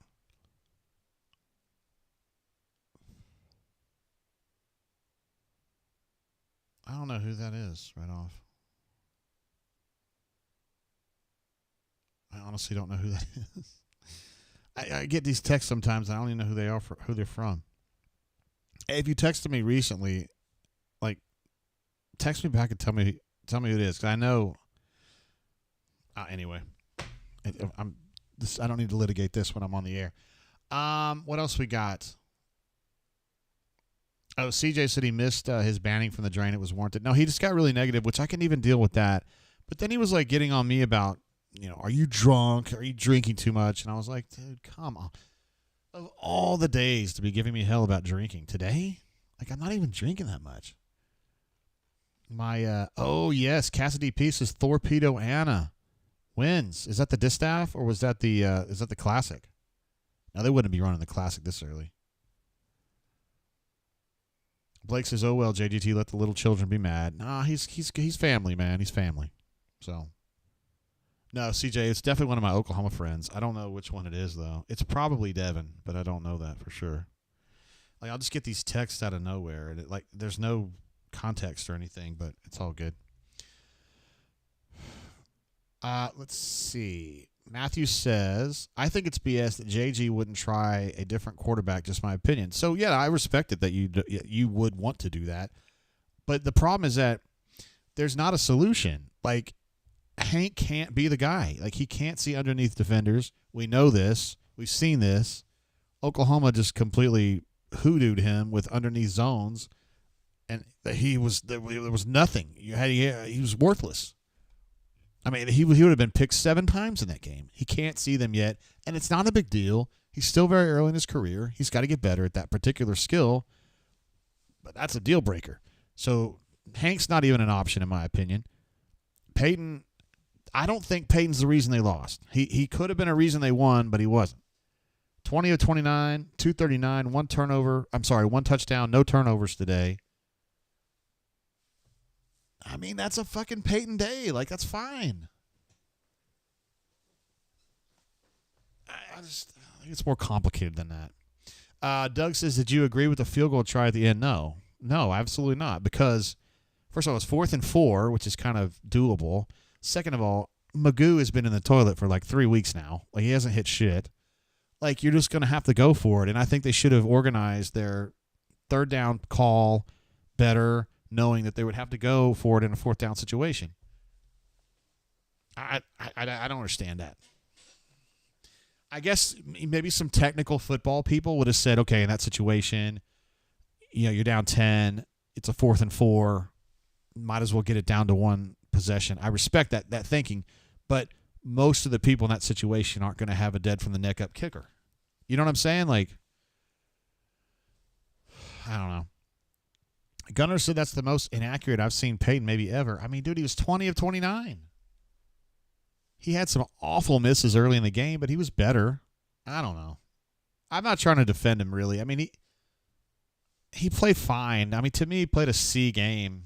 Maybe a C-plus game because there were no turnovers. Anonymous says leading candidates for portal quarterback. I mean, I don't know, man. Like, who's going to be in the portal? I mean, is the kid from SMU going to be in the portal? Because if he is, he's going to be the number one guy, and they need to go get him. I mean, I think he'd be like a potential number one in the portal. But I think they need two. I think you need to get a bona fide, like, badass, one of those guys like they could have got last year. Riley Leonard, Cameron Ward. Who else they talked to? The kid from Tulane never actually went in the portal, but Pratt would have been a really nice fit here. Grayson McCall, I mean, he's out of football now, but I'm just saying, maybe things change. Maybe he doesn't get injured if he comes to Auburn. I don't know, whatever. But I think you got to get a number one guy. I don't know that DJ Lagway would go in the portal with him unless they fire that staff, and then maybe he reconsiders it. But DJ Lagway also would have a lot of interest, I think. But he's not perfect. He played a nice game against Kentucky, I'll say that. But Travis P says, I miss Spicy P. I don't hate Spicy P. I love Spicy P. He's part of the family. I just wish he wasn't being so daggone mean. Let's see. James thinks that John Mateer from Wazoo. I don't know who John Mateer is, but I know Wazoo's been playing some really good football this year, so he might be the guy. Kurt Signetti's going to be, a big-time name, the guy in Indiana. But here's the problem. Like, Tom Herman was that guy fucking 12 years ago. And these guys who thrive at that MAC level, sometimes they're awesome and sometimes they're ass. I don't know.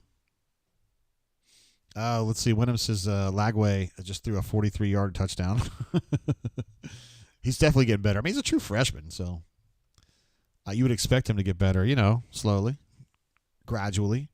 Let's think about other things we got to talk about on this. Let's see. Herbster says, Jay, it's on site if I see you in Bessemer, bro. I don't know what that means.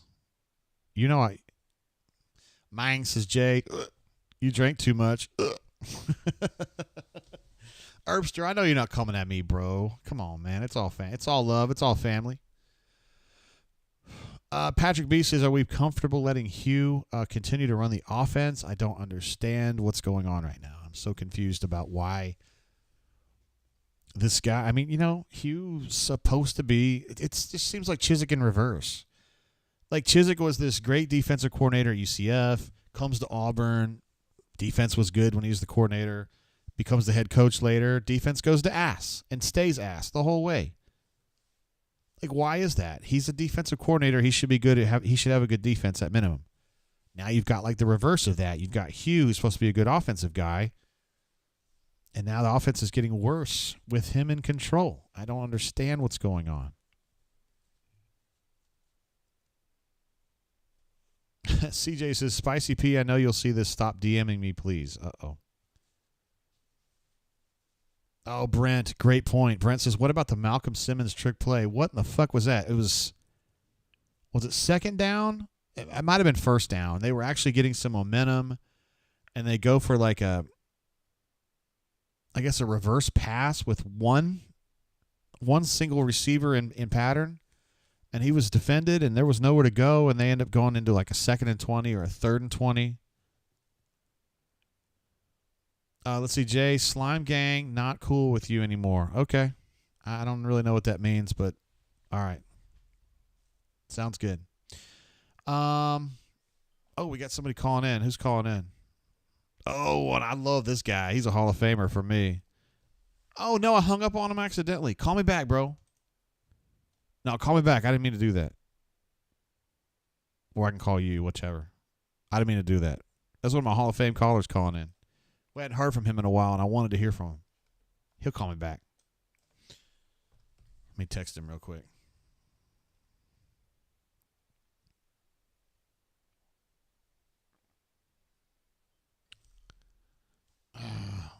Hold on, I got it.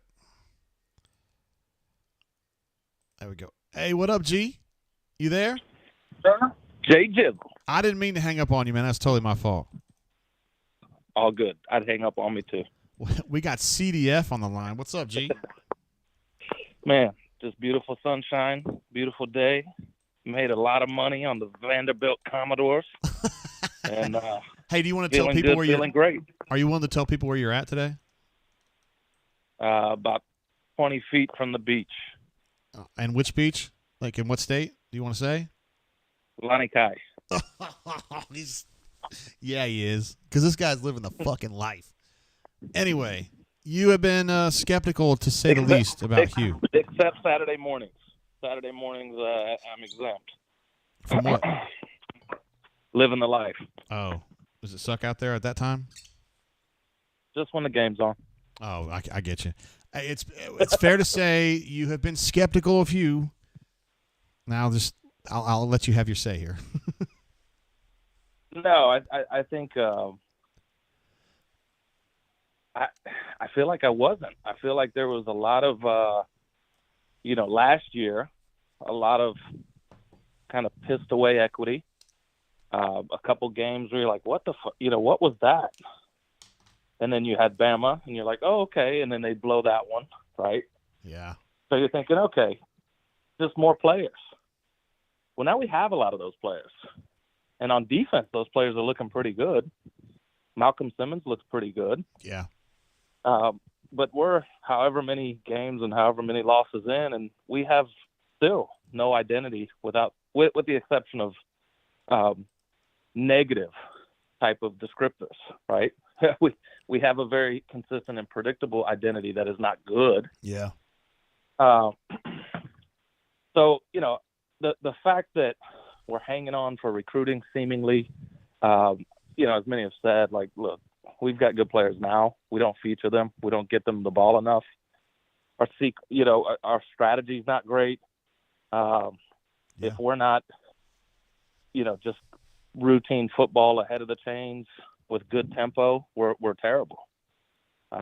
If we have to play from behind, we're terrible. If we're in third long, we're terrible. There's just offensively, we are not good. I would argue it's like a mentally soft situation, right? It's like when things are against them, they don't perform. Is that fair?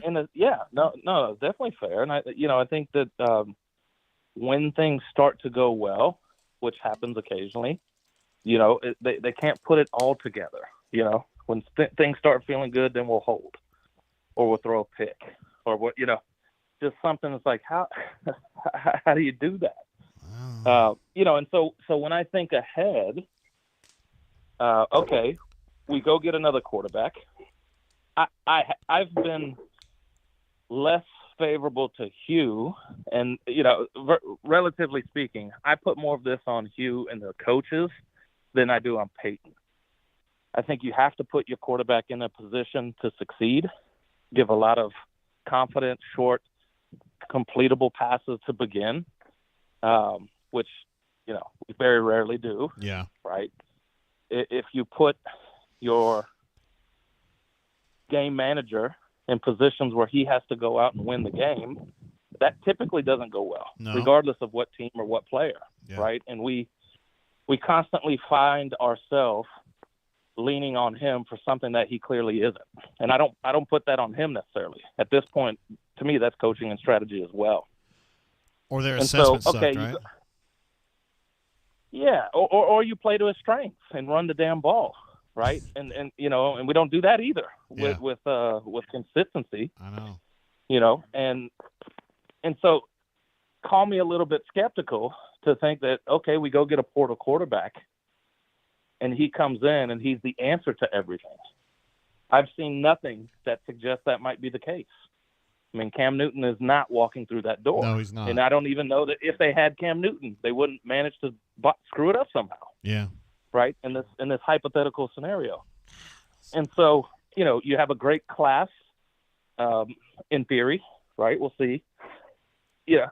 I don't see anyone who's coming in here on the offensive side that's going to change what we're seeing. Lack of discipline, lack of focus, lack of just ability to execute, right? We've got great players. Cam Coleman, if I'm him, I'm out, right? I don't blame the kid. You got to get him the ball.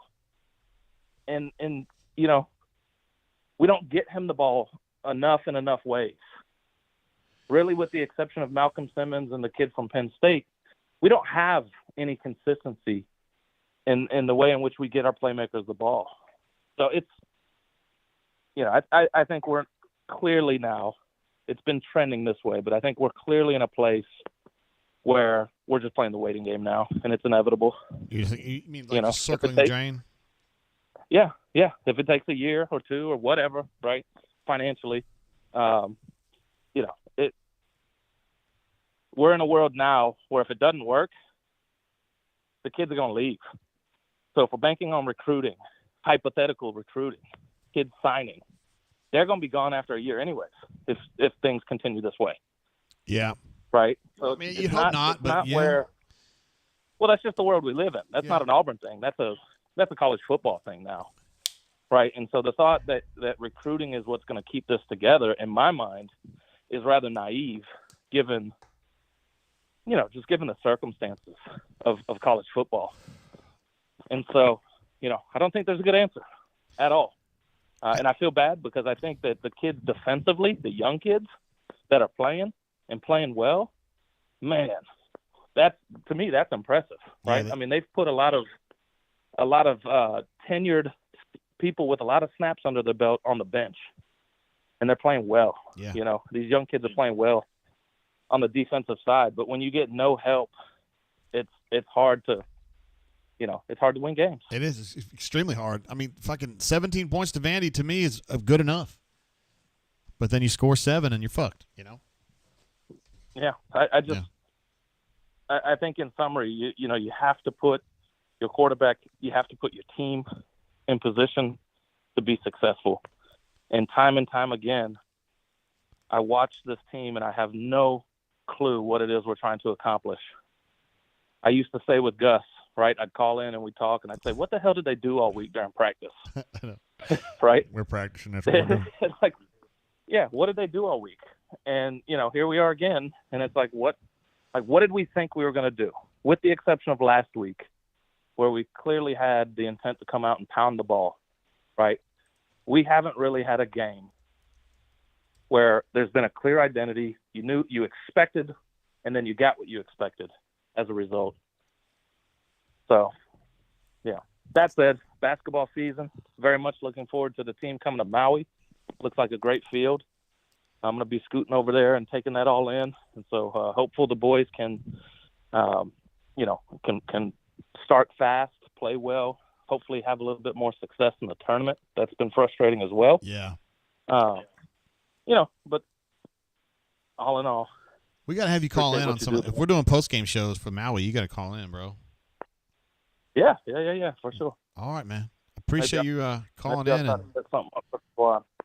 What do you think, though, Jay? Like, hypothetically speaking, how does this play out? In basketball or football? Football. Back to football. Yeah. Right? I agree. I mean, I think financially, right, there's nothing that can be done. There's nothing that is reasonable financially. Right. I think it's 20-ish million that they would owe him. So that's not really doable in this NIL era. So I think he just goes in next season with pressure, and you know, he's got to have to win 7 or 8 games to even break even, I guess.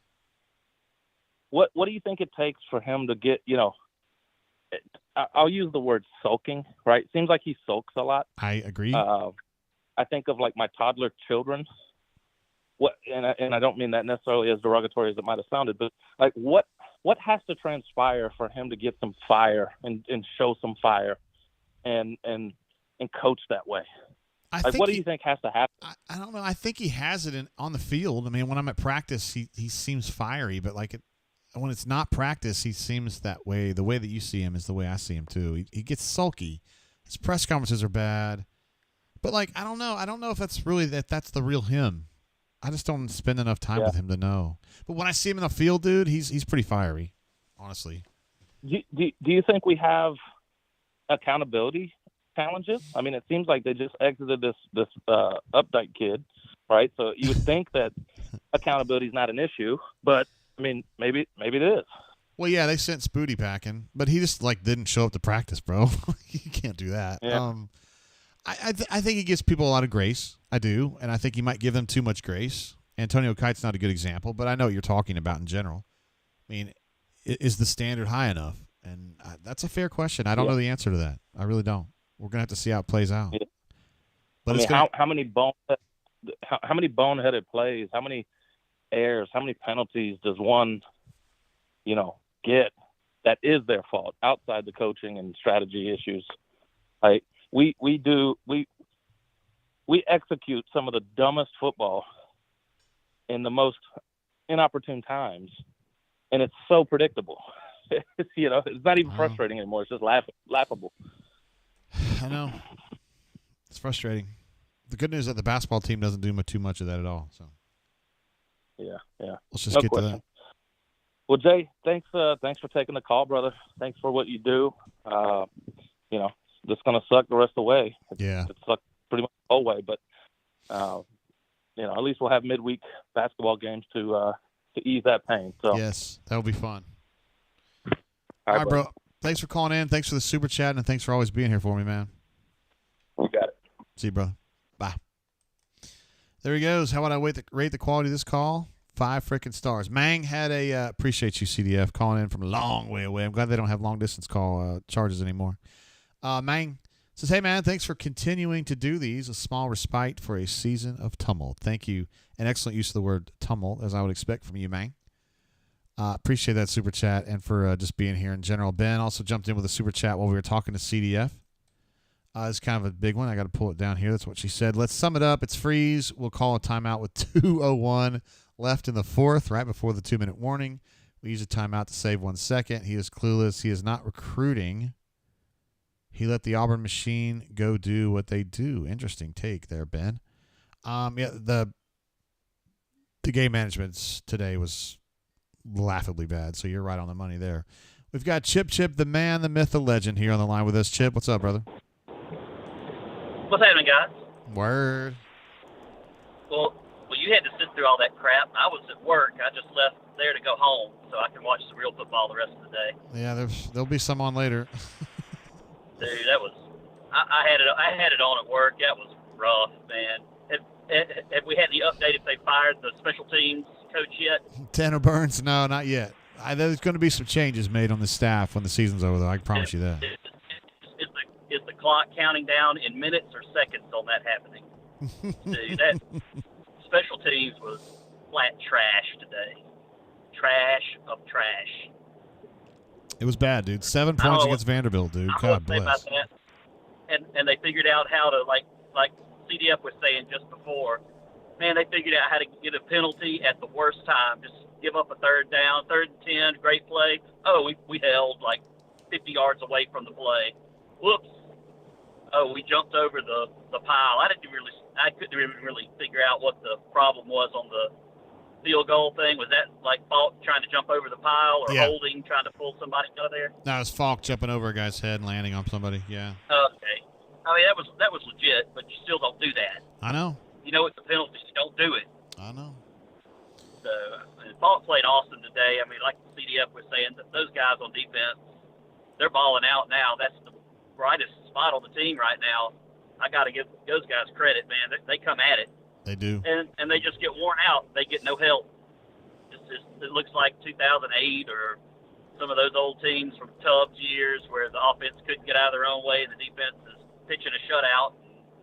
And, finally gives up the 1 or 2 big plays, and then you lose 14-3. Yeah. We've seen it. So, it was ugly.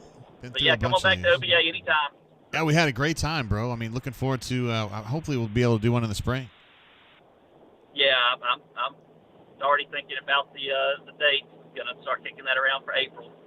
So you know we're gonna do that, and that's gonna be in memory of Bull, who didn't make the last one, who bailed out on us before Dan Eagle showed up. But we'll do this one in memory of Bull or any other Bucks we lost this year. Yeah. But mainly Bull because he was down that way. So That's a tough I one, didn't hear man. that news yesterday. Yeah, that's a tough one, man. He's a good dude. I never got the chance to meet him, but everything I heard was great. Shit, I just knew him from the brain drain. I mean, he used to call in during the him and CJ would call in, or CJ 3131 Papa Bear would call in during the shows. Nice. Yeah.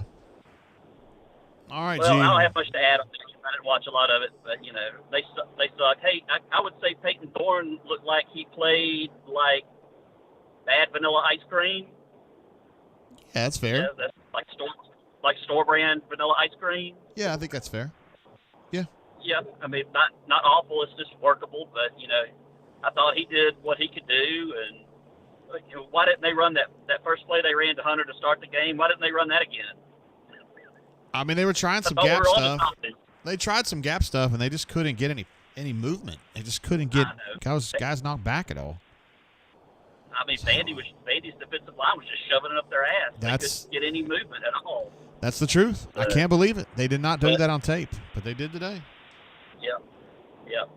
Well, I couldn't help at the beginning of the game having Chappelle's "Piss on You" skit running through my head with Pavia. That's pretty funny. And he did. He can if he wants to. And he did it. All right, everyone. Proverbially. Peace out. All right, see you, Chipper. Y'all be good. War Eagles. There he is, Chip the man. One of our fortifications down in Lower Alabama, where we have our bunker watch parties. Well, actually, in the fall it's a watch party. In the spring, it's just we get drunk and have fun together and revel. Cause trouble. Well, not real trouble, but you know what I mean. Some people disappointed in the chat, thinking that Rhett could be a possibility, but then immediately some people say, hell no. Don't even start with me about that. Stu Pup jumps in with a super chat. My guy. Been super chatting us from the very beginning. He was looking up at Florida and Billy Napier. Now Florida is definitely playing some better football, and Auburn is not. So that gulf has switched, and it's widening in a way. Oh, I did it again. Dadgummit. Ruxy, call me back, bro. I hung up on you again. I wonder if there's like a new version of Skype where I'm hitting the wrong button or something. Please call me back, bro. I did the same thing to CDF earlier. I didn't mean to do that. That's terrible because I would never hang up on you like that. Donnie jumps in with a super chat, my man. You're way out of your element, Donnie. Says, sure glad we don't have football next week now. You have some basketball, and then, of course, Auburn's going to be off next week. Okay, so I missed Ruxy Poo. I'm sorry, that's on me, bro. We're going to take 20 now. What's up, number 20? How you doing? That was another day in paradise, huh, Jay? Yeah, tons and tons of fun. God dang it, tons and tons of fun. Wait, are you still there, bro? Who I got? Is this Ruxy? Yeah, what's up, Jay? Hey, what up, Ruxy? How you doing? Oh man, I'm doing all right. I just accidentally hung up on number 20. My bad. Now 20's gonna be mad at me. I hung up on you first, though. It happens. Not on purpose, I promise you. No, I appreciate that. What in the world are we gonna do with this team, bro? Yeah, that was ugly. I don't know how we keep hiring these offensive gurus and then the defenses are pitching shutouts and, we can't get any offense. It's kind of like when we had Chiswick and the offense was rolling and the defense couldn't stop anybody. It's strange. Yeah, and I don't understand why. I thought he was this offensive guy, and then it's all going to shit. Yeah, and I hope he's not, I hope his offense isn't stale and out of date, kind of like Gus has got. I don't know there. I know the team is in position to pretty much win every game, and then they just shoot themselves in the foot. So it's very frustrating for the fans to watch. It's almost painful to watch. And I knew when Vanderbilt got that last drive going, that was game over. Yeah. You just knew it was coming. What's the solution here? We just got to wait this thing out for another year, right? I mean, he's not going to get fired. So we're just going to have to roll into next season and hope he gets better at quarterback, and that's going to solve it? I mean, I guess that's where we're at, Roxy. I think so, because his buyout's, I believe, $20 million as of December 2024. So I'd be interested to see what the buyout is after next year if we have another disappointing season. I really liked what Durkin's doing, even though I was kind of clowning that hire at the beginning, but he's been really impressive. So, hopefully Hugh gets it together next season, but if he doesn't, I mean, maybe there's potential to promote Durkin. I don't know if they can do that with his history or anything, but maybe he can get an offensive coordinator and keep some of the defensive talent and move the team forward. But I know that's next year. We got to stick with Freeze. He's an interesting case. Yeah, I mean, DJ, he's been doing some real work. He's got some head coaching experience. So, yeah, if Hugh gets run, I think he's a possibility for sure. I just still can't believe the situation. I can't believe it's gotten this bad. I can't either, because with Harsin, after his first off season, I was like, okay, I guess he's not getting fired then, so we're going to have a season of him, and then we're going to have, another season, I guess, last year. And then I was expecting this to be the season we take a step forward. And, man, I've been cheering for Hugh, honestly. So it's tough, but, he makes some boneheaded calls. I know people already mentioned that timeout, and just the trick plays have been killing us. If we don't run that trick play with Malcolm today, maybe they drive down the field there, but it's just like terrible timing and Thorne and, some of the other players, they seem to be solid until we get into a play or a clutch situation. And then they can't make the play. It's just so frustrating to watch and, tough. Like you were saying, I'm glad basketball season's starting. It'll be fun to watch those guys, and hopefully they can make a deep run in March. But I also wanted to mention, because I heard another caller bring it up, but, Bull, I hope he rests in peace. He was one of the first bunker members to kind of reach out to me when I joined, and, really enjoyed him. And he was a kind and, really funny guy. And, just hate to hear that news, and hope him and he's resting in peace and his family's, doing all right. It really is a family, Ruxy. I mean, the bunker is, and he was a big part of that, underground. No, I don't say underground, just off the board is what I should say. Just kind of reaching out to folks, and he was just good people, man. Yeah, he was a good dude, so hate to hear that. And I was texting Papa Bear and some others, hopefully we would have got the win for him to watch, up in heaven, but that didn't happen. So, we'll see. Hopefully we can beat ULM. I don't see us having a chance against A&M or Bama, but who knows? Who knows? That's why they play the game. Exactly. But, Jay, I'll let you go, man. I appreciate everything you do and love listening to the show, and War Eagle anyways, I guess. Appreciate you, Ruxy. War Eagle, bud. Bye. See you, man. There he is, Ruxy Poo. Quality of this call, 5 freaking stars. You don't have to ask me, Skype. Ruxy, golly, you've been calling us a long time. Glad to have him on the air again. He was a big part of our – he's just been a big part of the show from start to finish. So, and also, he's been sober for a while. I meant to congratulate him on that. So that's huge. We love having Ruxy Poo on. And again, he mentioned Bull again. Bull, a key member of the bunker community, called in a lot during the COVID shows that we did with Papa Bear, and he had been sick for a period of time leading up to this, and then he passed away late in the week. So definitely prayers up for Bull and his family. Newman jumping in here saying Bull was a great dude. You guys, not Newman, but those of you who are just kind of like casual fans, maybe just brain drainers who aren't part of the bunker, would be surprised, I think, to learn just how much goes on off the board. Guys communicating with each other, keeping up with each other, watching out for each other. some of the stuff has just been absolutely hard for me to understand how much caring and thoughtfulness there is that goes on. Because the world to me in a lot of ways looks kind of cold and non-caring, but there is a lot of caring that goes on out there and a lot of really good stuff that goes on off the board at auburnsports.com. Stuff that I'm not taking any credit. I'm not even involved with a lot of it. It's just members taking care of each other and looking out for each other, and it's pretty amazing. All right. So another good call from Ruxy Poo. Just kind of, I think he'd love to see Durkin if that comes up, if that's a possibility. And if not, we'll see how it goes. Donnie jumps in with another super chat. Hope we get a Wednesday or next Saturday brain drain.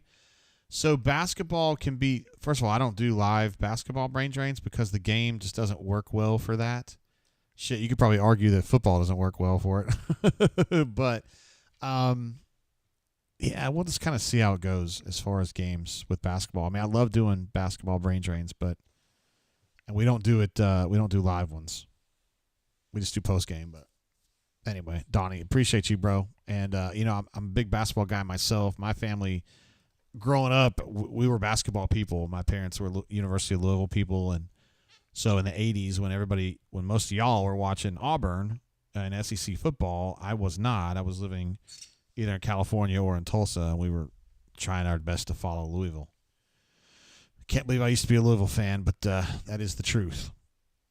And I also can't believe I'm covering an Auburn team that's this bad. 3-6 now. Almost certainly got more losses coming.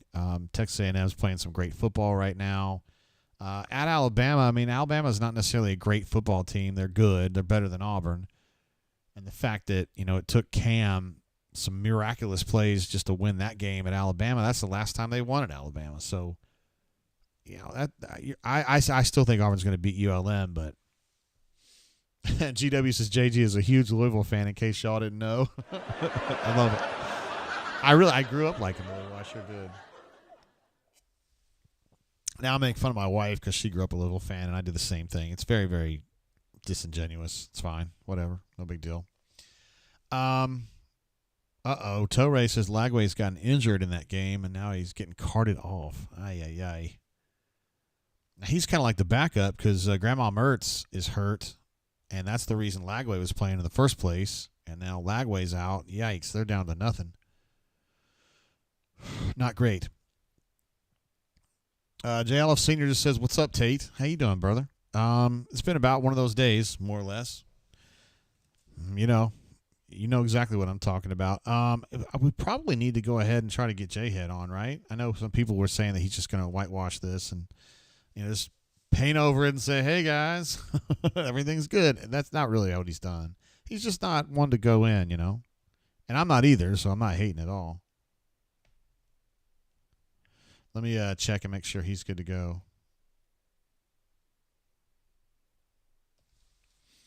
I mean, he said earlier he was fine, but that was a while ago. Let's see. Donnie says JGT loves the Chargers too. Drop. No, I do not.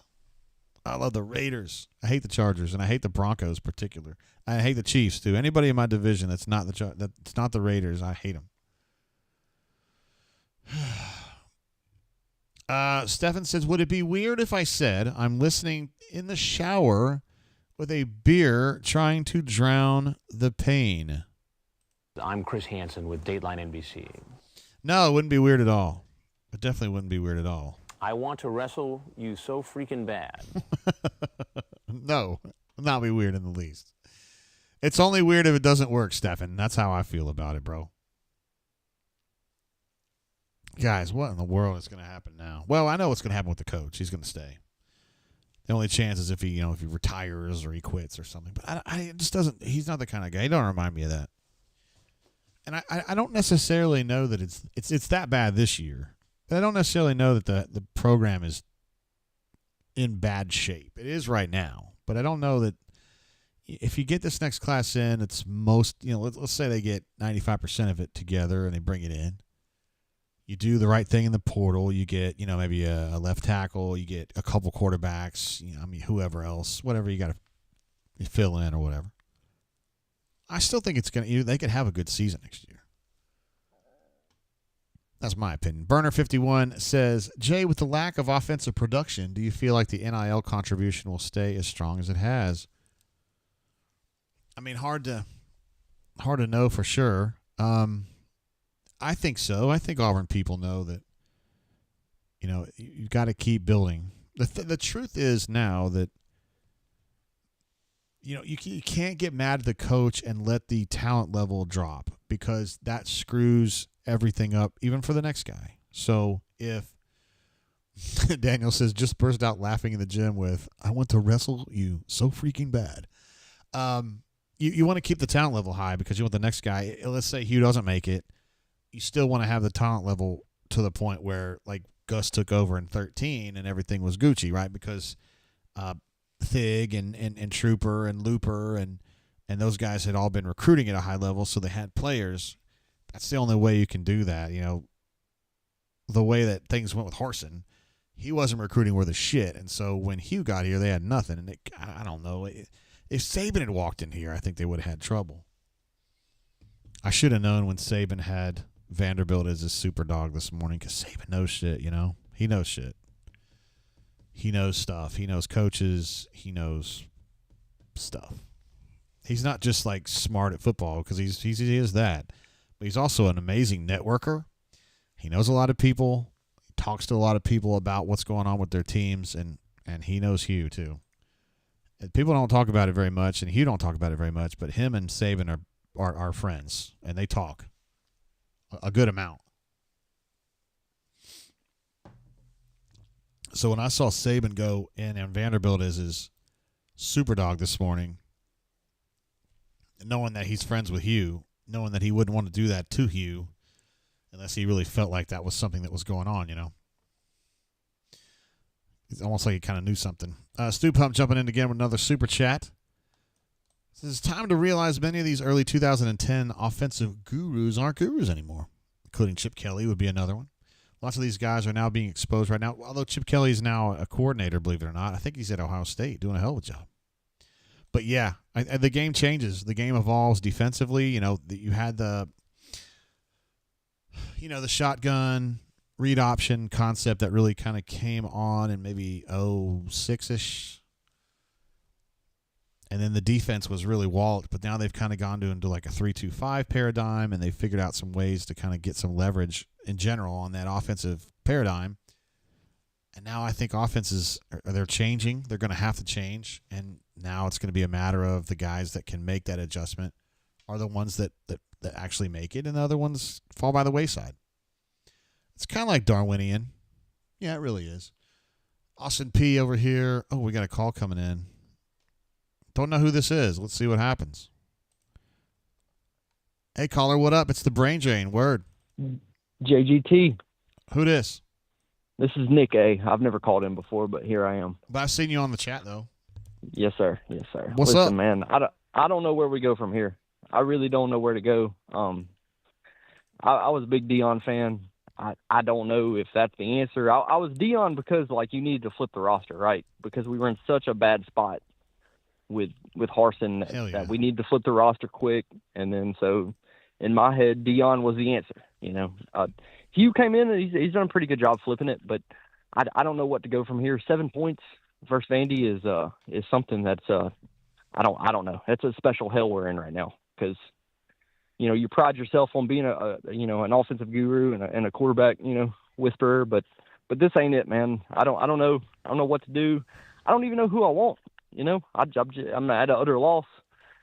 I still in my heart want Dion, but part of me wanted Dion for the quarterback, for him bringing Shador in and bringing Travis Hunter and all that. But yeah, man, I don't know where to go here. But I don't know, man. It's Thorne didn't play too terrible, but I agree. My God, man, it's just, man, I don't know. And 12 carries for arguably the best running back in the country is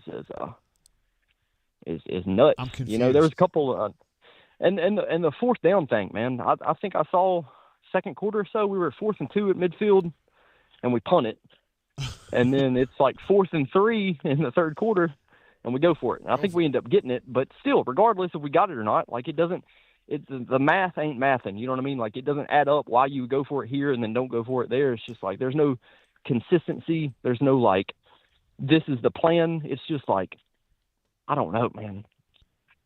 Yeah, I'm at an utter loss, and it's all over the place. And I think that's part of the criticism. That's one of the criticisms is like the game management, the time management is just like, what's going on? The time management is crazy. It's just like before the first half. Like, I mean, in my head, if you're an offensive-minded coach, like, I don't care if there's 30 seconds left. Like, we're going to try to score the damn ball, you know. And a lot of that I know is trusting your quarterback to make those. You know, you don't want to put Peyton in a spot where he's having to throw against, you know, cover 4 and they're everywhere on the field. But it's just like, man, holy cow! Like, it's just we've lost that edge, and I don't know what to do from here. And I don't know who I really want. I mean, there's some the UNLV offense coordinator seems like he's got a good system going on, but I mean, do you put all your eggs in a basket for a UNLV offense coordinator? No. Like, in my head, like, that's a good offense, but man, can you? I don't know where we go from here, and it's a tough spot. It is. I think the only thing you can do is just let him keep recruiting and then just judge him next year, because he's definitely raising the level of athlete in the system. Yeah, and there's no doubt, but it's hard not to judge right now. I know. You know what I mean? No. 3-6 at Auburn in year 2 is bullshit. I mean, period. This is not okay. This is not okay, and I mean, I'm not the only one pissed off, for sure. No, you would be in the minority if you weren't pissed off. I don't know where we go from here, and I've been on the Walker White train. He must be pretty terrible. Walker White must not be able to. He's 18 and his mom has cancer. Like, just he needs a little time. Yeah, I guess so, man. But I mean, people go through shit and they still can play quarterback. You know what I mean? I hate to be like that, but I mean, I don't know if at 18 they're doing that. I mean, you look at some freshman quarterbacks. I mean, I know Lagway just got hurt, but I mean, he's every bit of 18, ain't he, right now? I mean, I'm not trying to compare Walker White to Lagway, but he was kind of ass in the beginning too. He played. He started kind of clicked against Kentucky is when he. Okay, and that's my point to Walker is Walker might be ass today, just like Peyton. Well, not necessarily Peyton Thorne, but Peyton's played ass this year, and we kept on feeding him the ball. Well, DJ's the number 1 quarterback. I think he's a 5-star. To me, Walker White was a 3-star. I think we had him as a 4, but he was a low 4. I don't think he's a sure thing at all. Yeah, I'm not trying to be hard on the kid, man. He's 18. I don't want to be too tough on him. My point is he can't be much worse. I think he can be. And then you'd wreck the kid. And what's the result? Well, then he's wrecked. Then he's fucking. He'll never. Well, I'm wrecked right now, JTC. I'm wrecked. I got you. What have you been drinking? No, I'm just kidding. No, I get it. Natural light. That's all I drink. Oh, there you go. That's a man of culture right there. 3-6 though, dude. In year 2, this is not okay. This is not okay. I don't know what to do. I don't know what to say. I don't know. I just wanted to express my concerns, my deepest concerns. You know, I've been waiting to call in to try to make it like a special moment. This ain't really that special. You're doing great. It's a great call. I'm just pissed off, man. I don't know what to do. I don't know what to say. I just want. You know, Deuce Knight looks great. I know he lost last night. I tried to watch a little bit of that game. It's just I don't want to put all our. We got to go buy a quarterback next year. Yeah, I don't think Deuce is the answer for next year. I don't. Yeah. I think they need to get Portal and then transition to Deuce is what I think they need to do. But do you think if we would have bought Cam Ward, I hate to use bought like this, but if we would have got Cam Ward, do you think we'd be sitting at 7-1 or damn near undefeated? Yes, I do. I honestly do. Yeah. I mean, he's a special case because he's a fucking beast. But that's what my gut says. But then I see 7 points at Vanderbilt. I see offensive he makes the offense pop. You know, where Peyton is just kind of a manager. Like Peyton's not going to make the offense better. At this point, he's not. He's avoiding calamity, which is good. Yeah. But he's not going to make the offense better, really. Well, that makes me more pissed off at Hugh. Because you should have seen this as Hugh. Like Peyton Thorne must be the greatest practice quarterback, maybe of all time. He must look at like in 7-on-7 in summer spring ball. Like he must look like the second coming of I don't even know what. Because Hugh has had. I mean, you've had to been able to see this. I think it's more about Hugh promised Peyton, you know, come here from Michigan State, and I'm going to make you my guy, and I'm going to stay with you. And he's doing that. He's staying true to his word. But Even he already though benched him once. I know you and I look at this and they go, what in the world are you seeing? But I think to him, he's staying true to the kid, and that's part of the problem. We've already tried Hank though. He's already sat him down. I know. He thought. I think know, he man. did that to But try also, to stoke Peyton. Okay. Well, I also don't think Hank is the answer at all. I don't think Hank would start at a lot of 6A, programs in at the high school region in Alabama. I know he came from wherever he came from, but I don't know, man. It's tough. I don't think Hank's. I don't know. I'm at an utter loss. You gotta run the damn ball though. 12 carries is something I'll never forgive this man for. Well, 29 carries in all for 88 yards. I mean, they really didn't get much done. It was weird. It was weird because like the third downs and stuff, Jarquez wasn't even out there. I don't think.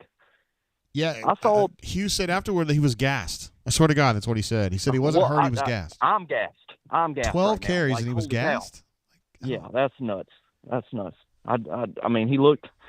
I don't know, man. But I appreciate you, JGT. I'm gonna keep on showing up. I'll be there. I appreciate you. That's yes, a good sir. call. I appreciate you. That's a good call. Yes, sir. Thank you, JGT. I'll see you. All right, man. Bye. War Eagle. War Eagle. Good first call from Nick A. I liked it. I like the passion. I like the passion. Coach Hunter said that he is good. And so you know what that means. That means we call Coach Hunter. Like, immediately. Appreciate it, Nick A. We'll see what Hunter has to say about this. I wonder. JG. What's up, Hunter? How you doing? I'm good, man. Sounds like we got some dudes on the ledge this afternoon. Yeah. I mean, yes, that is going on. And, hey, how did your speaking thing go? It went well, man. It went well. Did you just talk about coaching and shit?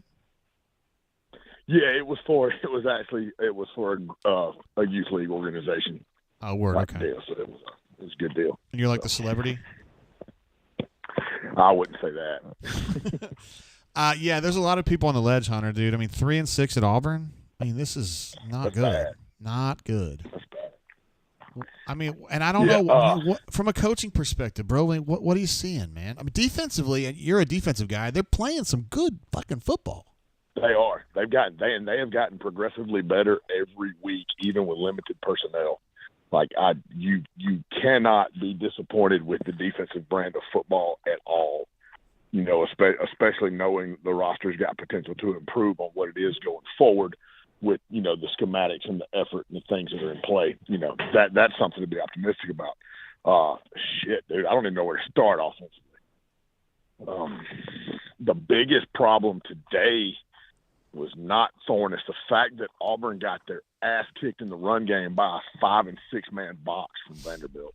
Yes. Like, Vanderbilt stopped the run without loading the box. I did not see that coming. And if you can do if a team can do that to you, you're in trouble. You're in trouble. There was some really sporadic stuff in the play calling. I actually think I heard your boy Stoltz say it a week or so ago that Hugh will get frustrated or get bored and call a trick play in the middle of the drive. And you've seen that in the last couple of weeks. It kind of bit Auburn in the ass. A good drive going and then call the reverse pass with Malcolm trying to hit something big, and he's young and doesn't have the awareness to throw it away, and all of a sudden you're in second 20 and the drive's dead. Yes. You know, at a critical time. Like, did that seem like a weird things time? In games, it's very, very poorly timed. And especially against, you're playing a really disciplined football team. Vanderbilt is as good as they are because of how disciplined they play in all facets. Trick plays aren't going to get them. You know, you've got to line up and you've got to beat them with physics. The part that I don't understand is the absence or the unwillingness to really lean on the screen in the quick game. When they went to it today, they got yards in chunks, but it was so seldom that they went to it. You want to talk about a way to lighten up a box, you start throwing the fast screen out to the number 3 or the slot receiver, or even some tunnel screens to the number 1 coming back from the boundary. You get linebackers out of the box. Then you can come back with the run game. And when it worked, like you said, they had some fast screens and they worked. Yep. I just didn't want to go back to it. I'm sure. That part of it just seems really disjointed. You know, O-line got their ass kicked. Play calling was disjointed. Some breaking of the sequences in the play calling. It was I'm not gonna say kind of. It was an abject failure on that side of the ball today, completely. I don't know where they go from here, Hunter. That's the thing. I mean, they're not going to fire him. Realistically, you can't throw away $20 million in this era. No, and that's not the right thing to do. But I think there has to be some, all coaches, we all have to, self-actualize and see what's going on. And I don't know. I mean, this is 2 years in a row where there's kind of a gray area murkiness to who's in control of what, on the offense and who's calling what. I mean, you got to have an identity. I don't care who it is or what it is. You've got to have an identity. And there's no identity there in place right now. Yeah, I know. I asked him that, and he gives me the weird answers when I ask him that question. Like, what's your identity? You don't get a straight answer on that because he doesn't know. I don't think he knows. I don't think he trusts his personnel. I think he has in his head what he wants to do, and he tries to do it and realizes he can't do it with this personnel, and then goes astray. And then you end up in this fucking situation where you score 7 points against Vanderbilt. Yeah. And it took an amazing individual effort to get the 7 points because Rivaldo Fairweather took a terrible pass. It did. Jeez Louise. And there were, and you could see it. Like they had some advantages they didn't take it, that they didn't really, really attack or capitalize on with some things. Some of the motions created some really, really advantageous leverage situations, with receivers across the formations. And it was almost like the play calls were very, very binary, very miles on. Like we run this motion to do this play, not like we run this motion to see what the defense does and then attack the weakness that it creates, on whatever level that we see. So I don't know, man. It's tough because if there's got to be drastic improvement up front to be serviceable. Getting your ass kicked in a 5-man box and you're an SEC O-line against Vanderbilt. And I'm not knocking Vandy. They're playing out of this world. I don't know that there's a coaching staff, maybe Indiana, that's done that level of job this year in college football. But you can't get beat with a 5-man box in the run game when you're Auburn. It just tells you they're not playing tough enough, right? Is that the way you interpret it? Yeah, and that's another thing is it doesn't look like amongst the upperclassmen that there are a lot of winners, like guys that know how to power through the tough situations, the critical moments right now. And like who's that guy? Who's that guy that when it's crunch time, like Auburn can surefire lean on the offensive side of the ball? On the offensive side of the ball, nobody that I know. I mean, nobody. Jarquez has that personality, but 12 carries today, and Gus and Hughes said he was gassed. How the fuck is he gassed? From what? Yeah, I don't get that response. I think he kind of, I don't know if he was subconsciously bailing Quez out a little bit, when he saw that they were getting wrecked up front. He was getting beat up and not really getting any yards and didn't want him to mentally tank or something. I don't know. I don't know what the deal with that was because the overall rushing number, like the frequency of run plays called, was where it needed to be. The execution and productivity for those run plays was not. If Larry Blakeney said, "I didn't play Hunter because he was gassed," would you be pissed? Oh, I'd be so pissed. Yeah, you don't want to hear that because I know what kind of work I put in to get to that point. Like you don't throw me out for being tired. All right. Yeah, I don't know. Maybe a cop out of an answer. I don't know where they go from here, man. I think there's got to be a remedy in terms of offensive hierarchy and what the focus is and what kind of identity they have. Because even if you get all kinds of really talented pieces to put around something, if you don't systematically know how to apply those and use those in conjunction with one another, you're still just throwing shit at the wall. And, I think that is what they do it sometimes. Looks like right now, it looks like what they're doing right now, but just none of it's sticking. I don't know. So. Hunter, I appreciate you giving us some time today, man. You're an absolute stud. We miss you when you're not on the air with us. Hey, man, I appreciate you. Hopefully we'll brighter days are ahead. Hopefully, man. Hope so. All right, man. All right, see you. That's it. Coach Hunter, man. bringing some really cool ideas that I hadn't really thought about. Talking about, that it was a kind of a light box, really. I mean, they had 5 on the line, maybe 1 linebacker, sometimes 2, but really not usually.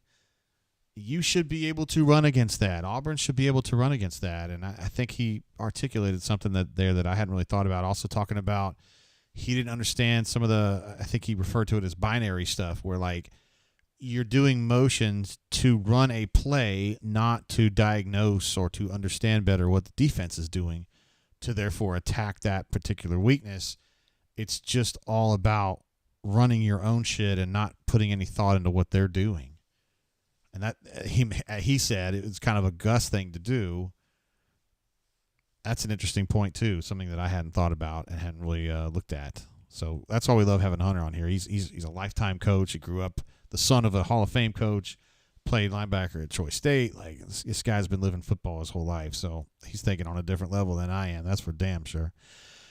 We definitely want to get Jay Head on the horn. He said he's good to go. We love Jay Head, one of our all-time studs, kind of like Hunter. We're going back to back with 2 of our all-time favorites here. So a real treat. JGT, what's going on, brother? What up, Jay Head? How are you, man? We're having ourselves an afternoon here, my man. I can only imagine. I bet the melt is an absolute 10, and rightfully so. I think people deserve to be frustrated. I feel like people are more sullen than they are biting angry, you know? Sure. Apathetic, maybe? We can't figure out how much blame to put on Peyton for this. And so I would ask you that to start off with. Is this a Peyton problem? It's tough.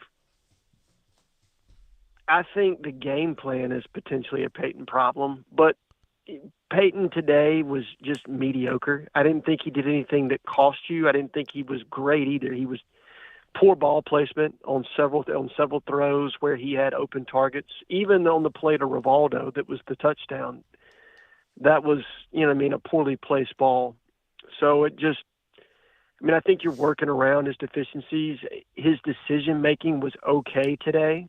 Like, he didn't make the glaring mistake. But again, Peyton is what Peyton is. And I don't want to, I'm not taking a personal shot when I say this, but he's just an average to below average quarterback. That's what he is. Okay? And it's unfortunate. If you have the running game going where Jarquez is able to, rip off big chunks, he can stay in those games and he can absolutely manage it and he can handle that. But today our run game was ineffective and Peyton was put in a position where, a different quarterback might have been able to create his own plays a little bit, may have been able to create some, extend plays a little bit better, create some of those vertical shots down the field. You needed a big chunk play and you just never really got it.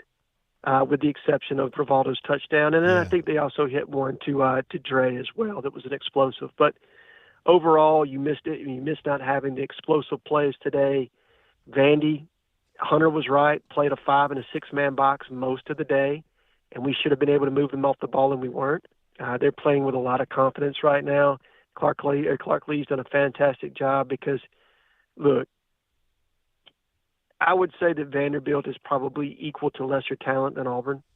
On the football field today, it should not have been a situation where they were able to move us at the line of scrimmage the way that they were. And I thought there were some times that they did some things with shifts and motions and we created some odd discipline violations and things like that where we created some nice running lanes. But overall, Vandy mucked it up front, and it really kind of got us out of our rhythm. And Peyton he's just not the kind of quarterback that's going to go out there and throw for, 300 yards or rush for an additional 100 yards or whatever, not against an SEC opponent. Yeah. I know he can't win you a game. He can't take over a game. That's not him. That never has been. No, it's not. No, it's not. And the team's not good enough around him to overcome all the other issues that we have on offense right now.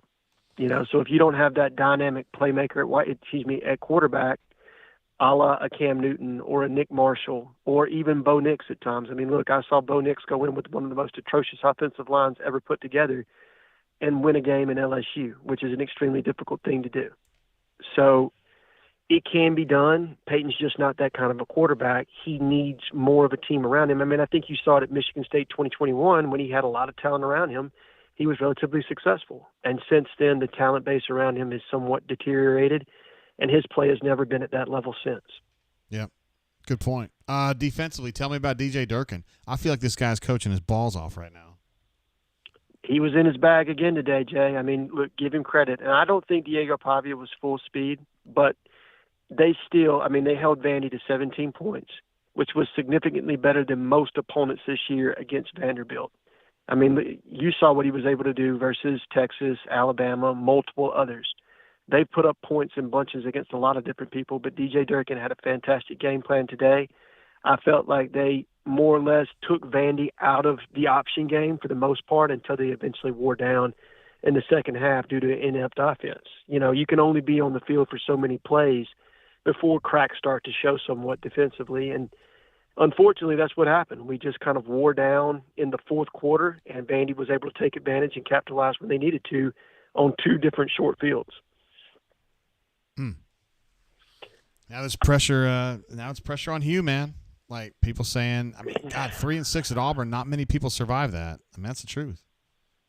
They don't. And my guess is, look, I know that La Monroe is better this year. I cannot imagine that he loses that game. My guess is you go 4-8, which is still not. People have asked me routinely, like, what would it take for Freeze to get fired? If he had a La Monroe moment right now, like, I think we all are comfortable saying that he should be coming back next year, but then the emotion of that from your major donors, that might be it. I don't think so. I mean, I feel almost pretty certain that Hugh's coming back next year. He's not going to be forced out. But again, you know, when the Titanic happens, then you're at a come to Jesus moment, right? Like you're truly pushed to, like, do we keep this guy or do we move on? Hopefully that situation doesn't happen, and that he's able to win the Monroe game, and then maybe you can look better down the stretch against A&M and Alabama, though I don't have a lot of confidence about that coming out of today's game. Same. You know? Because A&M's been playing some good-ass football lately. Yeah, Mike Elko's a hell of a football coach, man. He really is. And as bad as Alabama has looked at times, you know, specifically defensively, I figure they'll have everything together by that last game. I just don't know where they go from here, man. I mean, I think you got to stick with him. He's recruiting well. He's raising the talent level. So even if there's another guy that's got to come in a year or two, at least he's got players. I mean, that, to me, that's the key. Right. I mean, I think it's layered, right? Yes, you have to keep him. He also needs to keep this recruiting class together. That's a big selling point for him, and that's really been a lifeline, and that's the difference between him and Brian Harsin right now. Hugh has gone out and raised the talent ceiling on this team. I mean, you saw the young players flash again today. So there is a future there, but some of the in-game decisions that he makes, just poor discipline at times. I mean, look, I love Keldrick Faulk. He is everything that is right about this football team. He knows better in that situation. That's coaching. That's, you know what I mean? Guys have to know better than to make that kind of a crucial mistake in that moment. And again, it's an effort play by him. He was trying to do the right thing. He was trying to get a block. He knew he was trying to win for his team. But 3 points was not going to break you. A touchdown was. You were still able to overcome that. So don't commit a 15-yard penalty or a personal foul there that's going to give them the football right there on top of the goal line. But that's just, you know, that's one example of many that I saw throughout the game where it's just like we are so poorly coached in certain areas where the discipline's just not there where it needs to be. And I don't know if that's a byproduct of some of the other players on the team, if that's, you know, the way Hugh is executing certain things in practice, whatever the strategy is, the philosophy by certain coordinators. I don't know. I don't question DJ Durkin. I do think you have to make changes to the offensive side of the ball after this year. I honestly do. And I agree with Hunter that first and foremost, you have to identify what you want to be and who you're going to be, and you've got to sell out to that. Yeah, I can't answer that question. Right now, wait, what is Auburn? What is Auburn's offense? I don't know. No, I would tell you the best thing that Auburn does, and they knew this in fall camp, was run the football. Absolutely the best players. Even though your young players are extremely talented on the perimeter, Jarquez Hunter, Damari Alston, Jeremiah Cobb were still your most proven commodities. And you could have leaned into that earlier in the year. Now, I get it. It's the NIL era. It's the transfer portal era, and you have to make sure that at some point you're advancing the passing game so that these young guys that you've brought in, you know, they've played enough and they've experienced enough and they've had enough success that they want to stick with you and not look at other opportunities. And I understand all that. But to me, you also have to accumulate wins. It is as your friend says, and somebody that I admire in this space, I'm probably going to get booed for saying this, but Neil McCready says, it is a scoreboard business, right? And at the end of the day, the person with more points wins. And too often times this year, Auburn has not had enough points to be successful in many games. It's crazy. That Hugh Freeze is in this spot where he can't score enough points. I completely agree. That's where we're at. I mean, it's 13 where we're points. At, and it's a 14 points against Cal, 14 points against Arkansas, 13 against Georgia, and 7 against Vandy. I mean, it's a scoreboard business, just like you said, like Neil says. Yeah, it's a scoreboard business, and Auburn is not handling their business on the football field right now. They're not doing what it takes to win. Now, again, from positives, he's laying a great foundation from a talent acquisition standpoint. You couldn't be more right about that, Jay. But at what point do you say whatever it is that we're doing right now is not working? And I think you have to give it a third year. I honestly do. I mean, in my heart of hearts, it is the wrong decision. It's not just a $20 million decision. It's a $50 million decision. You know what I mean? Because it's Hugh Freeze's buyout, which is $20 million. It's the staff that you would also additionally have to buy out. It's what you'd have to pay for a new coaching staff.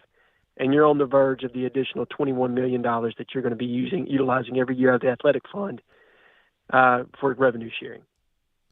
So it's far more complicated than just firing a coach. The pot is not as deep as it once used to be. And so the athletic department just saying, oh, yeah, hey, here we go. We can afford this because you were making buku-doodles of money. It's not necessarily there anymore. I love buku-doodles. My granddad used to say that all the time. Yeah, I figured I'd stick that one in there on you. I love that. I love that. Well, man, I appreciate you calling in. I wish it was happier times. I love talking to Jay when things are going well. It's been a while. It has. It was nice. We had that conversation last week. We had a moment, Jay. You know what I mean? But like many things this year, it didn't last for very long. You're right. But, hey, look, again, if people are frustrated or people are apathetic, I think everybody understands. You know what I mean? Like, you should be frustrated after a game like this. Auburn had every opportunity to win and to beat a quality opponent, and this would have been a big feather in the cap for Hugh. For sure. And it fell flat today. You know, it fell flat in an opportunity that you had to seize momentum. And in this kind of a year, you have to take advantage of those situations because, again, at the end of the day, wins and losses are what necessarily builds your resume, and it's just not getting done right now. But as far as fixes, 100%, they've got to make a change on the offensive side of the ball. I don't know what that change is. I don't know if it's coordinator. I don't know if it's position coach. I don't know if it's Hugh not calling plays. Whatever it is that's going on over there, they have to make it. They have to figure out what they want to be, select that identity, and then they need to sell out into it 100%. I know the chips fall where they may next year. All right, triple option, Jamel Holloway Jr. I got you. I heard it here first. I hear you, but you got it, man.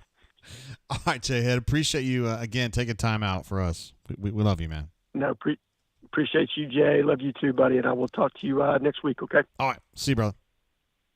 See you. Bye. There he is, Jay-Head, an absolute legend. Back-to-back, him and Hunter. You can't get better programming than that. You just can't do it. We do want to go to B-Matt. He says he's ready to roll, and I think he's frothing at the mouth, ready for an opportunity to jump on these airwaves. Hunter to J-Head to B-Matt. Wow, this is what I'm talking about right here. Hey, what up? What up, B-Matt? How you doing? I just enjoyed another beautiful day at Jordan-Hare Stadium. How about you? Well, another fine performance from, really from the play calling offensively. Oh, yeah. Terrific. I think it's important that after you prove what a great running team you are at Kentucky, that you come out here and show what a great passing team you can be. And they certainly showed something on the field today. What did you think post game? What was Hugh's just general situation? Same old bullshit. Okay. Same old. It's just nothing new. Got to coach better. Got to execute better. Got to finish better. Disappointed for the team, the fans, the alumni. We appreciate all the support.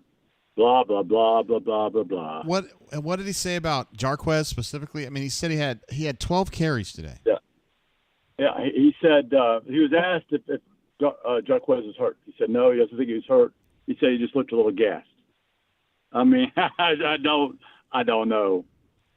I don't know about that. I thought that was really weird. That whole exchange there was strange. The use of Jarquez was strange to me. And I didn't particularly think he played that good, to be honest, either. He had that drop pass. Well, I thought it was a shitty throw. Did you think it was you thought it was a drop? Well, I don't have the angle you did on TV, so maybe I missed it there. Well, no, I mean, I don't think it was. Maybe on me. I didn't really second guess it, really. I just thought it was a shitty throw. I mean, if it was Peyton Thorne, it probably was a shitty throw. We're just being honest, right? Yeah. I mean, half the throws that are caught from him were not good throws. I know that Rivaldo's touchdown was a terrible throw. Yeah, it was, and I forget what down it was, but he had Cam Coleman. I think it was a third down, 1-on-1, and he can't even put the ball into position for Cam to make a play on it. Like the throw was so bad, it was inside and short that even Cam running, trying to turn around, come back, the ball couldn't get back to it. I thought it was another horrible game from him. Typical. I thought Vanderbilt had the right plan. They came out and put extras in the box. Free said they played the bare front, made it tough for them to run, and then dared Auburn to pass, and Auburn could not execute in the passing game once again. But I think there's a little bit more to this game in that the Bluebirds really came out in the fourth quarter.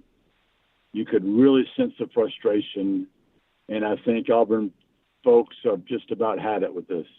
I mean, really. I'm not saying he's going to get fired. I'm not going there. I'm just saying Auburn folks are fed up with it. And, I mean, this is year two. He should be better, right? This team should be better in year two, and it's gotten worse. And I'm going to go back and look at it tonight, but I'm guessing he's on pace for one of the worst year twos in the history of this program as far as coaches. Yeah, I think he's looking 4-8 dead in the face here, right? Yeah, absolutely. Texas A&M's gotten really good. They haven't won in Alabama since the camp back in 2010. That's assuming they can beat ULM. Well, we'll see. They got 2 weeks to learn how to finish, as every player talked about in the post game. Let me tell you why Auburn's not finishing. You know why they're not finishing, JG? Lay it on me. It's because this team is not tough physically and mentally, and every time they get in these critical moments, up games, up plays, up downs, they don't execute because they're not mentally and physically tough. We've seen it all season. This is a coaching staff that is not holding them accountable so they can get to that level. Interesting. That's the problem with this team.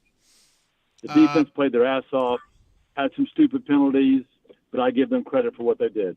They did a great job against Pavia. One of our chatters who was listening to the press conference said Hugh said something about play calling duties will stay the same, but he's going to limit scope. Did you hear that? Did he say that? I did. He was asked if they're going to change something on offense, play calling, whatever, who's calling plays, and he said, nah, they might just limit the scope. And what I think he meant there is how many different plays they call. I think he means focusing down on fewer calls, which, again, we've heard that bullshit before, right? Yeah. I mean, it's just there was nothing you said in that press conference. I mean, I go back and listen to it and read it again. I guess I've reached my limit too.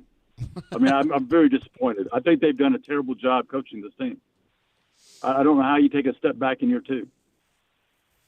Well, you bring in the best recruiting class they've had in a number of years. They go in the portal and do all these things they want to do in the portal, but here they are taking a step back, and their schedule didn't get any tougher.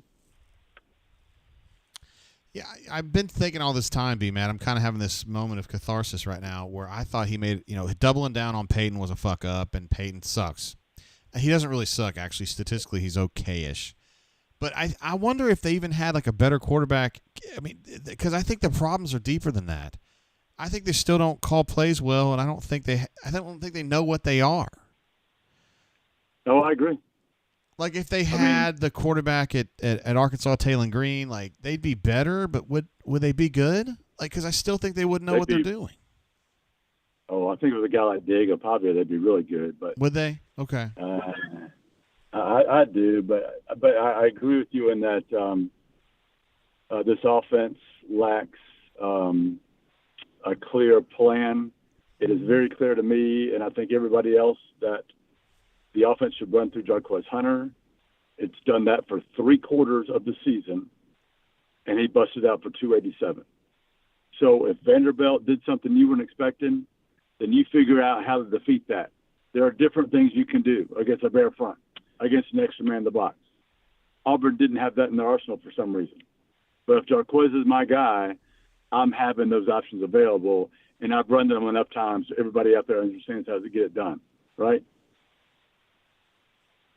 And but it's like Vanderbilt stops the running game, and here we go again. We'll just do this old stuff again. We'll just run the RPO and, let Peyton, make some plays. Peyton ain't going to make no plays. I don't like where this program's at right now, I'll be honest, but I guess. I don't either, other than recruiting. The recruiting's incredible. It's unbelievable how they've held on to the class and keep adding to it. Give them full credit for that. Great job. And maybe they make the turnaround next year with more talent. But, buddy, they are really showing their ass this year. That's for damn sure. B-Matt, we love pissed off B-Matt, fed up B-Matt, and we definitely got him today, so thank you for that. Yeah. Oh, yeah, of course. Yep. Sorry to everybody out there. I feel terrible, man. Auburn deserves better than this bullshit. I know. I mean, that's fucking Vanderbilt at home. It's been going on for a while, too, is part of the problem. Yep. All right, G. Peace Appreciate out, you. bro. See you Monday, Tuesday-ish. I don't know what the deal is next week. We'll see. All right, man. Off week. See it. Peace. There he is, B-Matt. I've got the Breeders' Cup Classic on. This is a big deal for people like me from Kentucky who like horse racing. And, I'm going to watch this race here for a second while I continue to talk about how Hugh is annoying. City of Troy and also Next are the two horses that I am interested in. I am happy to see Mixto up front because he's a Calumet horse, and I love Calumet Farms. That's with the black and the gold chevrons. You guys don't care about horse racing at all, but this is important to me. This is like the number one horse race. I know the Derby's the big horse race for a lot of people. That's kind of like Daytona. But this is the actual, all the horses from the year who have had great years, they all, the big time guys, all go in one race, and this is it right now. They're at Del Mar, which is kind of closer to San Diego, but it's between San Diego and Los Angeles. And it's a place that I did the Pepsi Challenge in 1980. Yes, sir. I was a Cub Scout. I went up there. But we went there last summer, not this summer, but in the summer of 23, and it was kind of a shithole. I was not happy with Del Mar at all. All right, Fierceness definitely would have been the horse that I would think would be up here at this time. Hold on, MWD. I got to see the finish of this race. I don't do this to you guys very much. It looks like none of the horses that I like are making a run here at all, so oh well. Sierra Leone making a move here. That pink horse on the outside. I don't think that Fierceness is going to win this race, which is going to really disappoint some people. Uh-oh, I may have spoken too soon. Looks like Sierra Leone is going to win this bad boy. I hope Casa DP had that. I hope he had that Casa DP. So that was going to be MWD on the line. B-Matt, same thing. Don't understand the lack of offensive identity. And I like what J-Head was saying. Figure out what you're going to do. Figure out what you want to be, and then go all in on that. Whether that's triple option, whether that's you're going to pitch the ball around, whatever you're going to do, just get on it. And I feel like Auburn's kind of in this middle ground where it's like, well, we're kind of RPO, and we're kind of like a running team, and like fucking figure it out, man. Jeez Louise. My man Ryan, you got to give him credit. He's out here trying to fight this fight. That Peyton Thorne is a really good quarterback. I don't really feel like I need to get involved in that, but if you want to fight that battle, that's fine. And also Chad Brown gets he's the trainer that wins the Breeders' Cup Classic on Sierra Leone. He's got some lovers and he's got some haters, as we all do probably. Robert says, as a coach that's 23-31 in the SEC, good. I'd say thumbs down on that, Big Daddy. Not very good. Chris says RPO is based on the defense we play. Good defensive teams are going to try to stop the run and make Thorne beat them, which is fair, right? That's what I would do if I was a defensive coordinator. But I think what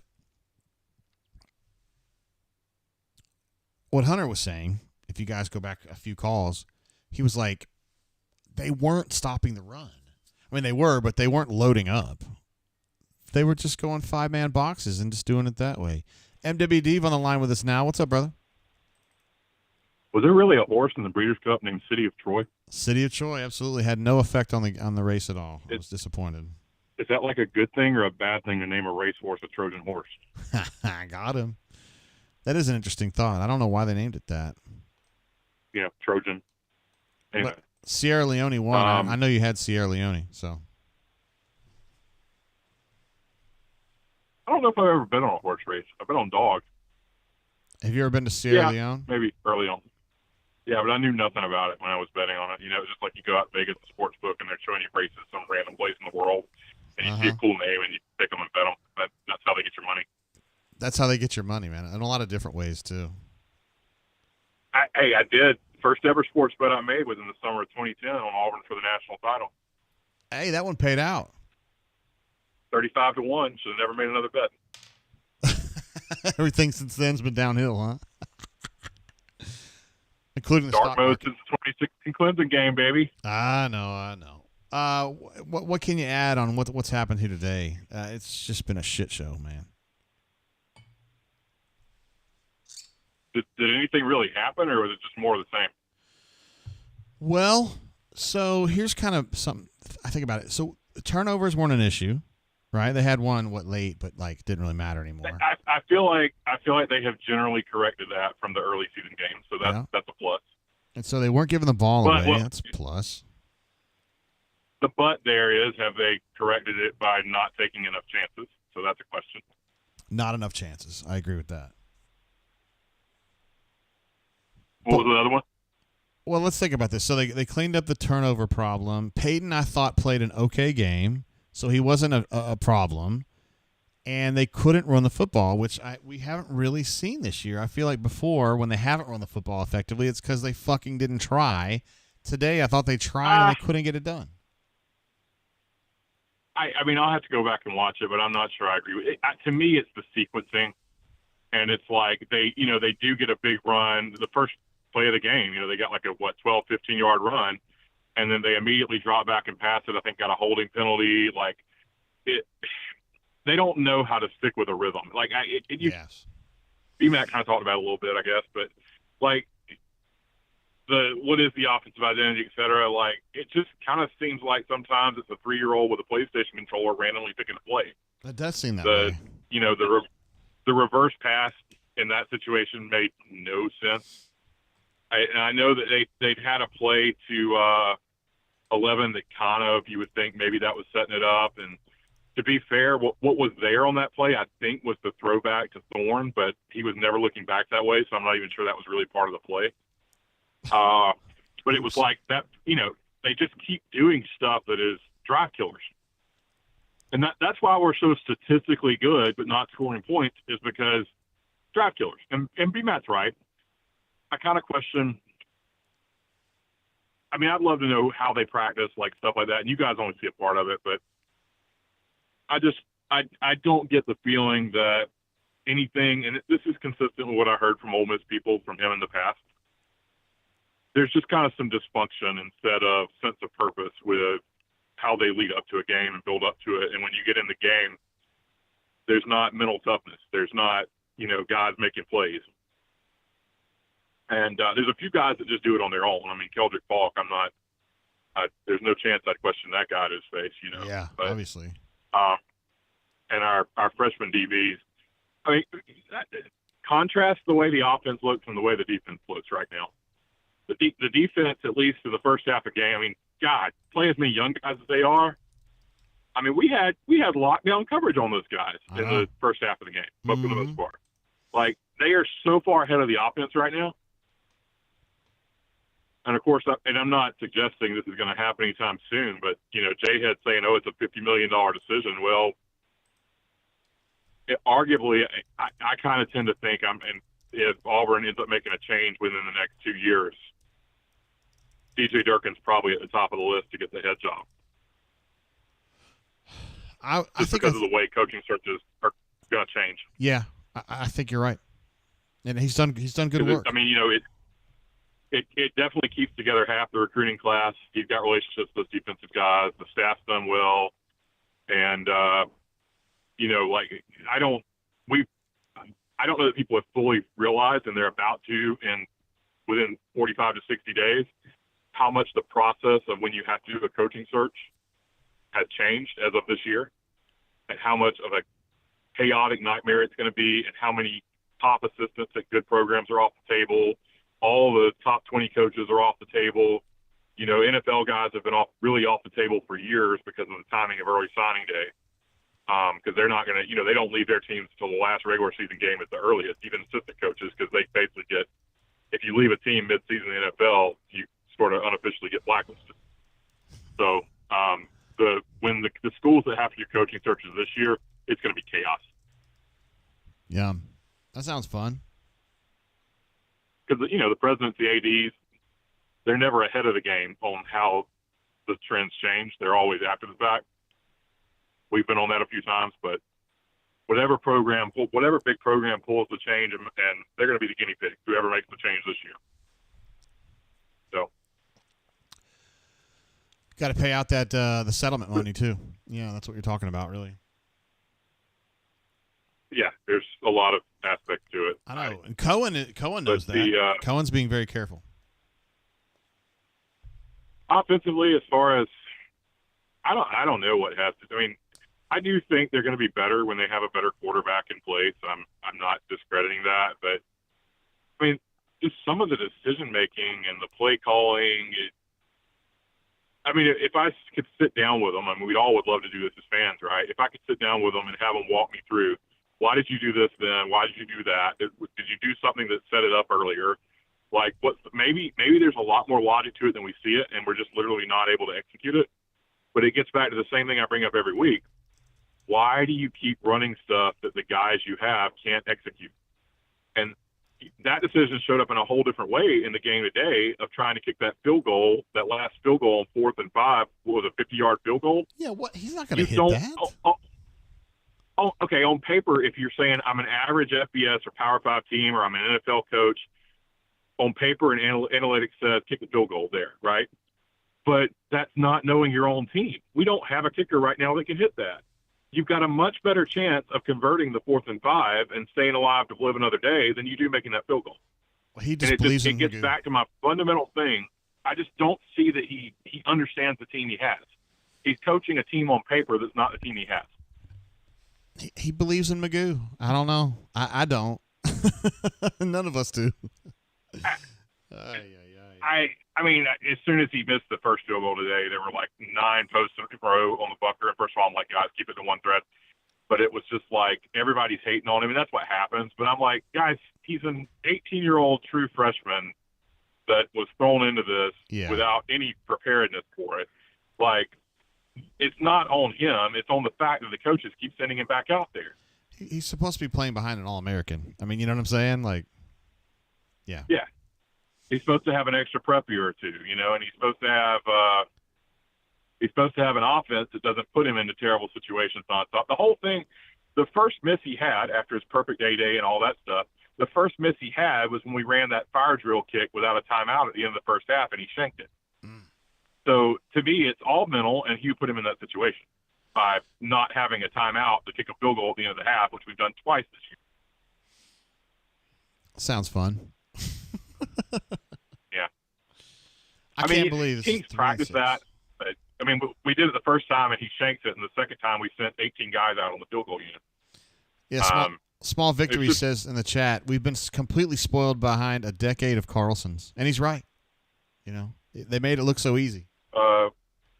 I can go back to really I can almost go back to Al Del Greco, but I can go back to Scott Etheridge and tell you nearly every kicker we have, and there would only be there would only be one that I would say is remotely close to as bad a situation as we had right now.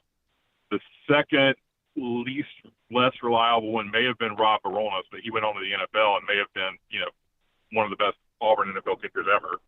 Yes. We have definitely been spoiled by kickers, and I don't know that people realize that. But I mean, if Bobby Bowden and Nick Saban had trouble finding kickers, it's not unique to our situation now. It's frustrating. So.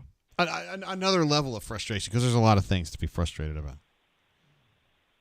Yeah, it's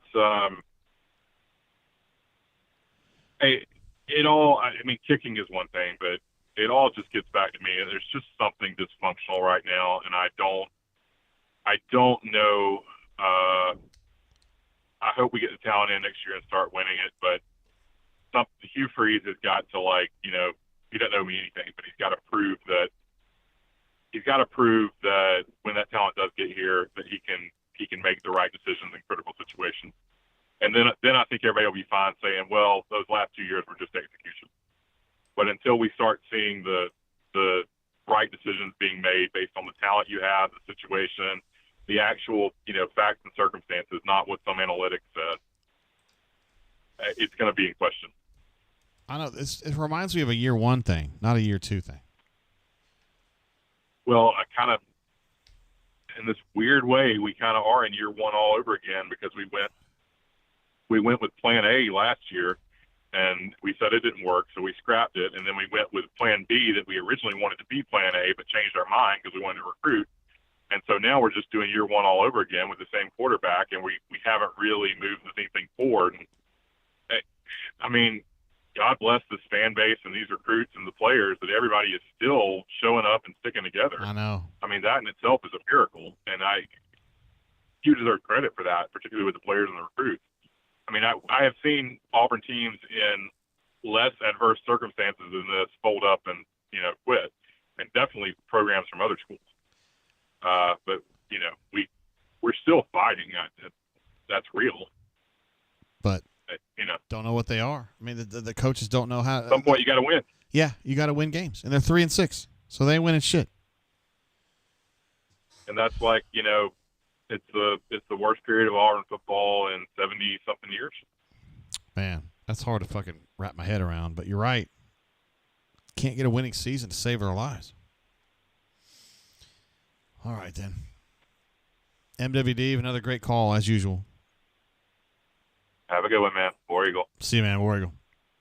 There he is, MWD, who speaks it straight. We love. I mean, he brings it straight. I can't fuss with anything he's saying. Still fighting. I'm on board with that. I think they are too. I thought they fought today, but I mean, defense fought. I think everybody would agree. Everybody in this chat would agree that the defense fought their balls off today. Coached well, played well, fought hard.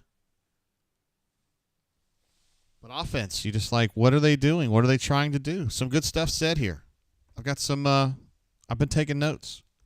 Nick A. said it's not okay. 148, lots of notes here. Cannot be disappointed with a defensive brand of football. I don't think any of us are. Travis J. wants a quick summary of the second half. Quick summary, I can do that. Vanderbilt a little bit better. Auburn a little bit worse. Touchdown, missed field goal from Auburn. Touchdown Vanderbilt, missed field goal from Auburn. And then it just kind of devolved. And also, I think 2 carries for Jarquez in the second half, and Hughes said it wasn't injury. He just got winded. He got fucking winded from 2 carries. And then we talked to Hunter, who was a linebacker at Troy State under Larry Blakeney, and he said he would have been so pissed he wouldn't know what to do if the coach had ever said, Hunter couldn't play because he was too gassed. And it ain't like Jarquez is some, fat dude who don't give a shit about staying healthy and fit. He's probably the most fit guy on the team. So I don't understand this. I'm confused by it. Hunter said they should have used fast screens more. And the ones that went to Malcolm Simmons were great. They had some key. They had a 3rd down conversion on one of those to Malcolm, a 4th down conversion to him on one of those. What happened? Got away from it. He mentioned about head coaches. We all have to self-actualize. He doesn't think that Hugh necessarily puts himself, maybe doesn't scrutinize himself enough. And I think the best thing I heard on the phone today, and it's a tough one because we had a lot of good calls. Hunter said you cannot lose to a 5-man box. You can't lose to a 5-man box. And Vanderbilt wasn't doing anything exotic or numbers-wise to fuck up the run game. They just did it because they played better. 12 carries for Jarquez Hunter. 12 carries for 50 yards, and he probably had 15 yards on his first carry of the day. I mean, I just don't understand. You know, every game before this, there was a reason. It was like, well, you know, they have the turnovers or they can't finish in the red zone or whatever. In this game, I mean, I guess at the end of the day, they couldn't run the football, but I still don't understand why. Why did you lose 5-on-5 in a running game against Vanderbilt? It's hard to wrap my head around. I'm going to have to sleep on it and think about it. We'll write about it tomorrow. Buck it. I think at this point we'll probably wrap it up, guys. I think we've discussed it all. 5.5 hours. I haven't gone to the bathroom yet, so that's good. We've had some solid bourbon. We had some great calls. Mama Dudette called back in. We love him. CDF, Chip, Ruxy Poo, Nick A, Hunter, J Head. Talking about working around Peyton Thorne's deficiencies. Over and over and over again. BMAT, MWD had some concerns about sequencing. They don't know how to stick with a rhythm. It's like a kid that's playing PS3, PS4. Look at this. MWD calls in and then he super chats to say Auburn football so low, I don't even get a Pat Dye cough anymore.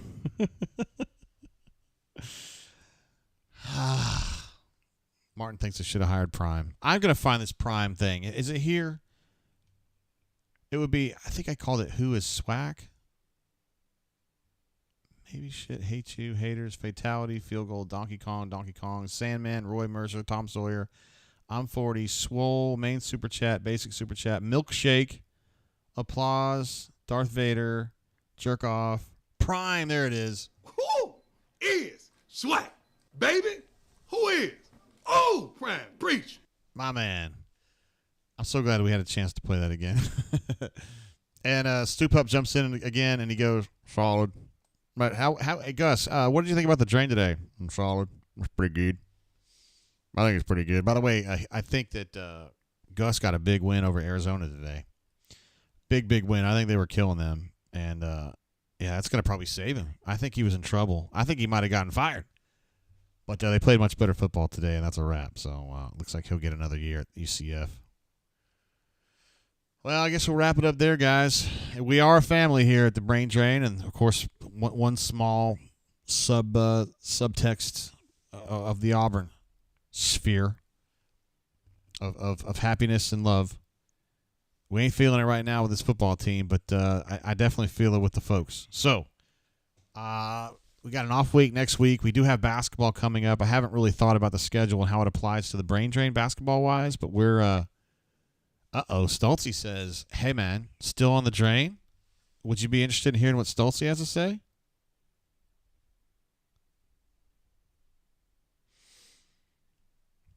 Would you be interested?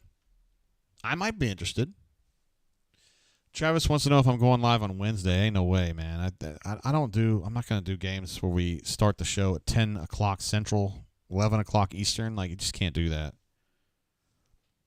I think I want to hear what Stoltzy has to say. So if you guys have left, that's fine. I'm not mad at you. I understand. But I'm going to go ahead and see what Stoltzy has to say here because fuck it. I'm curious.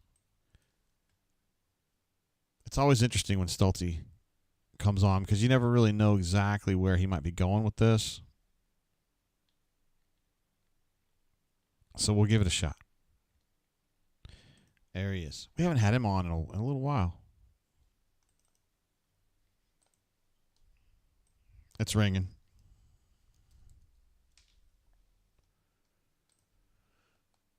What a shit show. What up, Stoltzy? Hey, Boy, What's we've been going for 5 hours and 45 minutes over here, and we don't even know where to go anymore. This has been a I have mess. no idea where to go with this either. It was pathetic. The defense played their hearts out and their guts out, and the offense said, "Oh, fuck that." So that's always fun to watch. I just don't understand why a team led by an offensive guy like Hugh can't score points. I'm just baffled. I don't either. It's baffling to me too, because I've seen his teams in the past put a lot of points on the board, and this isn't. They just can't. It's amazing to me, and I don't know if it's technique, if it's execution, if it's coaching, if it's all three. I don't know. I mean, Peyton Thorne is definitely not the guy. We've known that for a while But now. he wasn't dog shit today. I mean, 20 of 29, Yeah, he wasn't dog 239. But he did missed a couple of open receivers. He did. But he wasn't dog shit. You're right. Yeah. He was. I gave him a C. And- I gave him a C.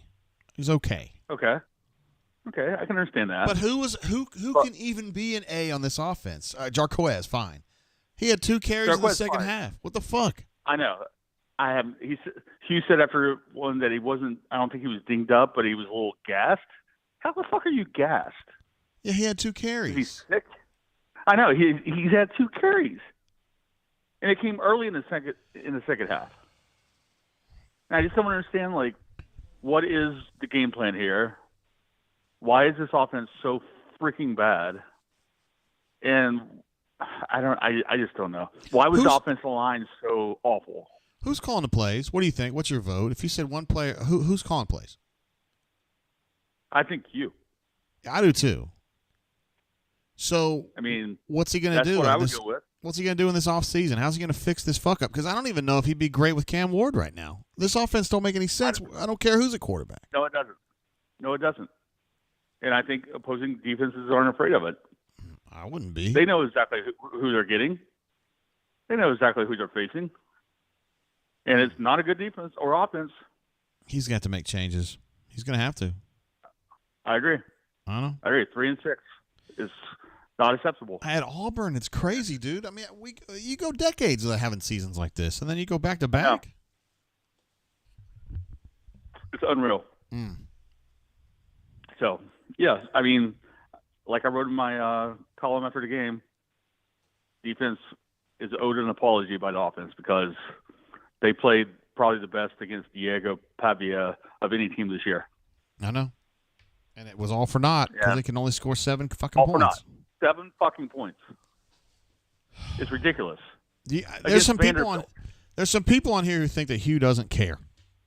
That he don't give a shit about this. The people who say that are just either hate him or they're just. I mean, I understand not being satisfied with where Auburn is at, but saying he doesn't give a shit, just come on. I the think guy he cares. gives it crap. I think he cares. I do. But And the people that are texting me and saying, "Oh, I'm done with you." Yeah, I'm keeping receipts. We'll see how he does next year. you're keeping receipts. I love it. I am because it's some close friends of mine who are like, "Oh, I'm done with you." Well, what is Auburn going to do? Fire him and the entire staff, lose most of the recruiting class, bring in another guy who's going to start over from scratch, and then basically fire him in 2-3 years. Which, by the way, I don't know if anybody's mentioned this, but you know who was in the interview room after the game? Lay it on me. Jimmy Rain. Oh, interesting. Yes. Okay. First time I've seen him at an interview since I've been on the beat. God, I haven't heard that name in 6 months. Golly. Exactly. But he was in there. But, I mean, people are calling for an overhaul right now. That's bullshit. You hold on to this recruiting class. And yes, the season sucks. The season has been awful. Everything that's gone wrong has gone wrong. But you hold on to this recruiting class, give him another year, and we'll see. From then, it's up to him. But to fire him now, like people are talking about, or they're done with him, screw that. You can't do that. But that's just my opinion. Can't wait I'm for. taking all my friendship bias out of it. That's just my opinion as somebody who covers Auburn and sees what's going on. Yeah. Well, If it's the same next year, fire his ass. Yeah, Absolutely. yeah, got to. You have to. But starting over after 2 years is not a way to build a winning program. I know. So, anyway, that's just me. All right, Stoltze, you've done a hell of a job. I'm going to go read your column now. Thank you, sir. Tell everyone I said hello. Well, you can tell them right now. Oh, hey, everyone. Love all our subscribers. All right, brother. We'll see you. All right. Bye. Yeah, bye. Tell them that I miss them. I'm like, well, they're all listening, so please feel free. Legit. Wow, worst case ever of the shits. That's one way to put it. He's on a battery. First of all, he lost 40 or 50 pounds, and he wasn't a big guy to start with. I think he went from 145 to 100, and he got really, really weak, dude. It's terrifying. They didn't know what was wrong with him. He's on a battery of tests. He went through a battery of tests. He is on a lot of medication to get shit straight, and he's feeling a lot better, but he's lost a lot. He's trying to get stronger again. He didn't kick for a while. He's obviously out of rhythm, and he just, please let's don't put this on Al McPherson, please. I mean, look, I wish he was out there kicking too. We all do, but come on, man. Ruxy asked a good question. What's the significance of Jimmy Rain being at the press conference? Support or anger? I don't know the answer to that. I have to dig into that a little bit more.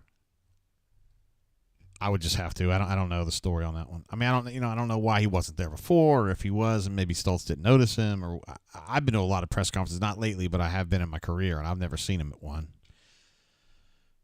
So,